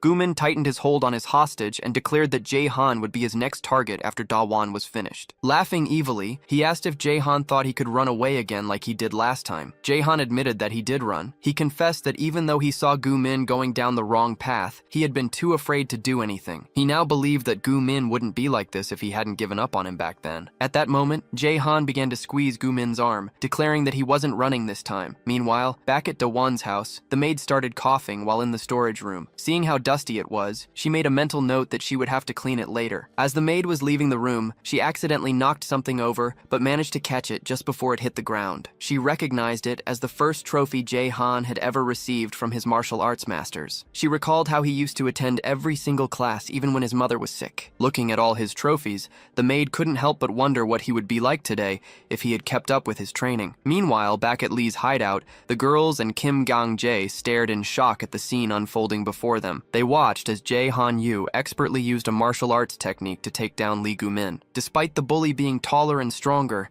Jae-han slammed him to the ground using pure skill. Seeing this, Da-won-hai was completely surprised by his friend's ability. Jae-han had completely flipped the situation and was now pointing the sharp dart directly at Lee's throat. He then apologized to the delinquent, which only seemed to irritate Gu-min further. After breaking free, Jae-han assured our protagonist that he was okay, causing Kim to get angry at his boss. Immediately after, a very bright light flashed, stunning Kim Gang-jae. Jae-han then told Dawon that he could attack the enemy now, prompting Dawon to prepare his multi-punch technique. This moment triggered a memory from the past. A worried Jae-han had wanted to know if Lee would return to school and if the funeral had gone well. His thoughts were interrupted when a classmate asked if he used to box, which Jae-han confirmed. The other boys thought it was amazing that he practiced both jujitsu and boxing. As they praised him, Lee Gu-min watched from outside the classroom. Jae-han humbly said it was just a hobby, which seemed to inspire the other boys, but it only made Gu-min feel sad. Lee was suffering and felt deeply jealous of all the things Jae-han had that he didn't. He was envious watching Jae-han-yu smiling with his friends while he was crying alone. Their friendship had soured over small things, like Jae-han asking why Lee didn't organize his school supplies, or Lee asking if Jae-han was going to the hospital. Lee used to say it must be nice having a living mother, and consumed by jealousy, he walked down a path of hatred. Back in the present,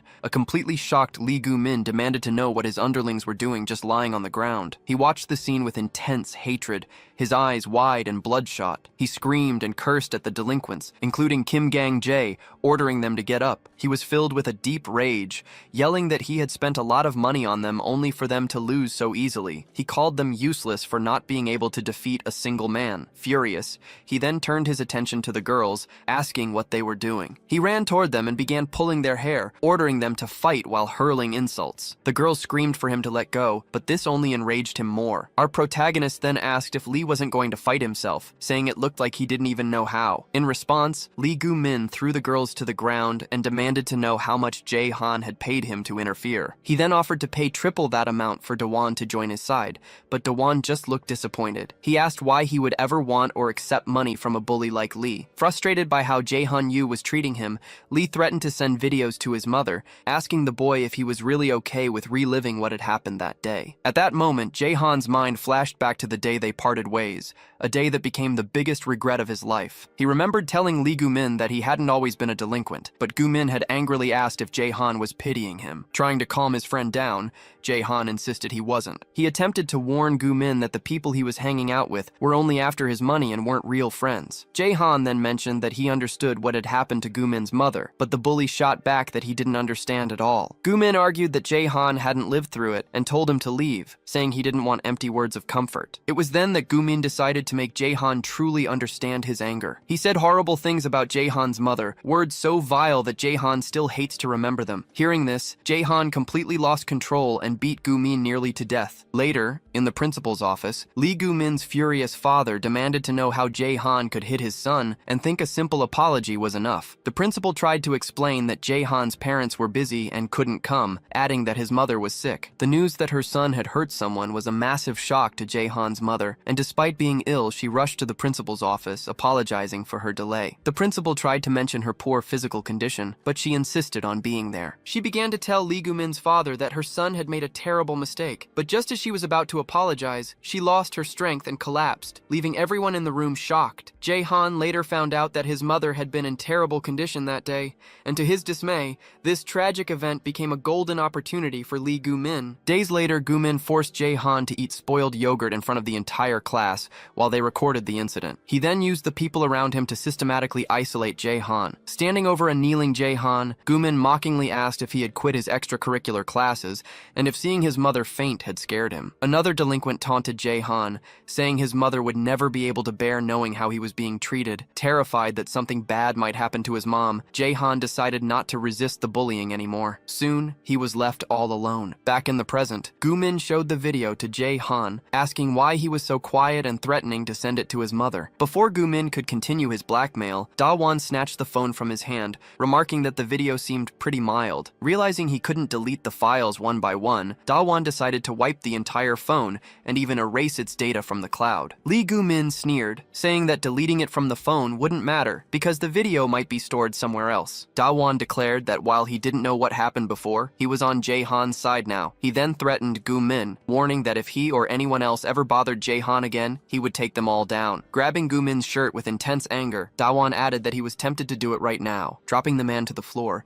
Da-won turned to his friend and asked what they should do with him, considering how many times he had hurt Jae-han. As Jae-han Yu looked Lee Goo-min up and down, he suddenly realized that his former friend had been completely alone during all the time they were apart. Thinking it over, Jae-han noticed that Lee was also alone. Lee offered to delete the videos, and while Jae-han blamed himself for abandoning a friend, Goo-min simply promised to never show up in his life again. He apologized one last time, but as he did, he secretly grabbed a piece of a broken glass bottle. Suddenly, he yelled at them both, cursing them for getting in his way as he pointed the jagged weapon at Da-won. Believing this was all his fault, Yoo Jae-han took matters into his own hands and kicked Lee right in the face. Da-won Ha had been getting ready to fight, but Goo-min hit the floor before he could even make a move. Jae-han asked if Da-won was hurt, but he said no. Instead, Da-won asked how Jae-han got so good at fighting. With Lee unconscious on the ground, the situation was finally resolved. On the way home, Da-won heard the whole story about how Lee had changed after his mother passed away. Da-won then understood why Jae-han had remained quiet during the bullying at the karaoke bar. Even though he wanted to escape, he was too traumatized to stand up to anyone. Realizing he had been powerless, Jae-han turned to Da-won and asked if he was not just pathetic. He felt that Da-won had almost gotten into serious trouble because of him. But Da-won disagreed, saying that Jae-han was reliable, especially when Lee came at him with the bottle. He admitted that if it were not for Jae-han, he would have been screwed. At that moment, Jae-han remembered his mother saying she just wanted to see him have a good friend, someone to look after him just like he had looked after her. Jae-han used to tell her that he was not strong, but his mother told him he could become a reliable friend to someone else. Opening the window to look at the sun, she explained that friends can support each other, and that is a good thing. She said that no matter how hard things got, he could find the courage not to run away. Jae-han had found that a little strange coming from his mom,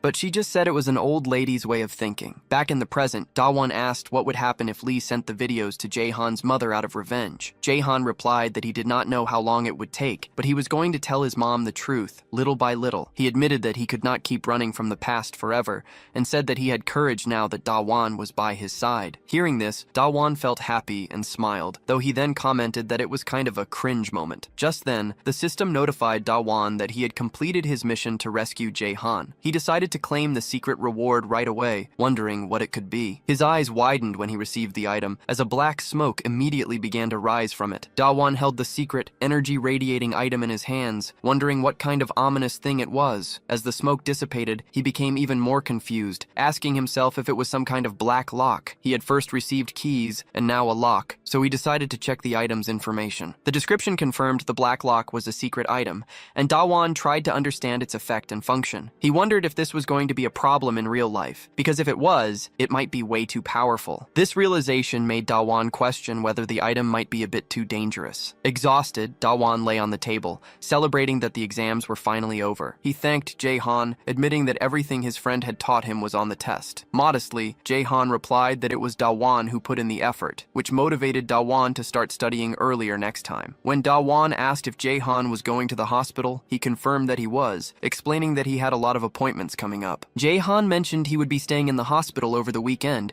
and asked what Da-won was going to do. Da-won replied that he also had somewhere to go. He recalled his conversation with Yoon-sung, where he had said he didn't suspect anyone. He then remembered that evidence from the Sunshine Shelter had been left there, but the place was now in ruins. Knowing the shelter building was still standing, he decided to search for useful clues, considering it would be difficult to research online after so much time had passed. With a city map open, Da-won navigated the streets, noting that the Sunshine Shelter had been shut down 3 years ago. The building itself remained intact, so he hoped to find some useful clues there. He decided to use the weekend to scout the area, but as he arrived, something strange caught his attention. He was confused to see a construction site where the building should have been, and realized with a shock that it was about to be demolished. An old man on the street overheard him and asked why he was talking about demolition, saying it was bad luck. Annoyed, the man clarified that it was just a renovation, not a demolition. The old man explained that no one had wanted the building for 3 years, and the owner had suffered a lot because of it. Dawan then asked if this was the former headquarters of the Sunshine Shelter, but the man had no idea. In response, Dawan introduced himself as the son of the shelter's owner, Oh Jin Ha, and the old man took a moment to process the information. When the man asked why he was visiting, Dawan explained that he wanted to find any items from the shelter before they were gone for good. The man told him that after the shelter closed, everything had been cleared out. Dawan couldn't believe there were no clues left and asked if there was absolutely nothing remaining. Hearing this, the old man decided to go check and told Dawan to wait there. After a while, the old man returned with an item wrapped in cloth and handed it to Dawan. He explained that nothing from the shelter had remained and that no other residents had come back until now. However, while checking the inside of the building before the renovation started, he had found this particular item on the floor. The man said it was found exactly where Dawan's father's office used to be. He had initially thought about throwing it away, but it seemed so out of place that he decided to keep it. As Dawan began to unwrap the cloth, the old man commented on how randomly it had appeared there, noting that no one usually keeps broken glasses in a box without a reason. Seeing the item, Dawan became convinced that someone had left it there on purpose. He knew his father didn't wear glasses, but he decided to keep the item anyway, unsure if it had anything to do with the shelter. As Dawn turned to leave, the old man asked why he was looking for clues. Unwilling to explain his true motives just yet, Dawn kept it a secret and simply said that he missed his father. The old man found the answer overly sentimental, and just as Dawn left the building, he began to cry, saying the boy had made him feel incredibly sad. Meanwhile, at the office of the delinquent council in Gwanak, an assistant named Chae Jin-ho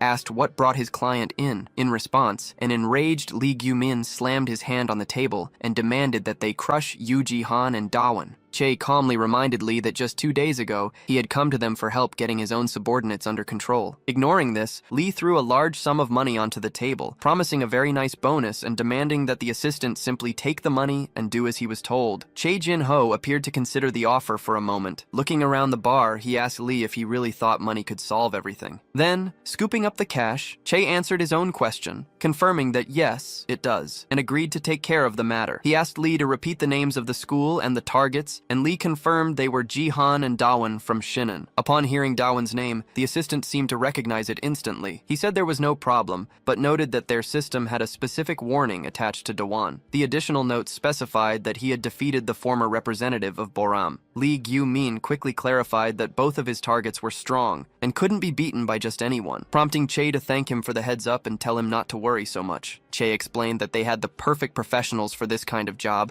a pair whose strength needed no explanation. They had just gotten out of juvenile detention and were full of energy, which was clearly demonstrated as they were shown taking down an entire crowd of people. One of the brothers, Oh Hyo-seop, asked his twin Oh Tae-seop how things were going with the leader. Tae-seop replied that he had already dealt with a small fry and demanded his younger brother show some respect. Hyo-seop scoffed, asking whoever shows respect between twins, which prompted Tae-seop to threaten to eliminate him. Back in the bar, Chae confidently told Lee Gyu-min that he no longer needed to worry, as they would handle the situation. Elsewhere, Dawan reflected on how quickly time was flying, as the second-year school trip had already arrived. Seeing all his classmates buzzing with excitement, he found he couldn't share their happiness. He had never really enjoyed school trips and would much rather stay home gaming. His gloomy mood persisted until Ah-rin and Ju appeared and greeted him. The moment he saw Ah-rin, the girl he liked, he immediately perked up and greeted her back enthusiastically. When she mentioned how excited she was for the trip, Dawan instantly declared it was going to be the best trip of their lives. His spirits lifted even further when Jae-han showed up, happy that he would have both of them to keep him company. With his friends around, Dawan suddenly started seeing the trip in a much more positive light. At that very moment, Chae's voice came through an earpiece,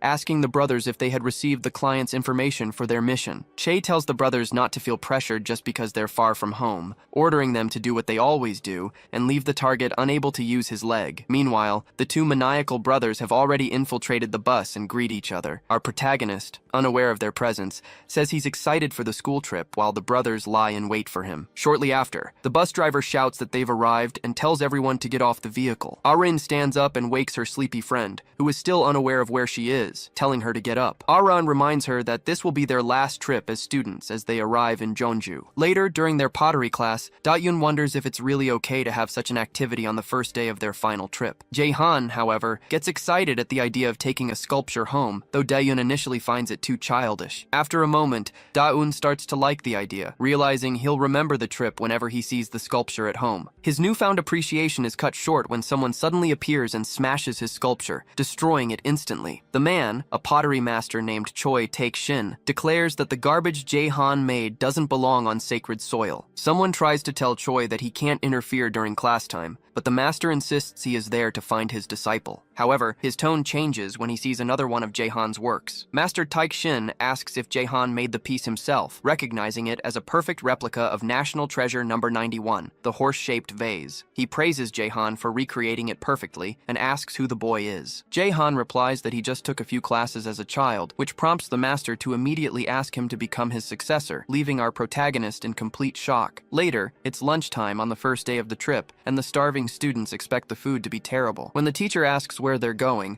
they hungrily reply that it's time to eat. Their guide then announces they'll be eating at the pottery workshop, which confuses the students. The guide explains that the basil pizza is baked in the hottest kiln in Kiln by Master Choi himself. The teacher praises the master's pizza, saying he's as good at it as he is at pottery. Da-yoon gets mad, complaining that the pizza looks like his sculpture melted into the dough, but Jae-han praises it as delicious. Seizing the opportunity, Choi says that if Jae-han becomes his successor, he'll teach him all the pizza recipes he learned in Italy. Still on the first day, the students go to visit a museum after their meal. Jae-han and Da-eun agree that the visit right after lunch has made them sleepy and bored. Ignoring his friend who is talking about the schedule, Jae-han overhears some girls saying that Ah-rin is beautiful. As soon as he looks over at her, he sees she's wearing a very beautiful but flashy crown. Ah-rin asks her friend how it looks, but the friend finds it embarrassing and avoids her. Even though it's just an accessory, the friend wonders who would buy a crown like that, but Ah-rin clearly thought it was pretty. Ah-rin playfully chased her friend, trying to force the crown onto her head. Nearby, Da-eun was completely mesmerized, thinking she looked gorgeous wearing the Chiama-cheon crown. Their moment was interrupted when the teacher asked if everyone was enjoying the museum, to which the students answered with an enthusiastic yes. The teacher then announced they had free time to explore on their own until dinner, but warned that anyone caught doing anything suspicious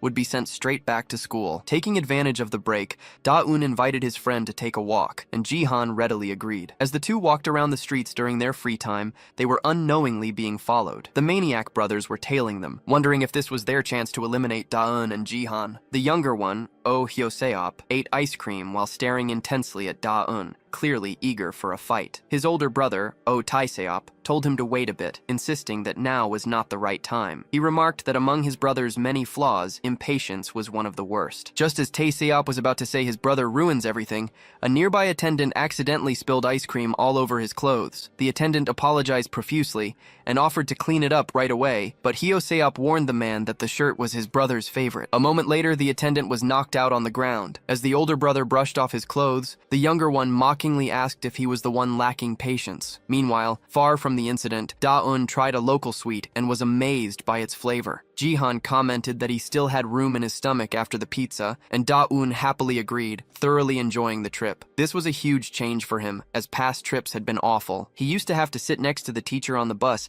and would just mess with his phone the entire ride. At the lodging, he was even forced to switch rooms because of bullies. He had suffered terribly at their hands, recalling how they would draw obscene things on his face and rub toothpaste on him. It was a trip full of suffering that he simply had to endure. But now, he was finally saying goodbye to that painful past. Shaking off the memories, Ji-han asked Da-eun if he wanted to go to a place everyone tries to visit at least once in Jeonju. They soon arrived at an ATV course, where Da-eun wondered if they could even drive without a license, but Ji-han assured him it was fine. Suddenly, Da-eun's attention was stolen by a girl driving wildly and irritating the guide. The old guide muttered to himself, wondering if she had ever driven before and complaining that she was doing something dangerous. It was Ah-rin, driving so recklessly that even her friend in the passenger seat was scared of how fast she was going. As soon as her ATV came to a stop, Da-eun walked over and asked if she was okay. Seeing this, The old guide wondered if they knew each other and asked if Da-eun wanted to try driving too. Annoyed, the guide mentioned that having two separate groups of two would be a waste of money to turn away. However, Ahrin's friend had had enough and gave up her spot. The old man quickly suggested that a boy and a girl could ride together instead. When the guide asked if Jihan knew how to drive, Da-eun was shocked by the information. Embarrassed, he realized what this meant and started looking over at Ahrin. He saw her leaning against the vehicle and heard her ask if he was okay with sharing the ride. Ahrin then formally asked if he wanted to ride the ATV with her. Soon, Da-eun was driving with Ahrin on his back, feeling her so close that her body heat warmed him up. With her right behind him, he felt his heart practically exploding with emotion. Ahrin noticed and commented that Da-eun was burning hot, but he was so flustered by her closeness that he couldn't even think of a reply. While Ahrin was enjoying the wind in her face,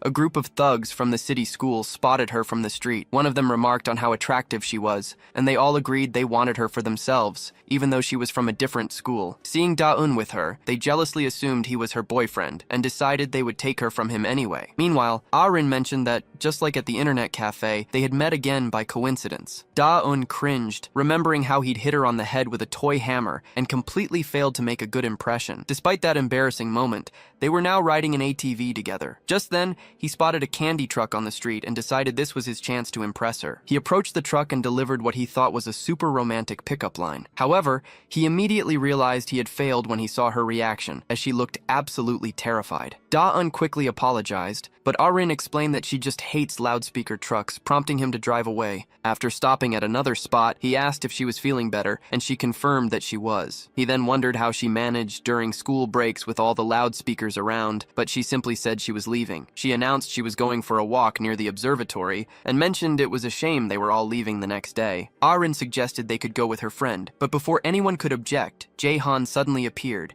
carrying Ahrin's friend in his arms. When they asked what happened, he explained that there had been an accident. The injured girl seemed completely smitten with Jaehan, looking up at him in awe. The story began earlier on the ATV, when she had commented that besides being handsome, he was also a great driver. Jaehan explained that he learned in his leisure in sports class. As they were riding through the water, some drops splashed on her, and Jaehan tried to pull the vehicle out, worried it might be dangerous. However, the ATV's wheel began to sink because the water was deeper than it looked. When Jaehan accelerated to get out, the sudden movement caused the girl to fall off and land on the rocky ground. She was injured, and Jaehan immediately rushed to her side to ask if she was okay. He apologized for not paying more attention and quickly saw that her injuries weren't too serious. He gently held her in his arms and asked if it hurt, and she just looked back at him with love in her eyes. With the ATV still tilted in the water, she assured him she wasn't badly hurt. After Jaehan finished telling the story to their friends, the group returned to the lodge as night began to fall. He added that he had to help her walk afterward because her legs were unsteady. Da-eun remarked that he was brave for carrying her like a princess, to which Jaehan admitted it was his first time ever doing something like that. Da-eun then jokingly said he had learned a new skill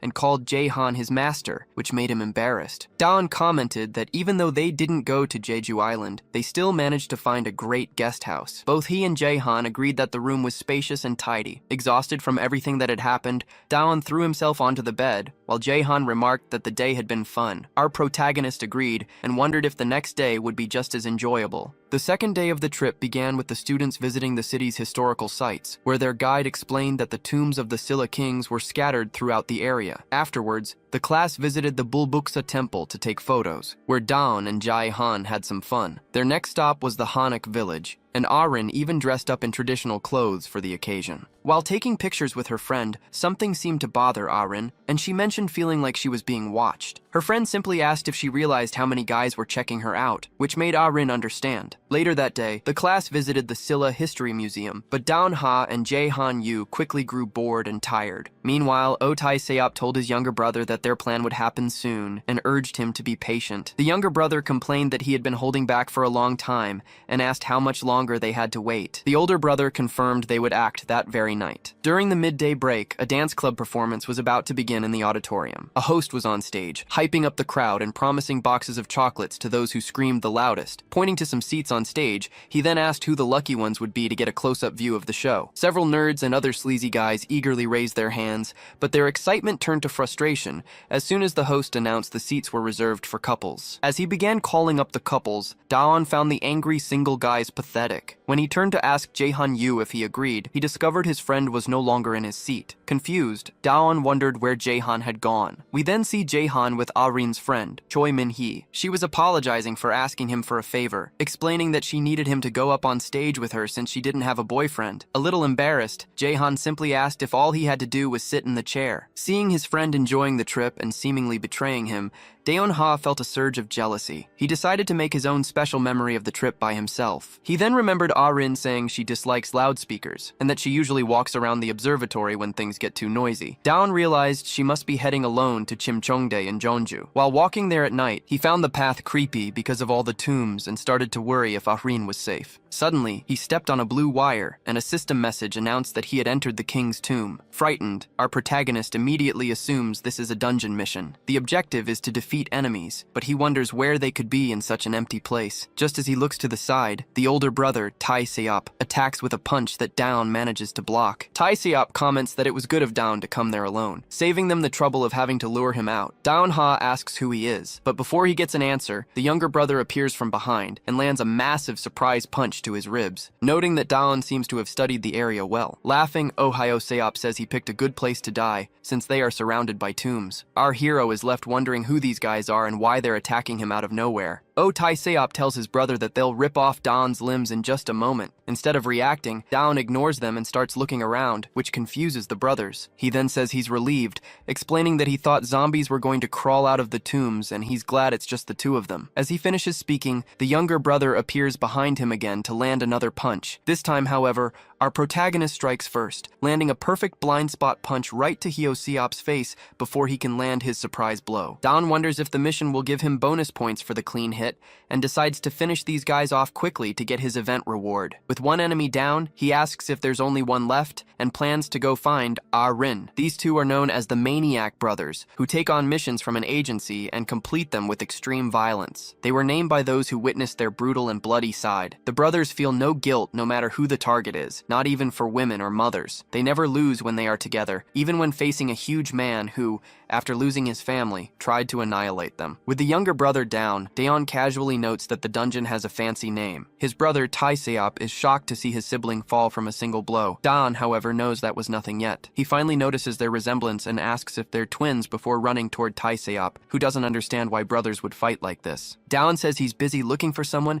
and throws a strong punch at the older brother's face, telling him to go lie down next to his little brother. However, Tai Seop easily blocks the punch and says it was a good hit. In response, our protagonist says he's got an even better one and prepares a destructive multi-hit attack. At that moment, Hyo-seop gets back on his feet and kicks Daon's hand, canceling the move. Outraged, Hyo-seop yells that Daon was wrong to think they looked alike, claiming he's clearly the better-looking one. Our protagonist is shocked by how fast he recovered and is already attacking again. In response, Daon once more uses his blind spot technique, landing a powerful kick on Hyo-seop's chest. Tai Seop tells his brother not to be so arrogant, or he'll just get hit again. He admits the strike was strategic, but it still hurt enough to feel like it might break his teeth. He brushes it off, however, promising that Daon-ha is about to suffer far more than that. As the two brothers prepare to charge him again, our protagonist raises his guard. Seop rushes forward, declaring he'll be more direct this time, but he's immediately met with a lightning-fast blind spot punch to the face mid-charge. In response, the older brother punches Daon in the head and follows up with a combo. Feeling an annoying pain,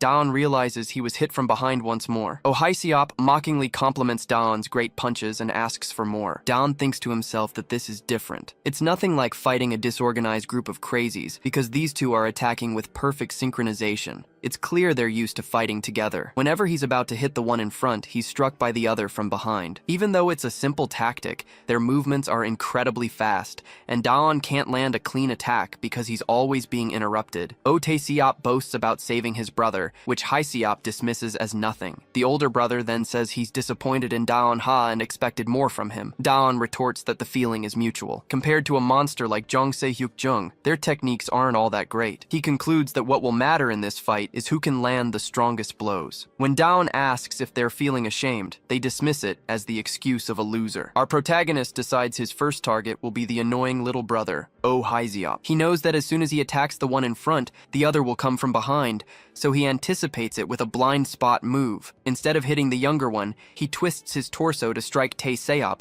who is now behind him. But just as he tries to hit the older brother, Tae-seop dodges and sweeps his leg. Knocking our protagonist down, he mocks him, saying he wasn't the first to notice their strategy. With Daeon on the ground, the older brother tells Hae-seop to finish him. Daeon quickly jumps back up and prepares the Falcon's fall, knowing the fight will end if he can just land one strong hit. However, the younger brother leaps up and pulls his jacket, canceling the move. Hae-seop lands a punch squarely on Daeon's face, sending him crashing back to the ground. Tae-seop says they need to finish this fight quickly so they can move on to their next target. The brothers grab the protagonist and pull his arm back, threatening to break all his limbs. Hae-seop asks our hero if he remembers the promise that he would suffer a worse pain. With a maniacal expression, he begins to count down from 3, announcing that the pain starts now. Straining with all his might, Daeon tells them to go ahead and use their dirty tricks. He grabs both of their collars, declaring that whoever lands the strongest hit wins. As lightning crackles around his body, he shouts that their cheap tactics won't work on him. With a powerful roar, he uses his stunning blow technique to smash one brother directly into the other. The two maniacs go flying backward from the incredible impact,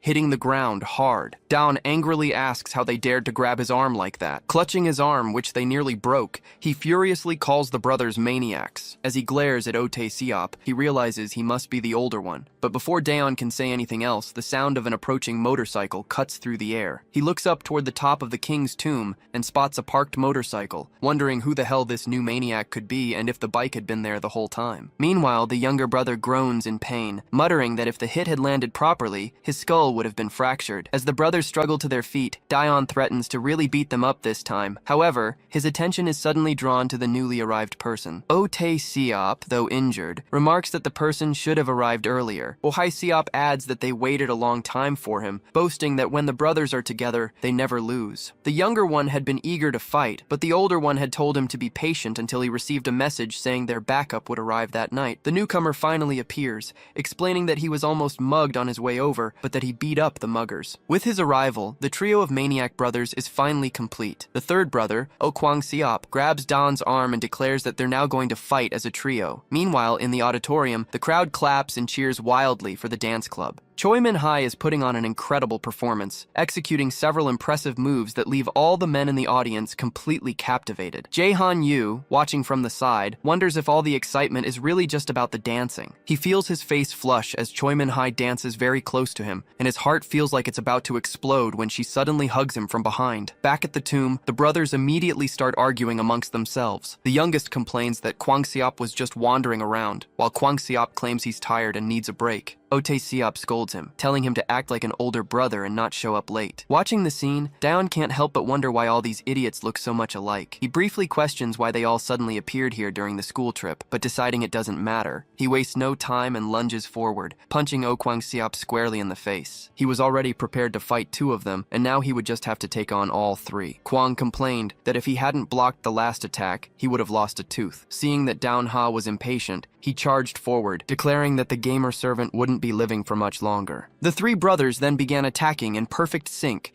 with the younger ones flanking from behind. In response, Daeon-ha turned and ran, sprinting straight ahead to get away from the 3 maniacs. The brothers immediately noticed him fleeing, and the youngest remarked that he had good instincts. To surround Daeon-ha, Hae-seop went left, while Tae-seop went right. Tae-seop muttered to himself that while Daeon-ha might escape one of them, getting away from all 3 was impossible. Just then, our protagonist appeared directly in front of him, asking why he was talking to himself. He landed a powerful punch on Tae-seop, and mockingly asked if he was feeling lonely being separated from the others. The blue-haired brother suddenly realized that Daeon hadn't been running away at all, but had instead forced them to split up. Seeing that Hae-seop was right behind him and about to strike, Daeon-ha declared their efforts pointless. He then surprised Hae-seop with a blind spot attack, landing a kick right to his face. Caught completely off guard, the youngest brother was injured and spat out a mouthful of blackberry jelly. The protagonist commented that he had fairly used the attacks that came from behind. In response, the older brother asked what he would do about an attack from above, suddenly landing a massive kick on Daeon-ha. Even though our hero managed to block the blow, the force of the impact sent him flying far away. Our hero managed to stop his body in midair, wondering if Kwang had jumped from the top of the nearby tomb to launch such an attack. Meanwhile, Hee-seop bit his tongue in frustration. Kwang thought his own ambush was amazing, especially since Daon-ha was fighting all three of them at once. Tae-seop warned Kwang to be careful not to get grabbed,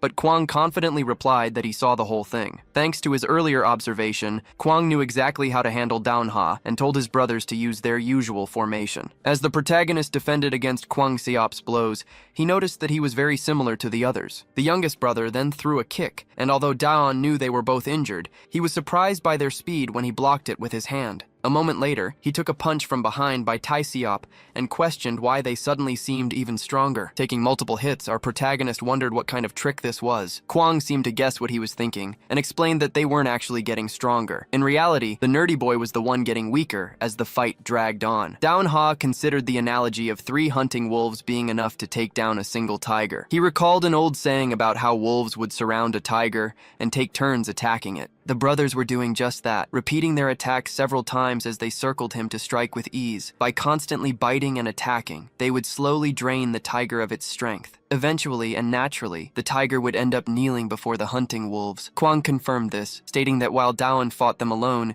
he was burning through his energy. Kwang concludes that while the brothers are individually weaker than Daon, their teamwork will ensure his defeat because he is alone. Daon, however, retorts that such a statement is strange coming from a villain's mouth. The youngest brother bristles at being called a villain, prompting Tae-seop to suggest they move on to their next target. As Kwang-seop prepares to finish the fight, Daon suddenly declares that he is not alone, leaving Kwang completely confused. Just as Kwang asks who else is there, an unseen person executes a perfect judo sweep, taking him down hard. The attacker grabs his head and foot, twisting his body and slamming his face directly into the ground. The 2 remaining brothers are left in shock, wondering about the identity of this mysterious newcomer. At that moment, the attacker is revealed to be Ji-han-yu, who comments that he hit the guy really hard and hopes he was actually a bad person. Hee-seop and Tae-seop immediately recognize him as their next target. This triggers a memory of the moment the 3 brothers first got into formation and Daon ran. At the time, they had assumed he was fleeing the fight. In reality, he had realized he couldn't handle them alone, so he quickly pulled out his phone. He sent his location to Ji-han, telling him he was about to be eliminated and that he needed to come fast. Back in the present, Daon thanks his friend for coming, and Ji-han asks why he was fighting them in the first place. Instead of explaining, Ji-han simply asks if he needs to take them on,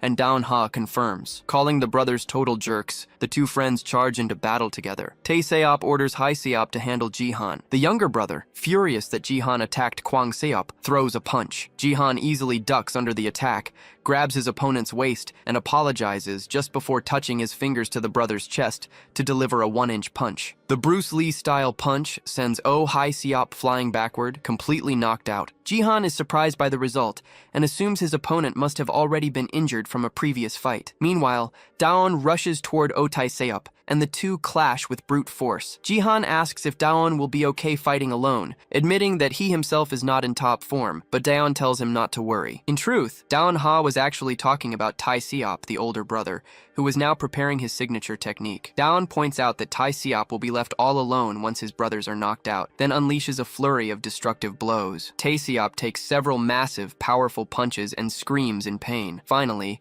a last heavy punch to the chin sends him flying off the ground. Seeing the damage to his opponent's face, Daon thinks he might have hit him a bit too hard. Feeling re-energized after his victory, Daon turns his attention to the waking Kwang. He states that it is time for them to answer some questions. Recalling their earlier conversation about targets, Daon-ha demands to know who sent them. Far away, another group spots the turned-on motorbike and realizes someone is dealing with their rookies. One of the delinquents recognizes the bike as belonging to the guide who recently caused a mess in the city. Suspecting a trick, they worry that they might be walking into an ambush. The delinquents say it doesn't matter, since they're itching to beat someone up anyway. They mention having guests in their group who came from afar just for a fight. Deciding to welcome them properly, they advance, revealing a massive horde of monsters from Silagile High. Meanwhile, the 2 brothers are lying defeated on the ground. Kwang-seop, who didn't see what happened, feels sad about the outcome. Daon-ha tells them that all they need to do now is answer his questions. He explains that he overheard them saying they came to take out a target. He quickly realizes the first target was him, and the second was Ji-han-yu. Our protagonist points out that there's no reason for them to do this since they don't even know each other. In a threatening tone, he demands that the older brother reveal who sent them. The scene then shifts to a past conversation between Lee Gyu-min and Chio, where Chio had assured Lee that he could count on the brothers. Lee had asked what would happen happen if the people he sent were defeated. Chio dismissed the possibility, calling them specialists in group fighting. However, he added that if they were somehow beaten, they wouldn't open their mouths. Although Lee doubted this, Chio confirmed that the brothers had been warned not to talk. What do you guys think about this manhwa? I honestly don't know what score to give it, from 0 to 10. Drop your rating in the comments, I'm really curious. And I'm actually excited to keep reading this one.